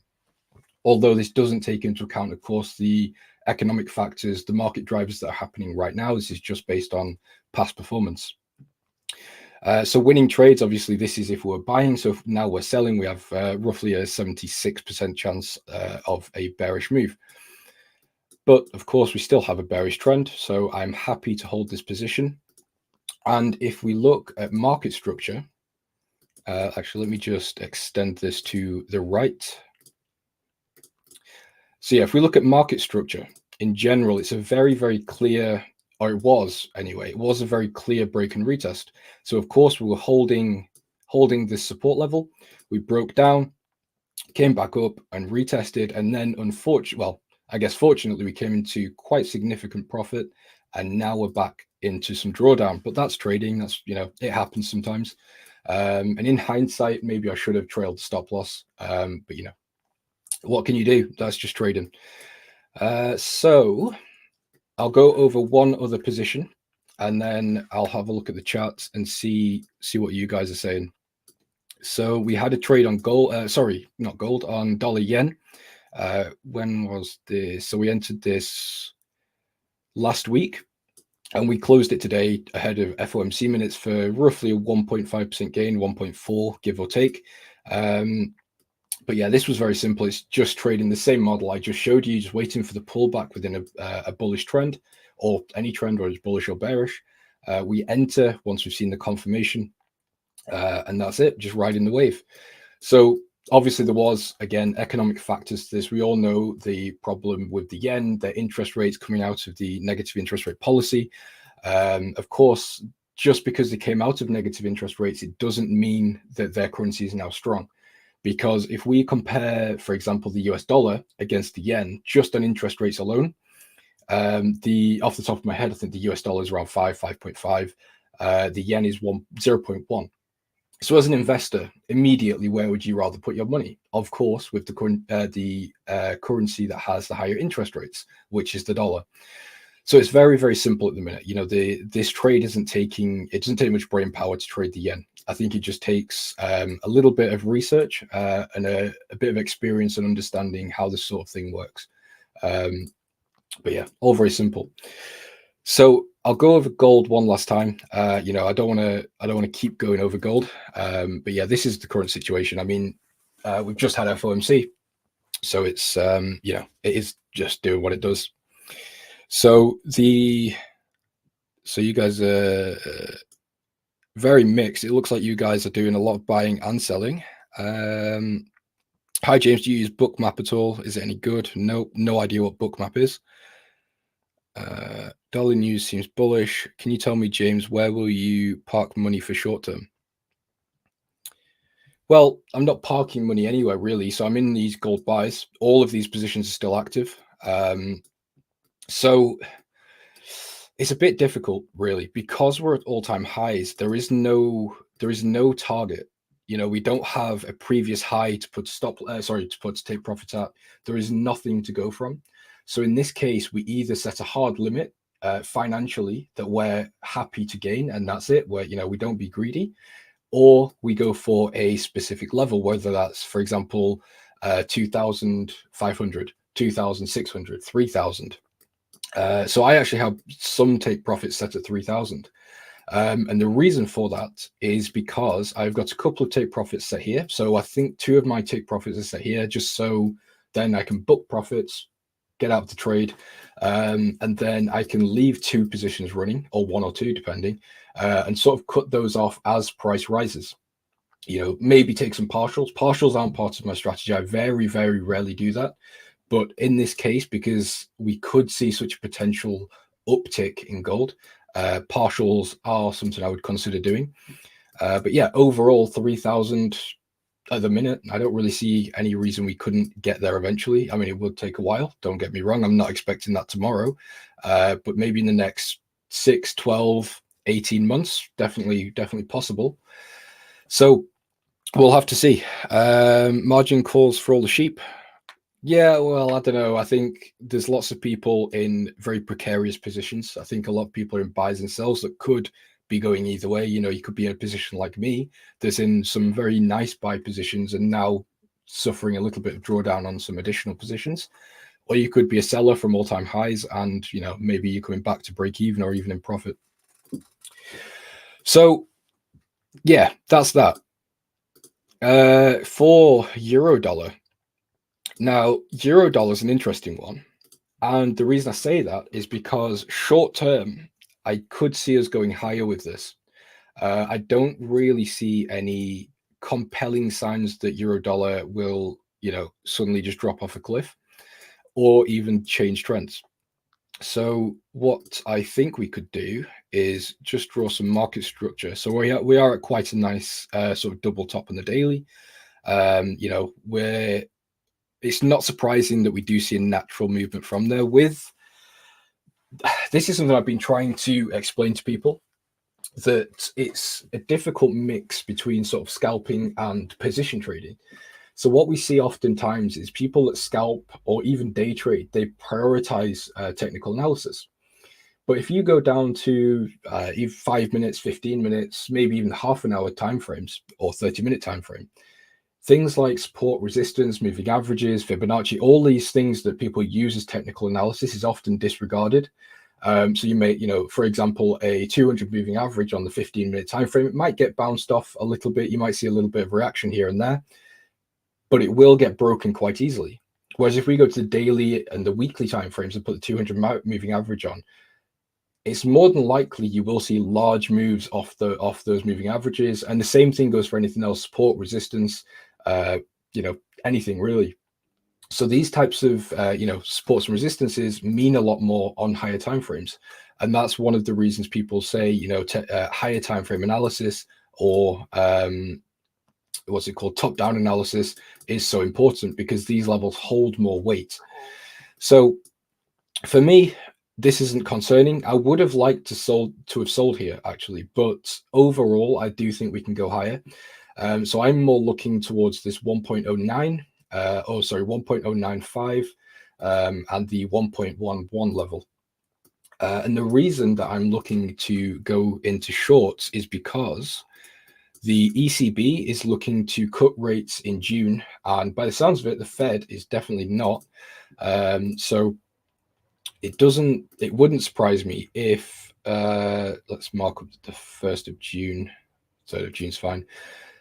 So if we look at this date, this is the sort of date that I'm looking to start shorting. And don't forget, we have price, fine. We have price levels, that's fine.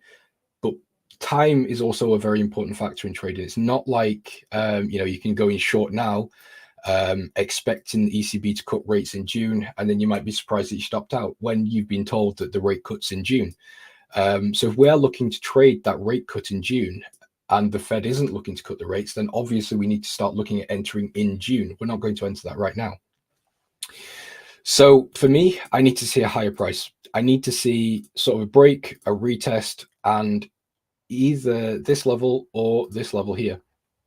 And then from there, we of course need to see sort of a lower high, and this would be my entry criteria. So if we're going, for example's sake, of course, we're going off here. Take profit potentially down there. I mean, this is the daily time frame, of course, so I do need to go down, scale down, do a bit more of the analysis on smaller time frames. But yeah, that's that. Let me just read the comments. Gold H1 closing 12 minutes. Buy what? Buy now. Sell gold. Buy dollar. Gold strong sell. It's so funny reading these comments, man. I mean, we get so many conflicting ideas, but no one seems to be able to say why. We get this all the time, especially on sort of Twitter and Instagram. There's lots of people buying and selling, but a lot of it's sort of price action driven. So please don't forget that there are things driving the markets. Don't forget to pay attention to, why is price moving? It's not because of a head and shoulders. It's not because of support resistance. It's not because of arrows that you've drawn. It's because something is happening that's causing larger parties or larger market participants to put large amounts of money in.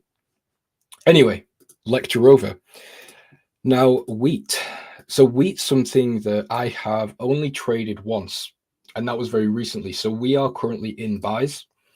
I can't remember the exact price because I closed out a lot earlier. But I know some of the guys in the Discord are still in these wheat buys.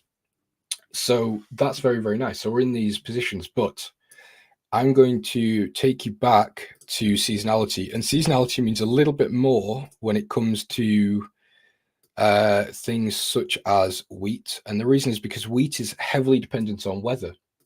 So, of course, if weather is not ideal for growing wheat or it disrupts supply, then, obviously we'll see a lower price.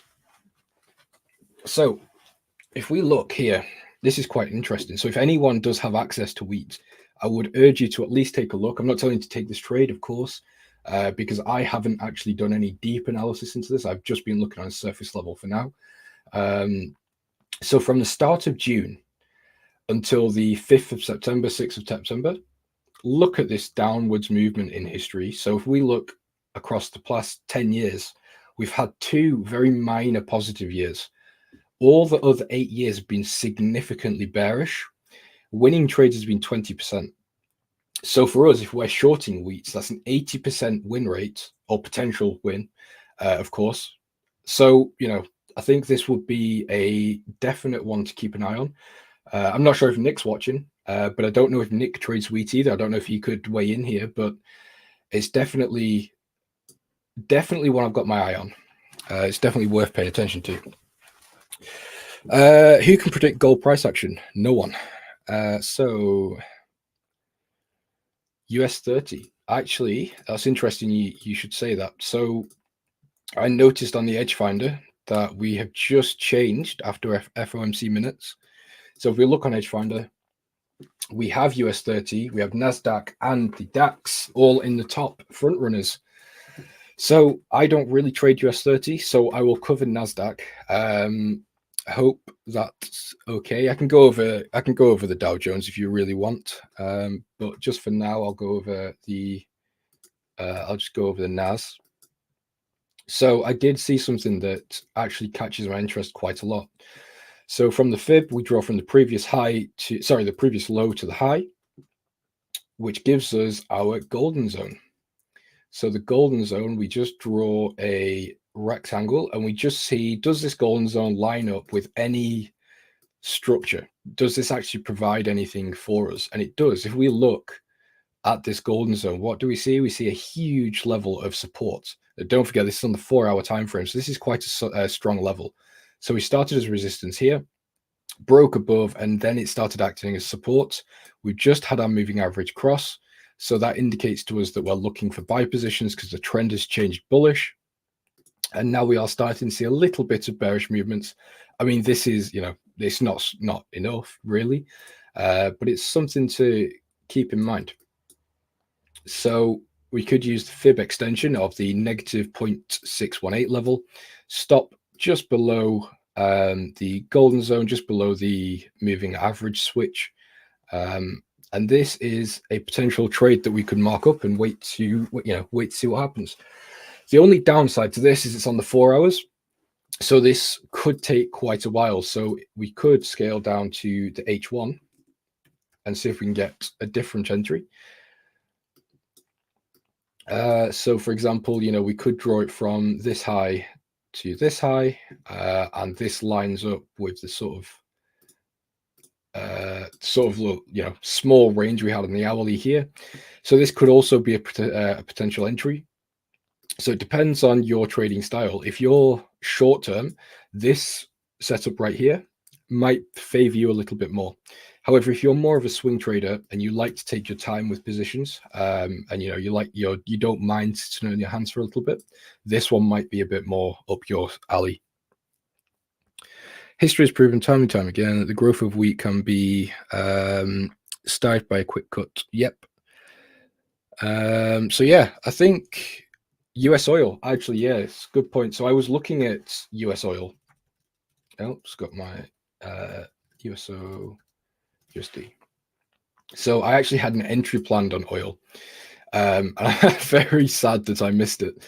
So if any of you were listening earlier about the model that I trade, it's just waiting for these pullbacks to 200 with the RSI and potentially the fib. And we had this. It was so close.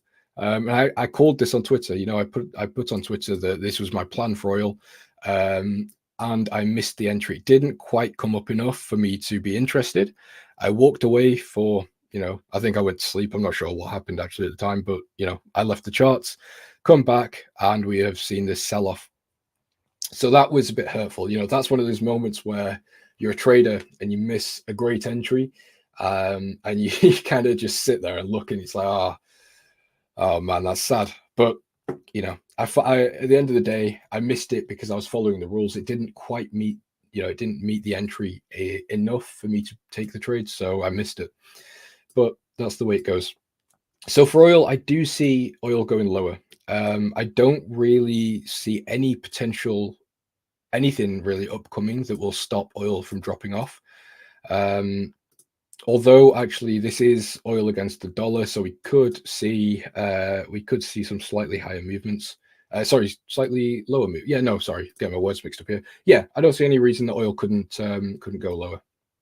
So because we missed the play on oil, I would need to see a break and a retest, and that's it. So breaks and retests, very strong. I really like break and retests. So in terms of profit levels, yeah, I think actually the current extension I've got marked would be fine. Obviously, stop loss would need to be a lot smaller. So something along these lines for oil may work out. If we can break through the support quite nicely, come up for the retest, bearish engulfing candle, we enter on that, and we should hopefully see some downwards movement. So could you do pound Australian, especially as you have pound on could you pound Australian, especially as you have a trade on pound New Zealand? Would be interesting. Yeah. Okay. Yeah, okay, I'll go over pound Australian, then I'll go back to gold. We can see what the situation is there. I think I saw USD CHF as well. So pound Australian, actually, you can see, you can see here, had some nice plays on pound Australian. Actually, we had, you know, quite good positions here, except this one. This one was a bit painful. Oops, didn't mean to delete that. Bit of a painful trade that we had to sit through, but that's what it is. I do like this actually to the downside, but there's not really anything in terms of an entry that's too gripping for me. I suppose this is actually a nice level of previous support. We could be retesting. Sorry, I've not looked at this market, so let me just do some research. Let me just see. Yeah, so that doesn't line up.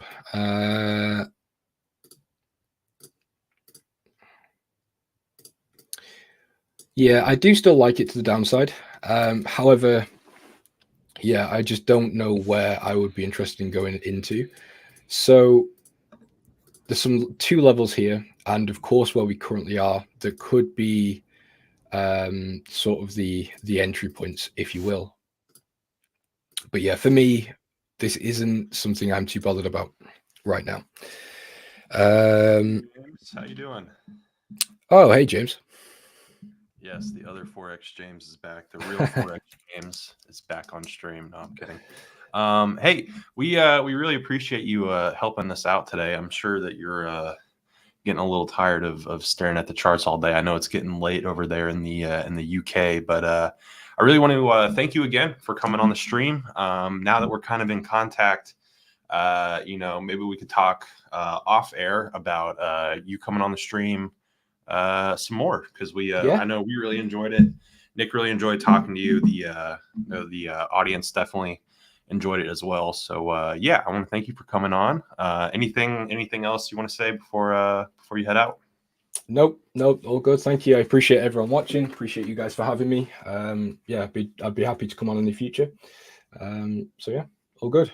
Awesome. Yeah, and guys, we got Elite Traders right here, the link to his website. Go support James. Go check out Elite Traders. We really appreciate him coming on today. And yeah, James, maybe we can do this again in the future. Yeah, absolutely. Yeah, for sure. Yeah, right, thank you again. Yep. Have a nice night, man. Yeah. All right, we cut him off before he said he was saying you too, and we accidentally cut him off. James, we apologize for that. All right, let's see. Let's get set up here. I haven't shared my screen yet. We have been streaming for 4 hours. 4 hours at this point. Oh, I do have it open. Give me 1 second here, you guys. Give me just 1 second here. Doing this on the fly.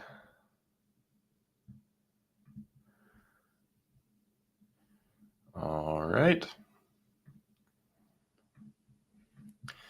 All right. Is the audio good too, by the way? I always mess around with this microphone in here. We got new microphones. I'm going to hold it up. Sorry if it's like really loud. We got these new microphones that are really cool. And I keep messing with the audio gain and whatnot. I'm sure that me putting it down right there was like stupid loud, and I apologize.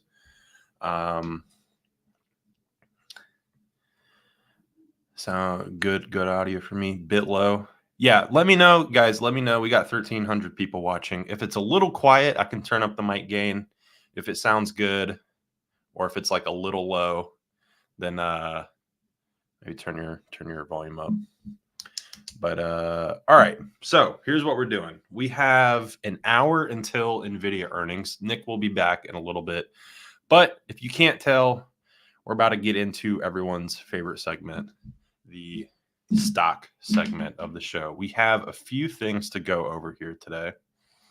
And I'm going to mute my mic while I open this LaCroix so I don't blow y'all's eardrums out. Give me 1 second.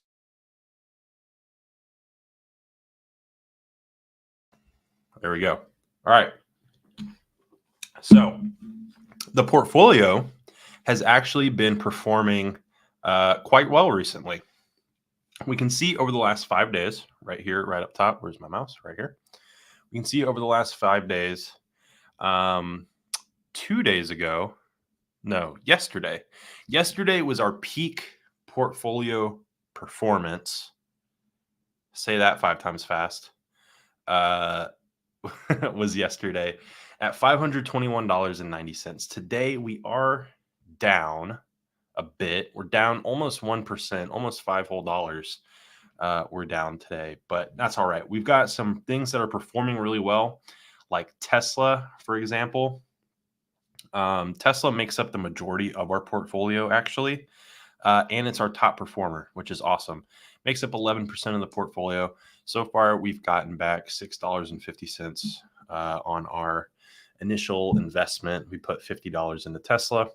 I was a bit skeptical of Tesla. Oh, Warner Brothers. We're going to get to that in a second. I'm upset about something. I was a Tesla skeptic because it was so. It's just been in a downtrend for so long. But maybe, hopefully this was the bottom of this little downtrend, and now we're on our way back higher.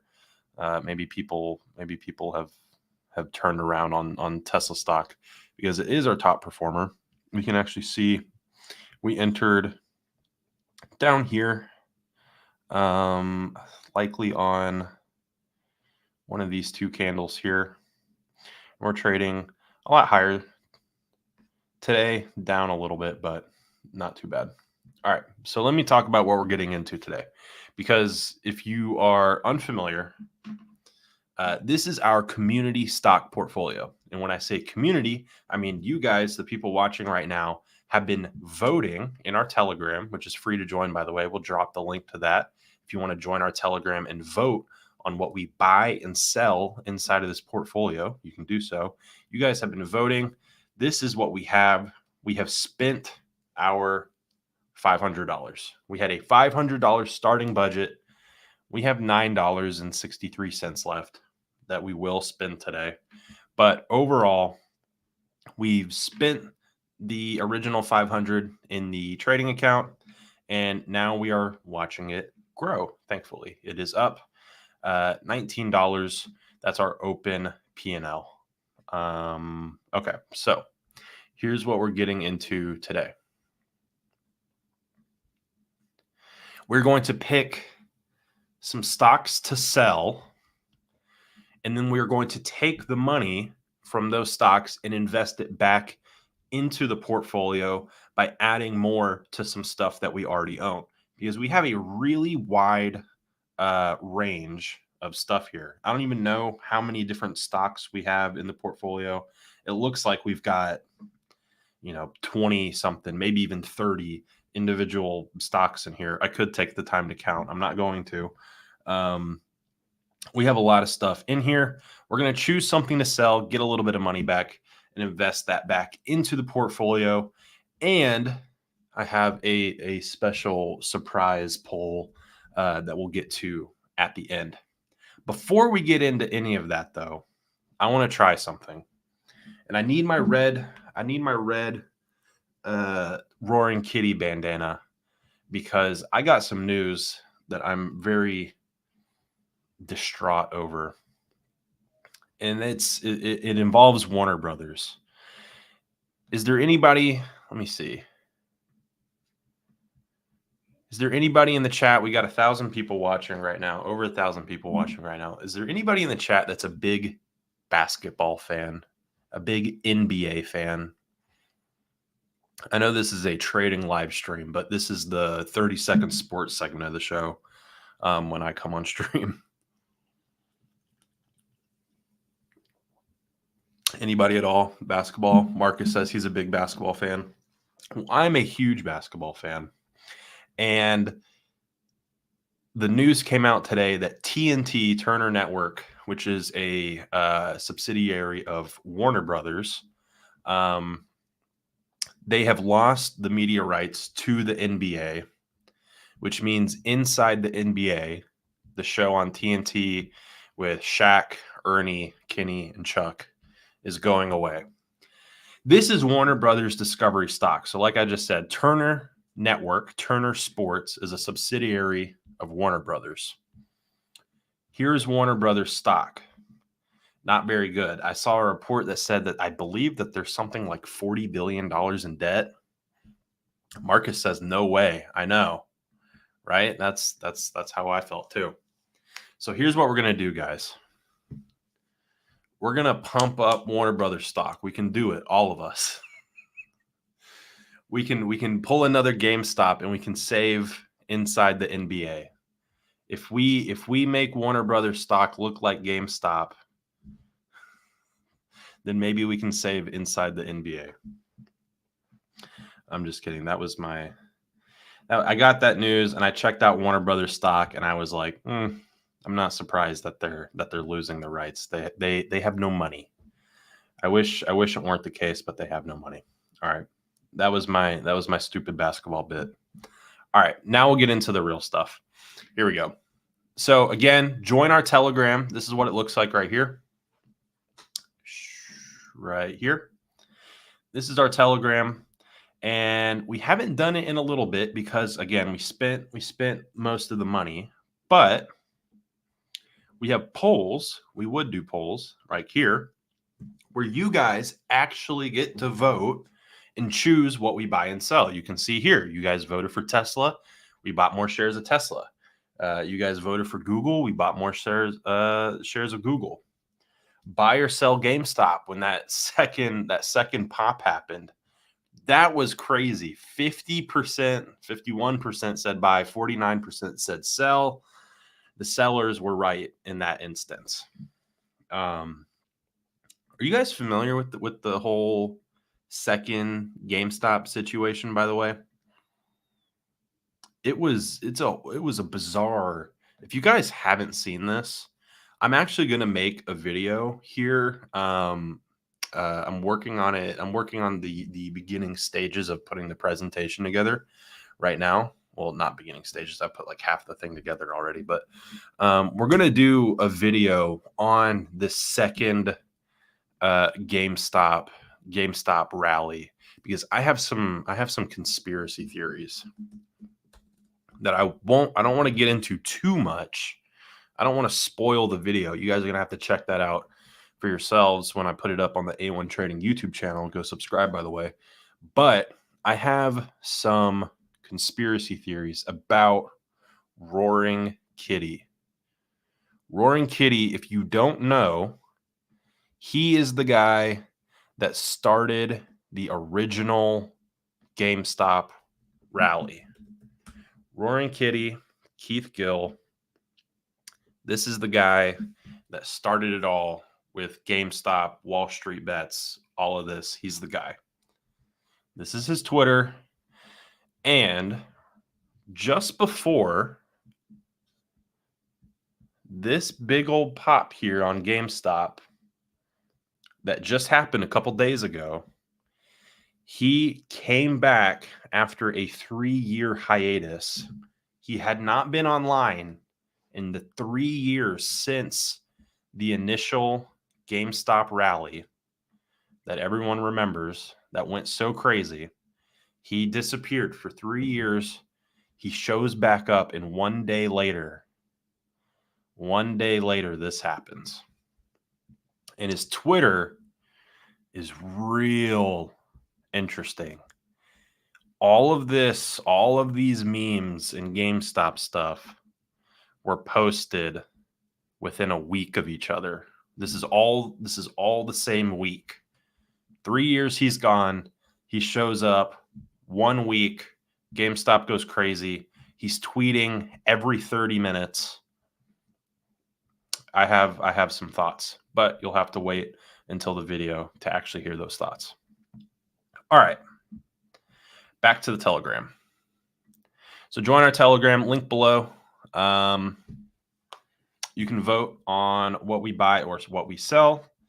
And I'm going to go ahead and put the first poll into the Telegram right now. So go ahead, go join, get ready. If you want to vote on what we sell, that's what we're getting ready to do right here. Go join the Telegram. Totally free to do.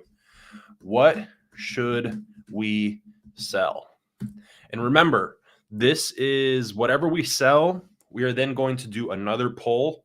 That money is getting put back into the portfolio. So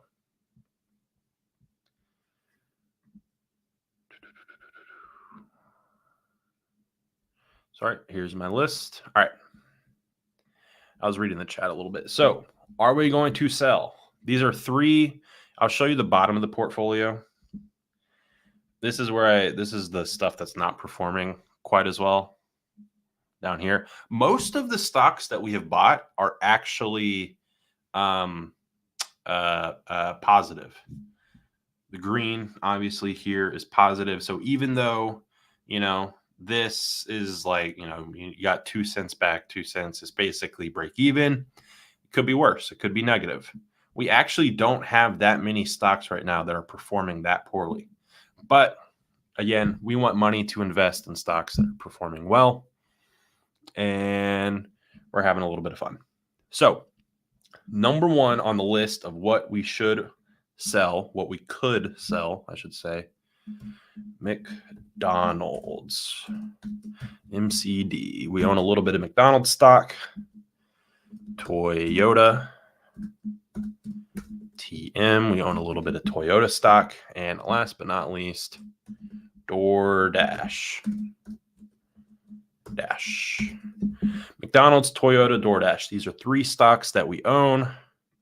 What should we sell? Poll is now live in the Telegram. Go join the Telegram if you haven't already. You can be part of the 35,374 other subscribers that we have in the Telegram. Come on, guys, it's a party.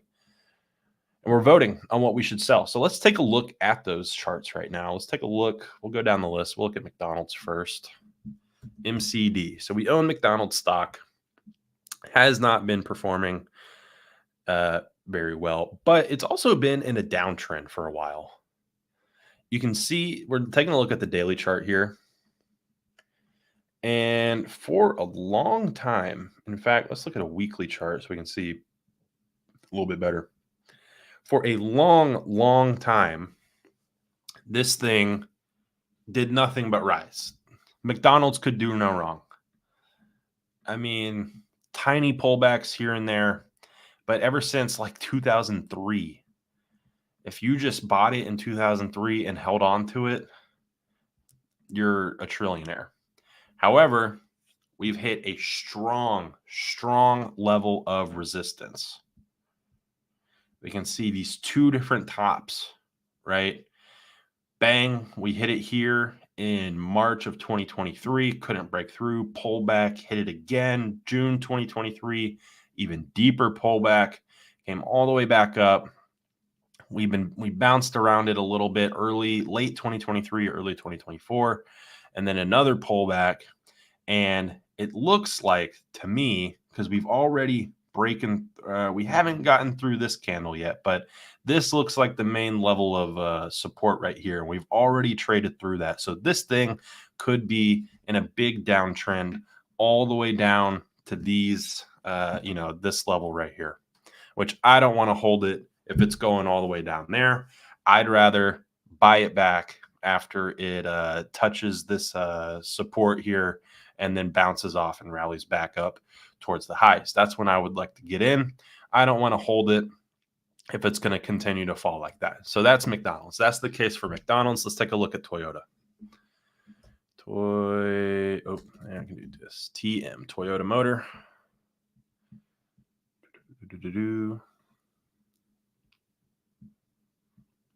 All right, here's Toyota.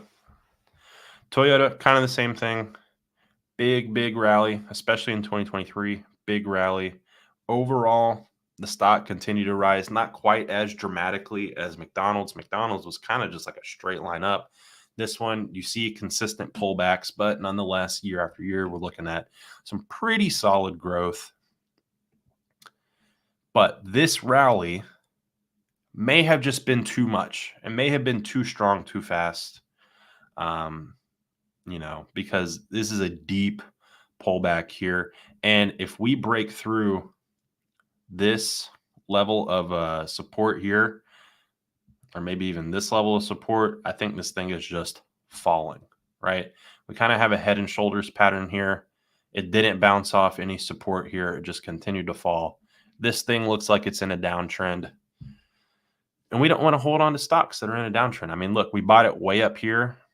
Granted, thankfully, we're only buying partial positions here. We don't own full shares of this, or else we'd be down a lot more money than just how much are we down on this? We're down $2.95. Could be a lot worse.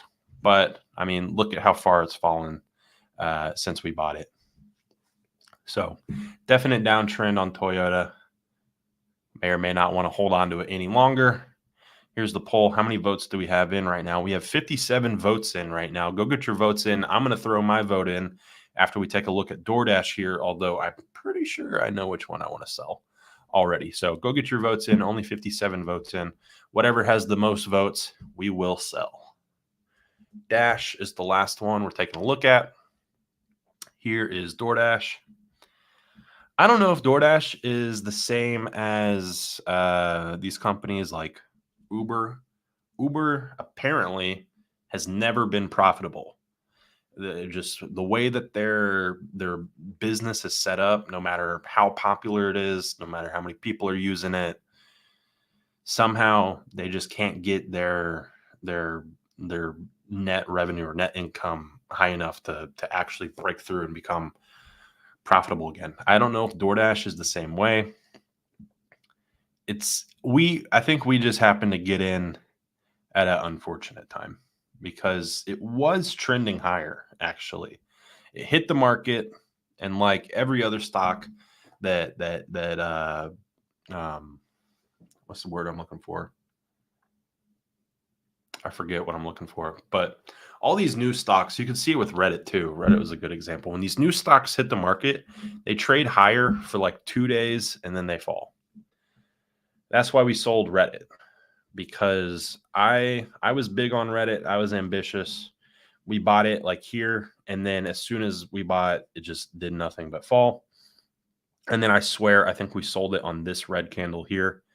I really think we sold it on this red candle here right before it came all the way back up. Dash, however, DoorDash, we can see kind of the same thing. Hits the market, shoots up, comes back down, and then it collapsed after that until it had this rally, and that's where we bought. We bought it like the peak of the rally. Not quite the peak, little bit of a pullback. It would have been nice if it pulled back, hit this level of support, and then moved higher, broke through the highs. That was not the case. In fact, this must have been earnings. It gapped lower, and it clearly consolidated here and broke through that level of support here. All these candles in a line right here looks like a big glob of consolidation. And then within the last 2 days, we broke lower through that. Again, not a good look. It seems like a downtrend. Not something we want to hold on to. And it is our biggest loser in the portfolio. We're down $2.66, 13.3% overall on DoorDash, down $1.47, 8.71% overall on Toyota, and McDonald's, we are down only 7 cents, 0.34% overall on McDonald's. So there we go. Those are our 3 sell options, 69 votes in. My vote to make it an even 70. I really wanted to go DoorDash, but now I'm thinking maybe Toyota. I don't know. I don't know. I really don't. At the end of the day, it's not up to me. It's going to be whichever one has the most votes. So me sitting here racking my brain over this may not even matter. All right. My original thought was DoorDash. I'm going to vote DoorDash. McDonald's is number 1. You guys want to sell McDonald's? All right. We're selling McDonald's. McDonald's it is. That was the one that I definitely did not want to sell, but unfortunately, it is not up to me. All right. How much do we actually have in McDonald's, by the way? So we put in $20. Obviously, we've lost money on that. We only have $19.93 left. 1735 for DoorDash and 1826 for Toyota. So silver lining is by selling McDonald's, we're actually going to get more money back into the portfolio than if we sold DoorDash or Toyota. But we're going to close out of our McDonald's position. The chart set, or the telegram, the poll says so. We must abide by the poll. So McDonald's, unfortunately, we are closing out.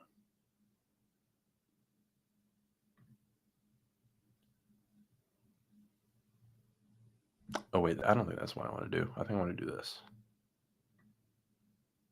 Oh, wait, no, that's definitely not what I do. That is definitely not what I want to do. Here, I'm going to do this. Close. Oh, shoot. Is this making an options order? I think I might need Nick in here. I think I might need a Nick to come save me. I sold Reddit. How did I sell Reddit?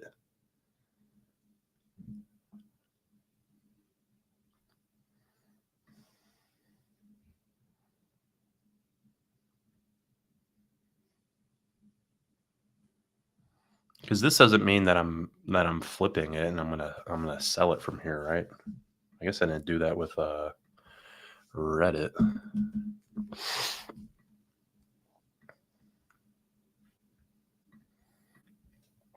Oh well, whatever. Let's see what happens.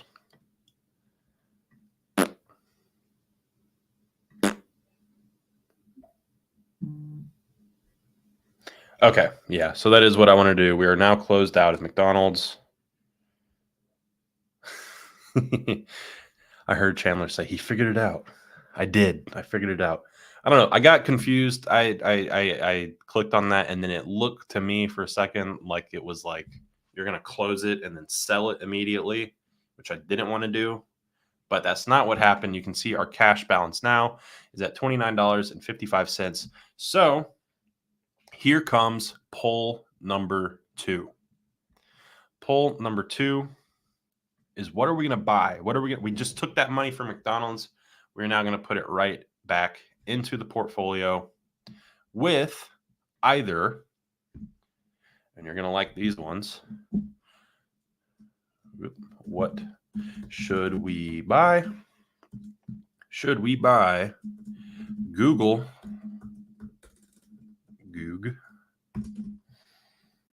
Amazon,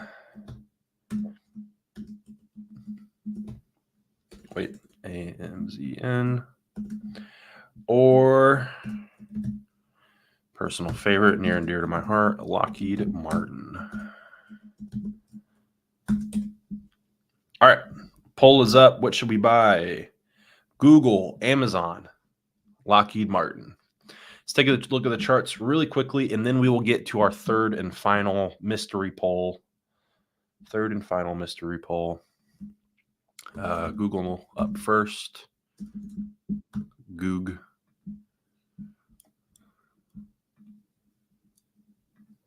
Here we go. So here's Google. We entered here around $161 a share, and it actually gapped higher thanks to earnings. Shout out earnings season. Google is our second most profitable stock in the portfolio. We are up $5, 10% on Google.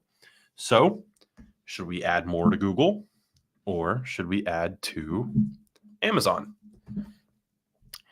Amazon also performing quite well. We bought right here around $179 a share. Since then, had a little bit of a pop higher. It actually has come back down a little bit since we entered into Amazon and we had this first initial little pop. But that's okay. Downtrends are normal, just as long as we don't go past here and we start losing money, right? And then last but certainly not least, we have LMT, Lockheed Martin. Lockheed Martin had a very poor, I forget what caused this, very poor month, in December, January, but has rallied since then. And because of some geopolitical factors happening around the world right now, has had a really big surge, really big rally recently. I think also trading at near all-time highs, and currently trending upwards, which we like to see. So currently trading at $468 a share. Amazon currently trading at $182 a share, and Google is $177 a share. Google, second best performing stock in the portfolio. We put $50 in. It's up 10%. Lockheed Martin, only $10 into Lockheed Martin, up 4.32%. And Amazon $20 in, up 1.8%, 36 cents. Okay. Lockheed, Amazon, Google. Lockheed, Amazon, Google.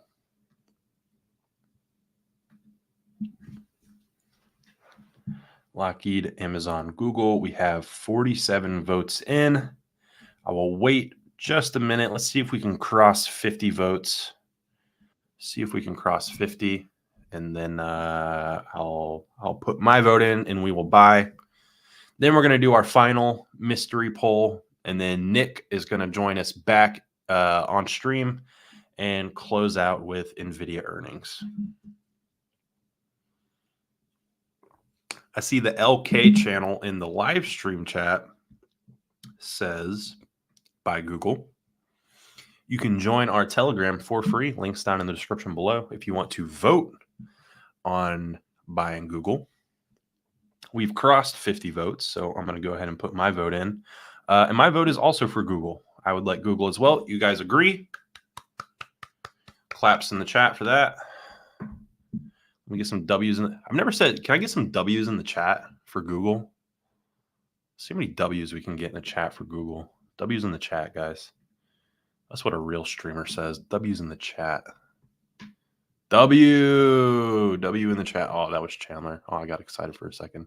Sorry, not excited for you, Chandler, but I thought people were giving me some W's. All right. Let's buy $20 worth of Google.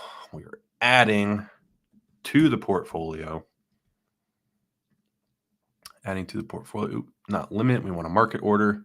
Market order of $20 by Goog. We're buying $20 market order. Google. Buy it. Back in. We have added to our position on Google. We had, how much did we have in there? $10 or 20? 50. We had 50 in there. Google now makes up the largest percentage of the portfolio. It was Tesla. I guess technically Tesla and Google both had $50 invested, but we now have $70 invested into Google. That is almost 20% of our original starting $500. Almost 20%. That's quick math. Hey, I got W's. Hell yeah. I feel like a real streamer now. All right. Final mystery poll before Nick joins. We have this $9.55 here. I already know what the answer is, but I'm going to throw it in the Telegram anyway. We all know the answer. Should we buy Nvidia before earnings? I had some here. Yes, to the moon. No, we're past the rally. Should we buy Nvidia before earnings? Now, I should say we do already own some Nvidia. We actually own, we have invested $20 into Nvidia. It's up 4%. That's 80 right now, 83 cents in return, and it's moving a lot. You can see the open P&L bouncing up and down right now because we are inching closer and closer to those Nvidia earnings coming out. Where is our Nvidia position? Let's see, Nvidia, here it is, currently trading at $946 a share. We got in at 908.75. So the share price has increased almost $40 since we bought our initial share, our initial $20 partial share. You can see this, I think, is just really fun. You can just see all the orders coming in. It's crazy. People are getting ready for Nvidia. We are at just about the all-time highs, correct? Yes, we are. So already at about all the all-time highs. Nick and I were talking about Nvidia earlier. Nick believes that he doesn't doubt that the Nvidia earnings come back better or good. I agree with him.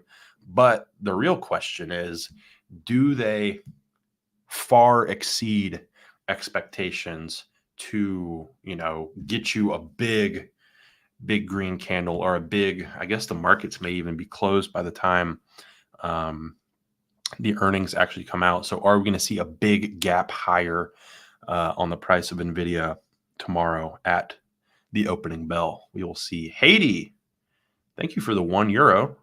Shout out to Haiti. W's in the chat for Haiti. Thank you for that. What time are the earnings reports? Nvidia is coming out at about 4 o'clock. So we are less than 30 minutes away from Nvidia earnings. Let's check on what might be the most irrelevant poll we've ever done. Should we buy Nvidia before earnings? Only 27 votes in, but I have a feeling I know what all. Nick, do you think all 27 votes are yes, or do you think anybody says no to Nvidia? I bet there's going to be some people who are saying no to it, but it's probably going to be yes. I think I would be surprised if we got even 5 people that said no. I'm going to click yes. Oh, actually. Wow. 16. So we have 50 votes in right now, but two-thirds say buy. Okay. So we're going to take our last little bit of money left in the portfolio. We only have $9.55. We are going to buy Nvidia market order. Dollar amount. Can I do exactly $9.55? That would be cool. Buy. Yes. Buy. Done. And just like that, somehow we have 1 penny left. Don't know how that works. But don't spend it all in one place, James. Well, we didn't. That's why we built a portfolio. We've spent it in lots of places. We got lots of names now. That's awesome. Well, Nvidia, guys, is just like 20 or so minutes here. And if you're wondering why, we've spent this whole day live streaming, it's all come down to this. Meeting minutes was, of course, important to the market, but Nvidia is, in terms of stocks, it's like kind of everything today. So as James was mentioning, we got to see this thing really beat in order to get the market to get excited to move substantially higher. But we'll have to see. James, thanks for doing the stock segment here. Remember, guys, if you enjoy those stock segments, we do all of our votes inside of the Telegram channel. I think, James, you mentioned that earlier. If you guys would like to vote on future holdings in our public portfolio, please make sure to join the Telegram channel. Totally free to do so. And again, Haiti, thank you very much for the €1, my friend, or £1. Thanks so much. And with that said, James, we'll relieve you your duties. I know how exhausting it is. So thanks for doing the show for us. No, it's fun. But also, I should say, or I want to say, I think here pretty soon, we may have to invest a little bit more into the portfolio. I might deposit some, build out a little bit more into the old account. Well, it's doing pretty well so far. We're up $17 on a $500 account, which, if you're talking to the degenerates, they'd say that's nothing. But in terms of long-term, slow and steady investing, I don't think there's anything wrong with just kind of We opened up the portfolio. Let's see, on March 22nd. So it's been exactly 2 months since the portfolio opened, and we're up 4%. So that's pretty good. 4%, 2 months, and it's if we had put all 500, into Tesla or Google, it may be up a little bit more than that, but we have a really wide range of stuff here. And so 4% in 2 months, that's cool to see. And we may need to deposit a little bit more in here so we can add even more to it. The journey continues, the investing journey. That's awesome. Well, thanks, James, for doing that segment, and we'll catch up with you in just a little bit. Yep. All right. See ya. All right. See ya. Guys, we're getting close here. Countdown to Nvidia earnings. As again, after the bell today, we do hear from arguably the most important stock in the market right now, simply because we've made these points many times, but just to reiterate why this is so important, Nvidia is the picks and shovels supplier of the AI trade. Now, the AI, let's talk AI for a second. Why is Nvidia so important to this?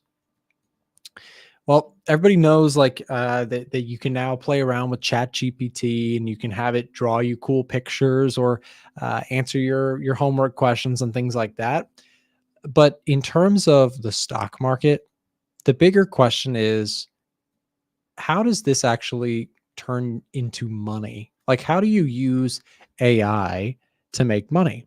And there are some ideas, but there's not a clear and obvious significant path to short-term profitability from AI. Things are still wobbly. ChatGPT has come a long way, and Gemini and all these softwares that are coming out are wobbly. They're improving every single day, but the point is, in the meantime, the market is always looking for easy profits, regardless of how exactly AI becomes a substantial monetization tool. The big story is that no matter how it does, everybody needs chips. They need the underlying, tool that it's all built on, which is semiconductors. So Nvidia has gained tremendously because it is the top of class when it comes to chips. So for companies who are looking to utilize artificial intelligence in their process, Nvidia is the chip seller.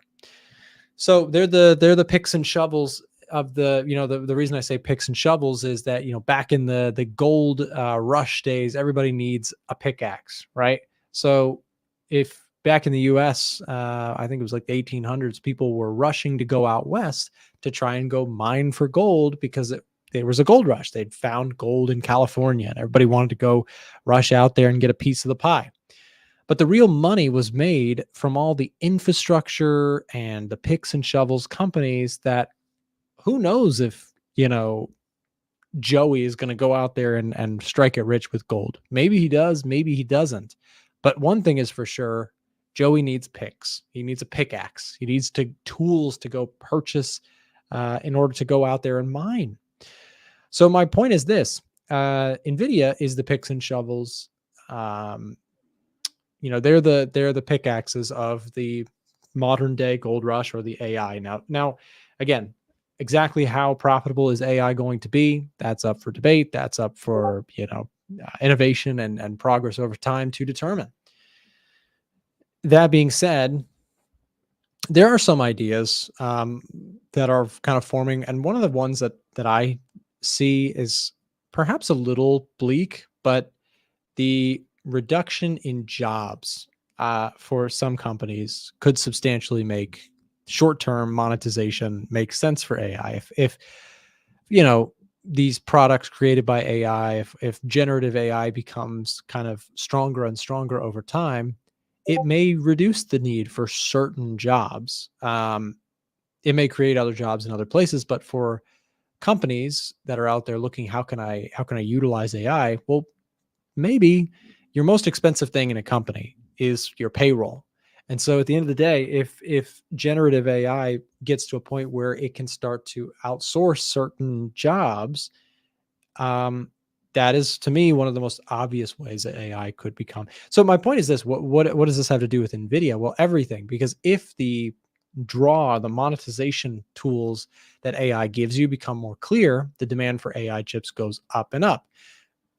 So today, we see a little bit of that relationship in their earnings report. I'm very, very curious to see what this earnings number does, because if you get Nvidia earnings that are rock star and forward looking, like guidance going forward is huge demand for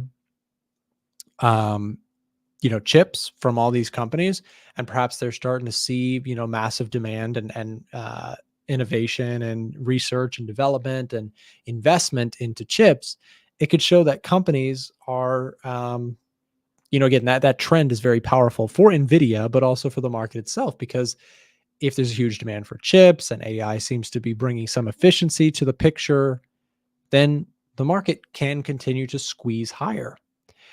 Now, one market that Chris Pulver, who was on the show, at this point hours ago, we've been live all day long. When he was doing the show, he was talking about utilities. Utilities have been an area of the market that is an incredibly boring. This is the grid companies. These are your power companies and infrastructure companies. The demand for power companies could substantially increase from AI. I don't know if you guys have seen this, but I'm pretty sure that a Google search is like a third of the power usage that a chat GPT prompt is. I saw that in some post somewhere. The power demand is much bigger for like a lot of AI stuff. So if chips are, developed more and more is going in that direction, the grid is another kind of picks and shovels, I think, obvious play that has really kind of taken root this year. And XLU utilities, power companies, like the most boring stuff you can possibly invest in, is actually doing the best. I think it is the number one performing industry or sector of the sectors that we talk about so often on the show. So as we inch closer to Nvidia earnings, SMH, this is a semiconductor ETF. What an ETF does is, if you're new, an ETF allows you to buy many stocks in one single basket or ETF. And so the SMH has been, actually on a weekly chart, it's now reaching back up to the highs. And that either extends itself today or it stunts itself. The rest of the companies, if you're watching AMD, if you're watching, which by the way, AMD doing really poorly, not nearly back to its highs like Nvidia is. Qualcomm, I believe they make a lot of chips for the Apple products, like the iPhones and maybe Samsung's as well. They make a lot of chips for phones. So these companies are doing well, but it all pales in comparison to the reigning king, which is Nvidia. So Nvidia earnings are going to set the tone going forward, I think, for tech stuff in the markets. So I'm very curious how this shapes up. As we take a quick look at the indices here going into this report, you've got the SP500 just down slightly, breaking through the all-time highs, and you've got the NASDAQ also doing the same. Today's Fed commentary, a little bit squirrely. People wondering whether or not that Fed is going to cut rates, or with their comments today, a little pushback on that, because again, inflation was mentioned as still being problematic. They need more proof, a little bit of hawkishness, right? And that hawkishness is not appreciated by the markets, a little scary to the markets. You can see it disproportionately impacting certain parts of the market that are more sensitive, like RTY is the US small caps ETF. Not ETF, index, the Russell 2000. IWM is the ETF that if you're looking to trade small caps, that's kind of the predominant one. IWM, down 1% on the day, just about. The Dow Jones is down 0.66%. And you take a look at the VIX. The VIX is up nearly 5%. At one point today, it was up even more. And again, countdown starts now. We are just about 10 minutes out from Nvidia earnings. Very, very curious. Somebody asked, where's the S&P 500 heading? Well, again, we're going to have to wait to see what Nvidia brings, because I am not here to, forecast or gamble on what I think will happen. But let me point this out. Most likely, Nvidia earnings will be good. But everybody expects Nvidia earnings to be good. So James was touching on this before he stepped out of the show. He's pointing out our discussion, him and I's discussion about Nvidia earnings today being, everybody knows that Nvidia is an incredibly profitable company. And everybody knows that if you look in recent times, look at these greens versus reds. Greens are times where they beat their earnings estimates, and red, the sole one that we see here in late 2022, these were times that the market missed on their earnings. Or not the market, but Nvidia specifically. Nvidia most of the time beats their earnings. It's a repeatable trend, but that doesn't mean that every time they beat earnings, the market rips higher for Nvidia. Now, it may feel like that. Definitely seems like that in recent years, because Nvidia has been just a freight train of a stock. But remember that them beating is one thing, but they need to dazzle the market in order to get really, really strong earnings. Strong price action reaction. And if you're going to see the S&P 500 move up or the NASDAQ move up, you don't need beating is not enough, right? Beating their numbers is not enough to get the market to rip higher. They need to smash their earnings in order for the market to rally. Not only that, their forward guidance for their future projected earnings needs to smash expectations. I made this comparison to James earlier. We were talking about expectations versus reality, and we compared it to sports.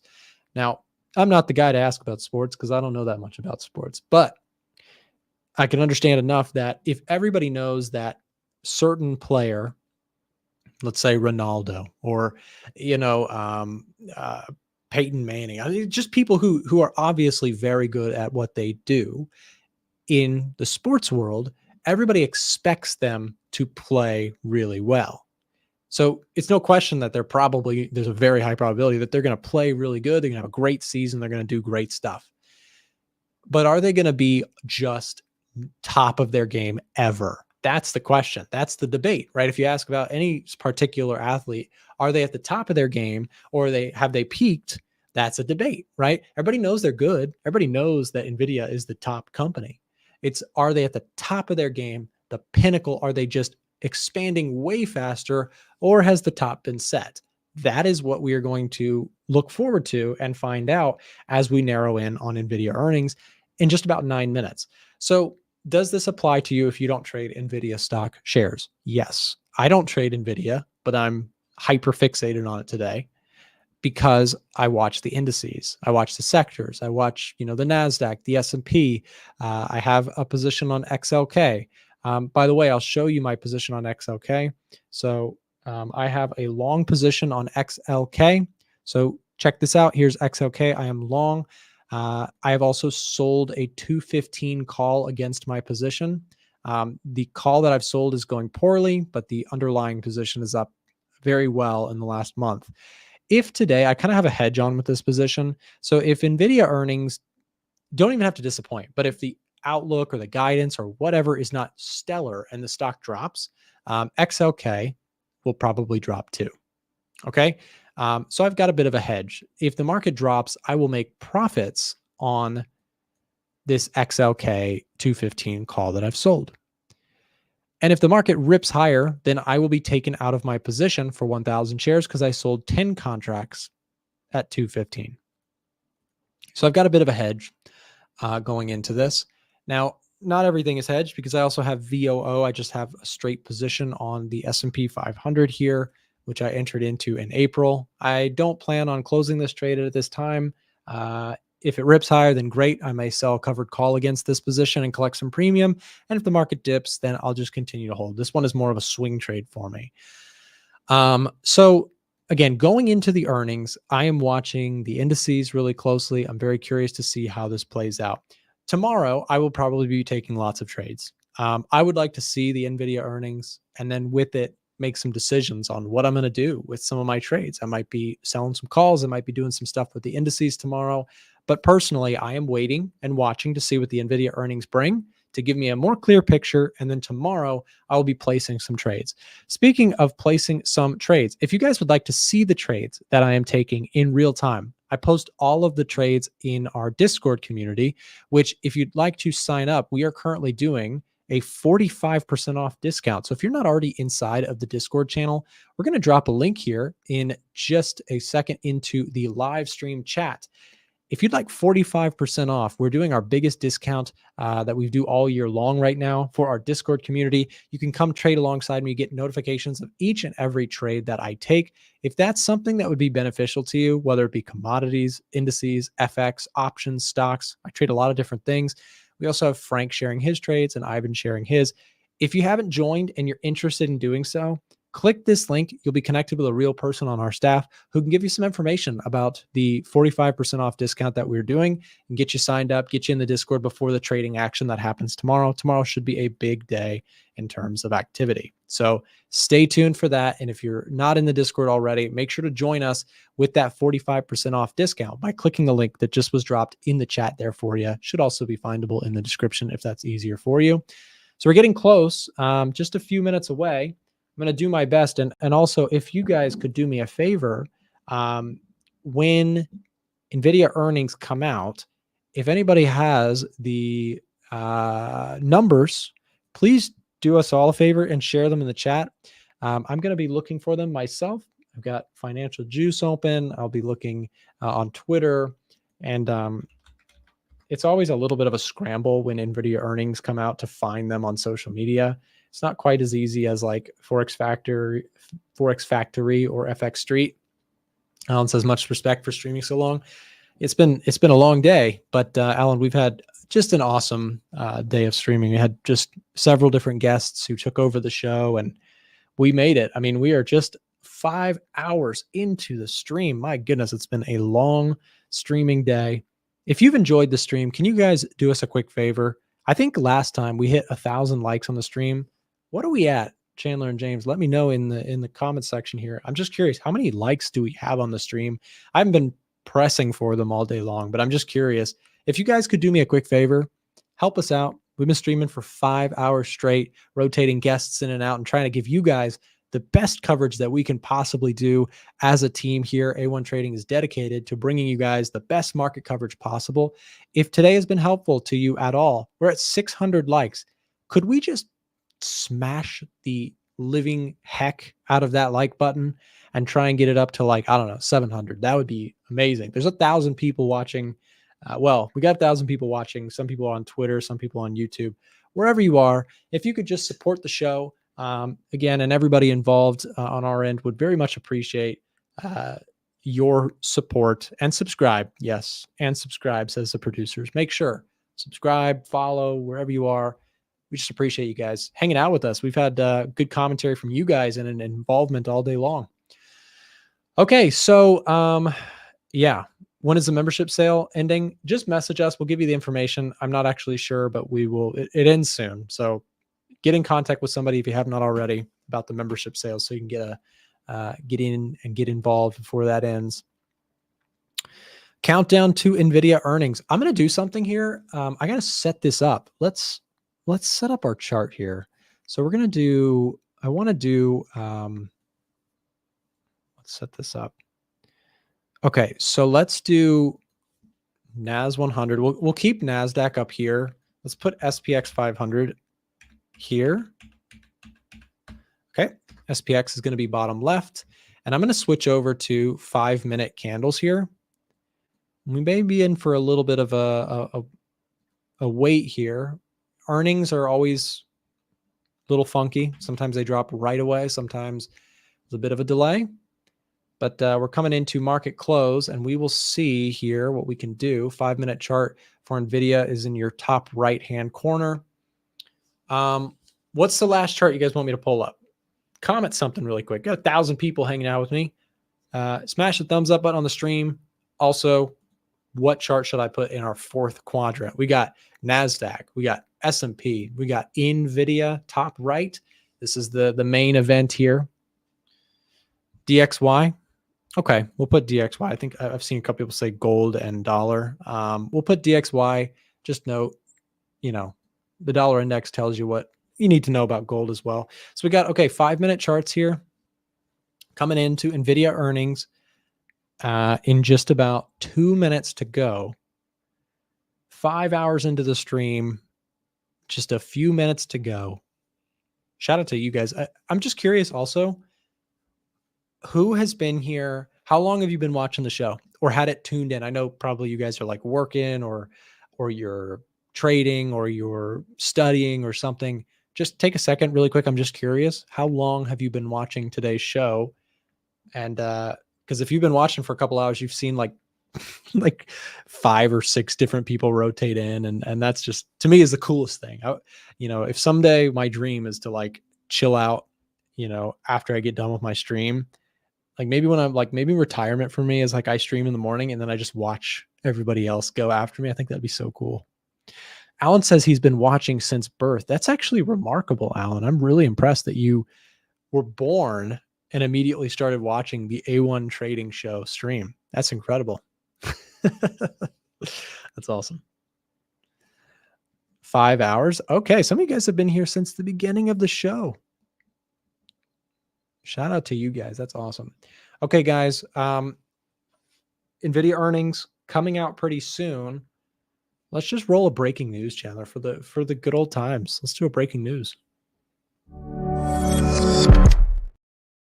Okay, Nvidia earnings. The countdown starts now. I think after the stream ends, guys, I'm just going to probably fall over in this chair. And then I'll just wake up tomorrow in time for the next stream. Okay, Nvidia earnings. Let's see if we get some market reaction here. Again, Nvidia earnings might be right away. They might be a few minutes. So we just kind of buckle in and wait to see what we've got.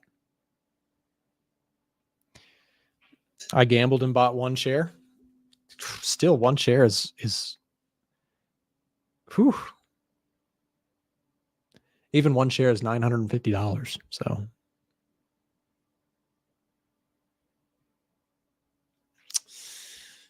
again, big thank you to you guys who have hung out with us all day. We really appreciate it. We really have like one of the most wholesome and awesome communities. You wouldn't expect it from like a money-centric, topic. But I think traders, like real traders who I think we tend to attract on this show, if you're a regular, like it's a good chance you're over all the nonsense and hype of like Lambos and lifestyle stuff. And so we've got a good community. I appreciate you guys hanging out today. Okay, so EPS 5.58 reported.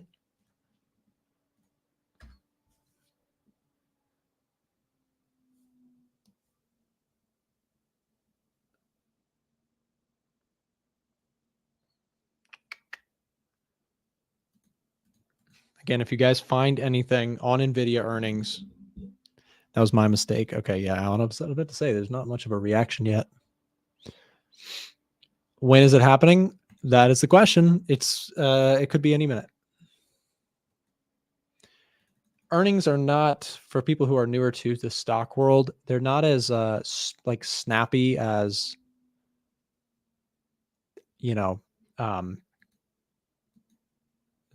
the Bureau of Labor Statistics data drops on a dime,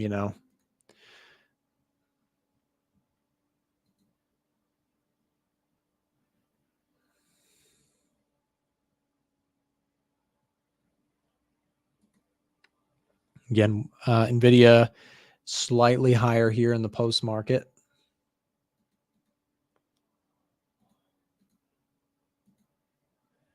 Just waiting to see what the numbers are.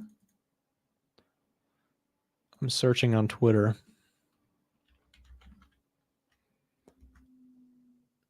The thing is, once the numbers come out, you can usually tell instantly because, yeah.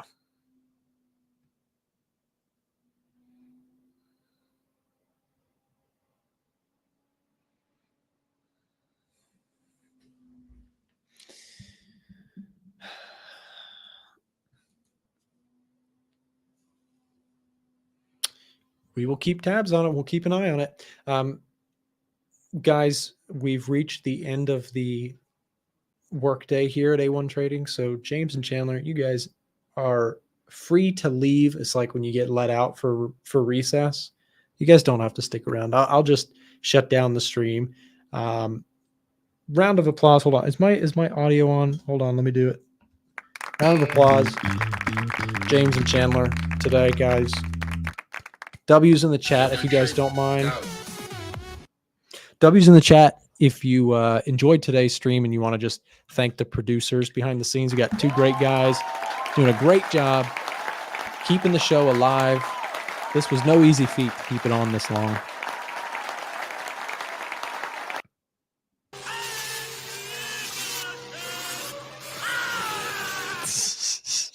That's a good one. We got our soundboard is going crazy these days.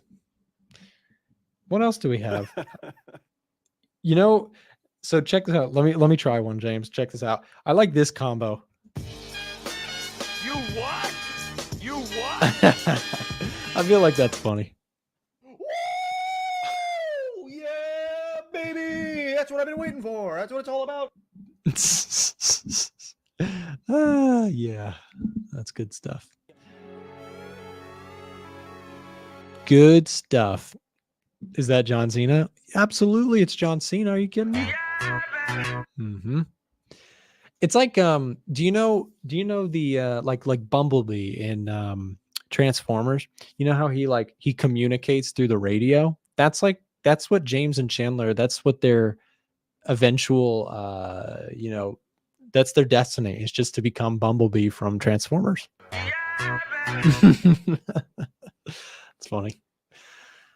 All right, nothing yet in terms of movement. S&P and NASDAQ are, trailing higher into the print, but no jump just yet. Oh, James is making an appearance from the A1 office main room. Let's see. Here he comes. You guys ready? Oh, James. What's up, James? I was coming in to keep you company because this is taking a while, and I'm just playing around. This is what we use for our little soundboard. Here's Chandler. Chandler's been behind the scenes all day. Chandler is the real unsung hero of the A1 live streams because he's Nick may take a break from the stream for a little bit. I might pop in here and there to help out, give Nick a break. But Chandler is here 24/7. Chandler doesn't leave. So this button, where is it? This button right here is for Chandler.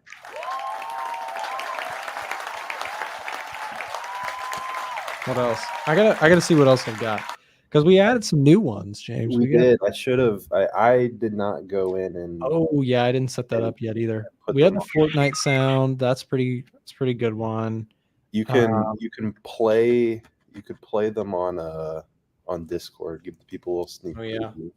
Let me do that. I went through yesterday, I think, and grabbed a bunch. So we got the John Cena ones. You guys have heard those.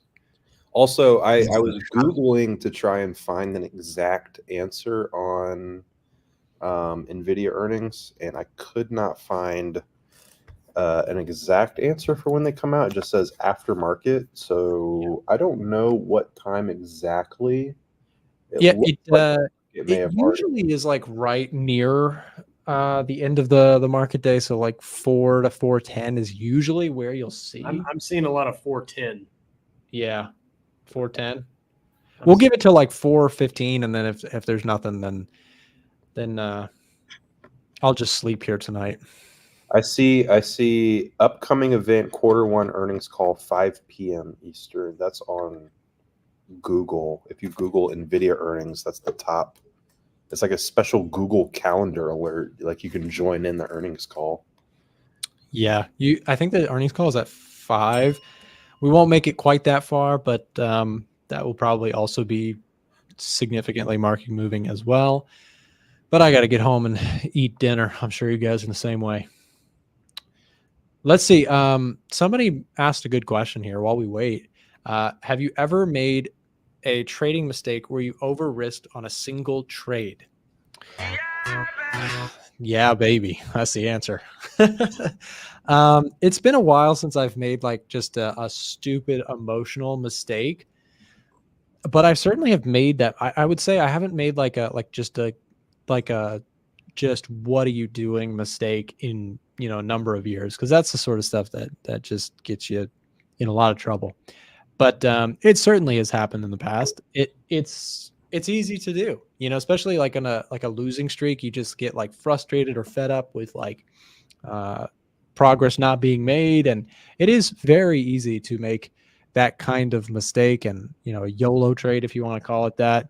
But no, it's been a minute. I have a pretty set way of doing things, and I think that's been very helpful to me. I've been tested to the limits in 2022 when the market was just down 35% for the NASDAQ and stuff like that. So, there's been tests, but I've been pretty consistent to the trading plan for a number of years. I think there was a moment where I'm like, if I'm not sticking to the plan, like I'm not going to do this anymore. Like there's no point in trading if you're breaking your rules and just like blowing stuff up. Like if you're inevitably just making a silly mistake. So you call it discipline, but you could also just call it like, I don't want to waste my time anymore. There's so easy to make a big trading mistake and just, reset your entire progress. So I don't trade on margin. I don't do anything like that. I try and keep it as conservative as I can.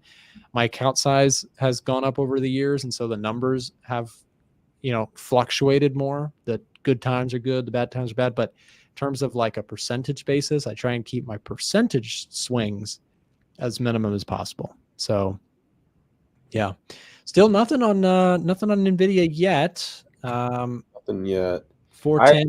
I've got a question for you, just because I'm curious, and I think I know the answer. I have an answer in mind. It might just be an early one, but do you remember what the very first thing that you traded was? I think the first thing I ever traded was a stock. I think it was Ford stock, Snapchat. I had Snapchat in my head. I know that you've talked about Snapchat early on because that went poorly, right? It did. Yes. Snapchat like popped open on the IPO and then just fell consistently after that. So it was a tough one there. I think I had traded some things before Snapchat, but Snapchat was like the first one where I was like, okay, we got an IPO on our hands. Like this is exciting. And I learned my lesson. That's pretty bad because 2017 was a year where the market just went straight up. So I still managed to mess it up in a easy bull market. But yeah, just crazy stuff. So still nothing on Nvidia, huh? I am refreshing now. I'm looking.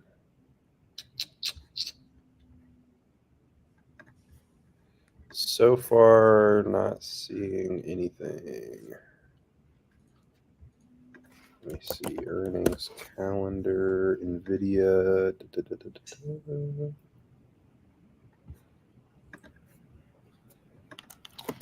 Nope, don't think so yet.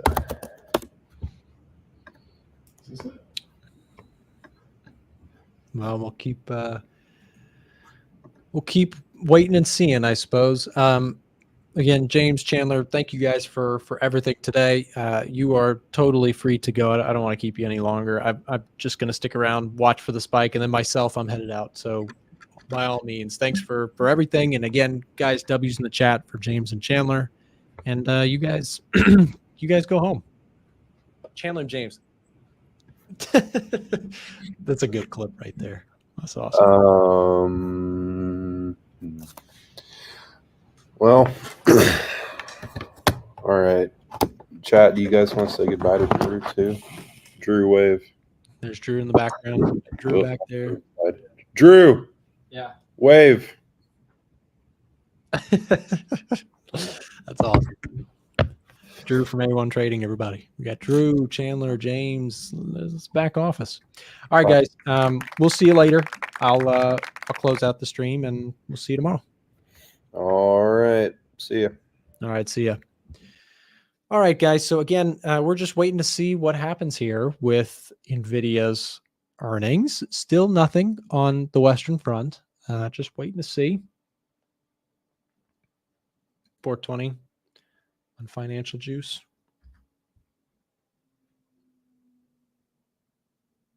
Nick Yacht. Nick Yacht, indeed.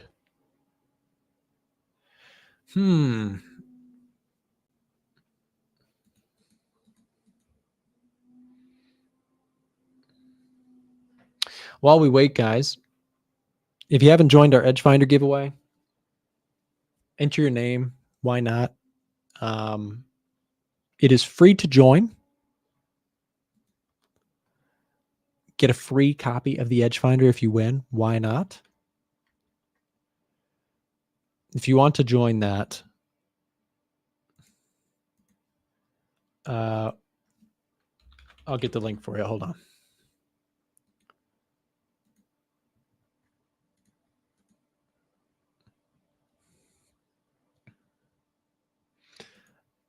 Let's go through the EDGEFINDER one more time. I mean, we might as well. I've gone through the EDGEFINDER 7,000 times today. But you know what they say, the 7,001th time, that's where it really clicks. Hold on, I'm getting the link. 1 second.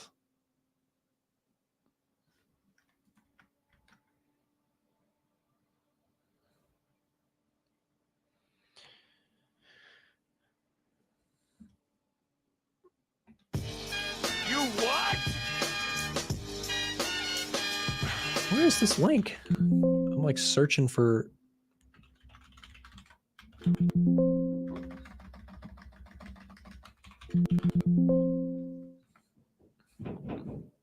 I'm useless, guys. I'm useless without my producers here. Okay, here it is. It only took me 45 minutes, but there is the link to join the EDGEFINDER giveaway. If you have not joined already, if you're watching on Twitter, the link will be pinned below the live stream. We're waiting to see Nvidia earnings and what they're going to do to the market. The market itself will move probably pretty aggressively based on the numbers. If Nvidia comes out hot, the stock market will probably go up. If Nvidia misses in any capacity or even just doesn't impress very much, the market will probably pull back. Actual time of the release is 4:20. Okay, thank you. Thank you for that. So we're narrowing in.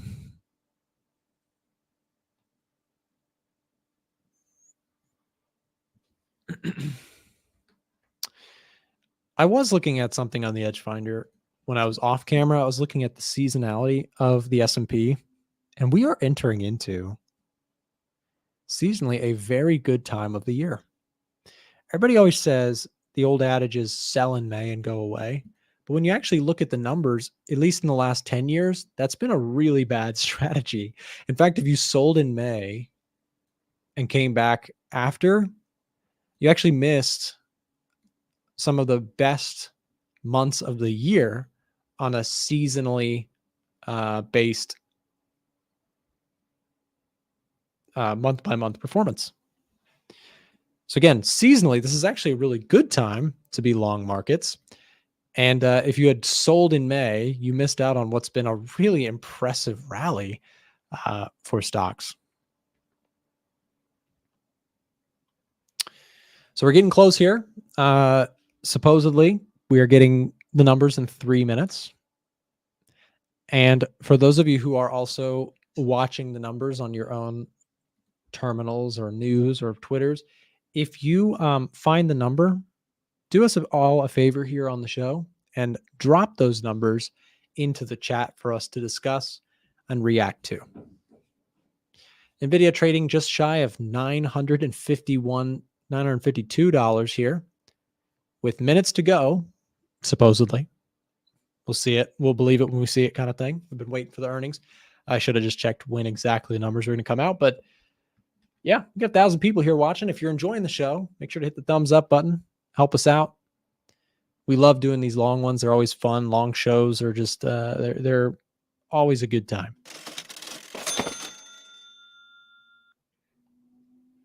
Guys, check out the new sound that we just added. You what?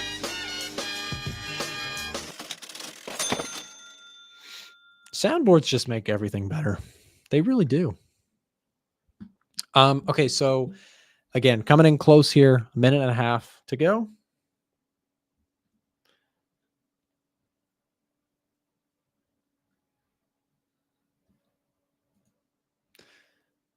S&P down slightly on the day. NASDAQ just about flat. Dow Jones down 0.5%. And the Russell down 0.85%. Just about 1 minute to go, supposedly, guys. We'll see what Nvidia brings us, good or bad. It all comes down to this. This is probably, in my opinion, probably the most important piece of information from the markets that we get this week. If you're watching the indices, it's like the mystery box from Call of Duty. You know, when you're playing zombies and you're like, what are you going to get? That's kind of what we're about to see. Rest in peace to anybody who's completely gambling on this. I wish you well, I suppose. I don't know what Nvidia earnings are going to hold, but I know that it is going to be important to the markets from a thematic thing. Is AI, you know, just heating up, or have we short-term peaked? That's the question. So about 20 seconds away, and we will see what we've got from Nvidia. What is you guys' favorite thing to get from the mystery box? I liked the ray gun. I thought that was cool. Call of Duty Zombies. All right.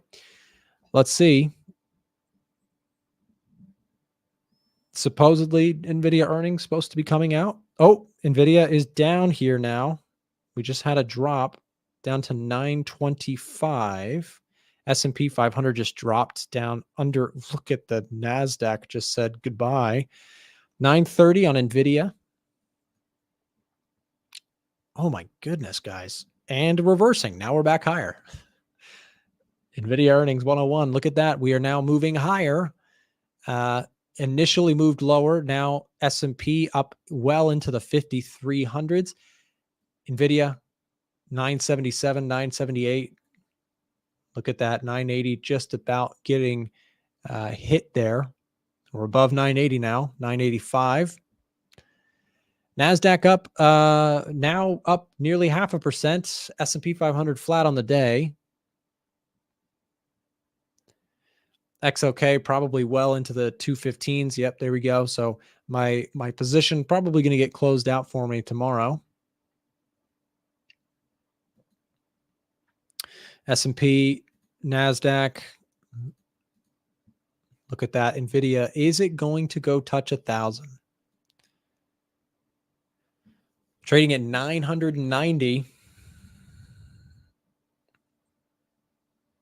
Earnings were 6.12. Wow. Is that right? So estimates were significantly beaten. Nvidia is trading 4% higher in the post-market, aftermarket. 1 second, I got to answer this margin call. That's comment of the day right there. So again, NASDAQ jumping here in the post aftermath. S&P 500 also 53 in the 53s.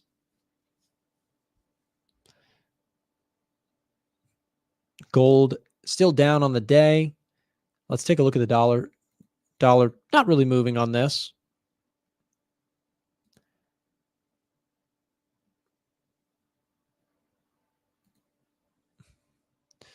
Again, Nvidia trading just shy of 990 here. Is that going to be where it caps out? Now, let me also mention, guys, that there is an earnings call that will take place in about 40 minutes from now, where I believe you'll hear from Jensen, the Nvidia CEO and the leader of the AI world as it is.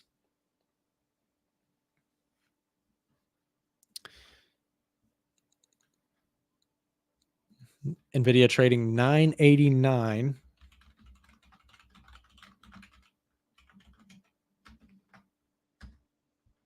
S&P and NASDAQ both up afterwards. I mean, the S&P basically closed flat today. With the help of Nvidia earnings, we are flat. 10-for-1 stock split on Nvidia too. Is that true? Are they doing a 6.12 versus 5.59 in revenue is significant. That is a good beat. But just goes to show our conversation earlier, expectations were so high for Nvidia that even though they substantially beat revenue expectations, the market's up only 4.65%. Nvidia is up that. The stock market is flat on the day. It was red, so it came back, and the NASDAQ is slightly higher. Does this impact Forex? Kind of. It kind of does. Nvidia being strong shows the U.S. economy might be a little stronger than expected. Demand for chips, AI, push stimulative to the overall economy. You could make a case for it's dollar bullish. Now, it might not immediately move the dollar index. You can see dollar index, not really moving in the last hour, but just from a thematic thing, I think that having strong demand for chips is, in my opinion, more dollar bullish than it is not. W to the guy that bought one share of Nvidia. Yeah, if you bought one share of Nvidia before this, you're up like $50 or like $40. Congrats. And if you don't mind, if you send me half of that $50 gain, then I will, I don't know. I'll put it in Nvidia and it'll go up. Nvidia's been on such a tear in the last few years. It just seems like nothing can get that stock to go down. Certainly not good earnings, though. Earnings today were a big hit for Nvidia. Raking in the cash, if you will. And if Frank was here, he would say that's a perfect candle. Perfect candle. Oh, that green candle right there. All right, guys, I think that's going to be it. I've been streaming for 5.5 hours. Now, I'd say that lightly because I've had other people rotate in and host the show, and James was hosting for a little bit, and then we had several guests, Chris Pulver, James, Kinzo, Marco. It's been a heck of a stream today. What a fun day it was. Thank you guys for hanging out. That's going to wrap it up. I'm going to let the earnings call. If you want to tune into the earnings call, I'm not going to stream it. We've gone too long today. I gotta give it a break. I want to thank everybody for hanging out with me. Again, shout out to you guys. Thank you for hanging out. If you're new, subscribe, follow wherever you are. We do this on a regular basis. We try and bring value to the community the best we can. Last thing I will say is that if you have not already joined our giveaway for the EDGEFINDER, we're giving away a copy on Friday. Click this link right there to enter your name in for a chance to win a copy of our market trading software, the EDGEFINDER. Okay, that's it, guys. Thank you very much for tuning in. I don't even know how to play the outro to the stream anymore. Give me a second. Okay. And I got to find the outro here.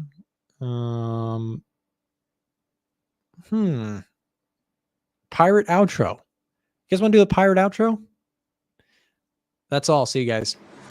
Thanks again for watching today's show. Our goal to share free value to our audience through daily videos and articles, keeping you up to date with the latest market coverage. If you enjoy our content, make sure to subscribe for more, lest ye walk the plank. Join our crew as we head out to go long on gold. See you next time.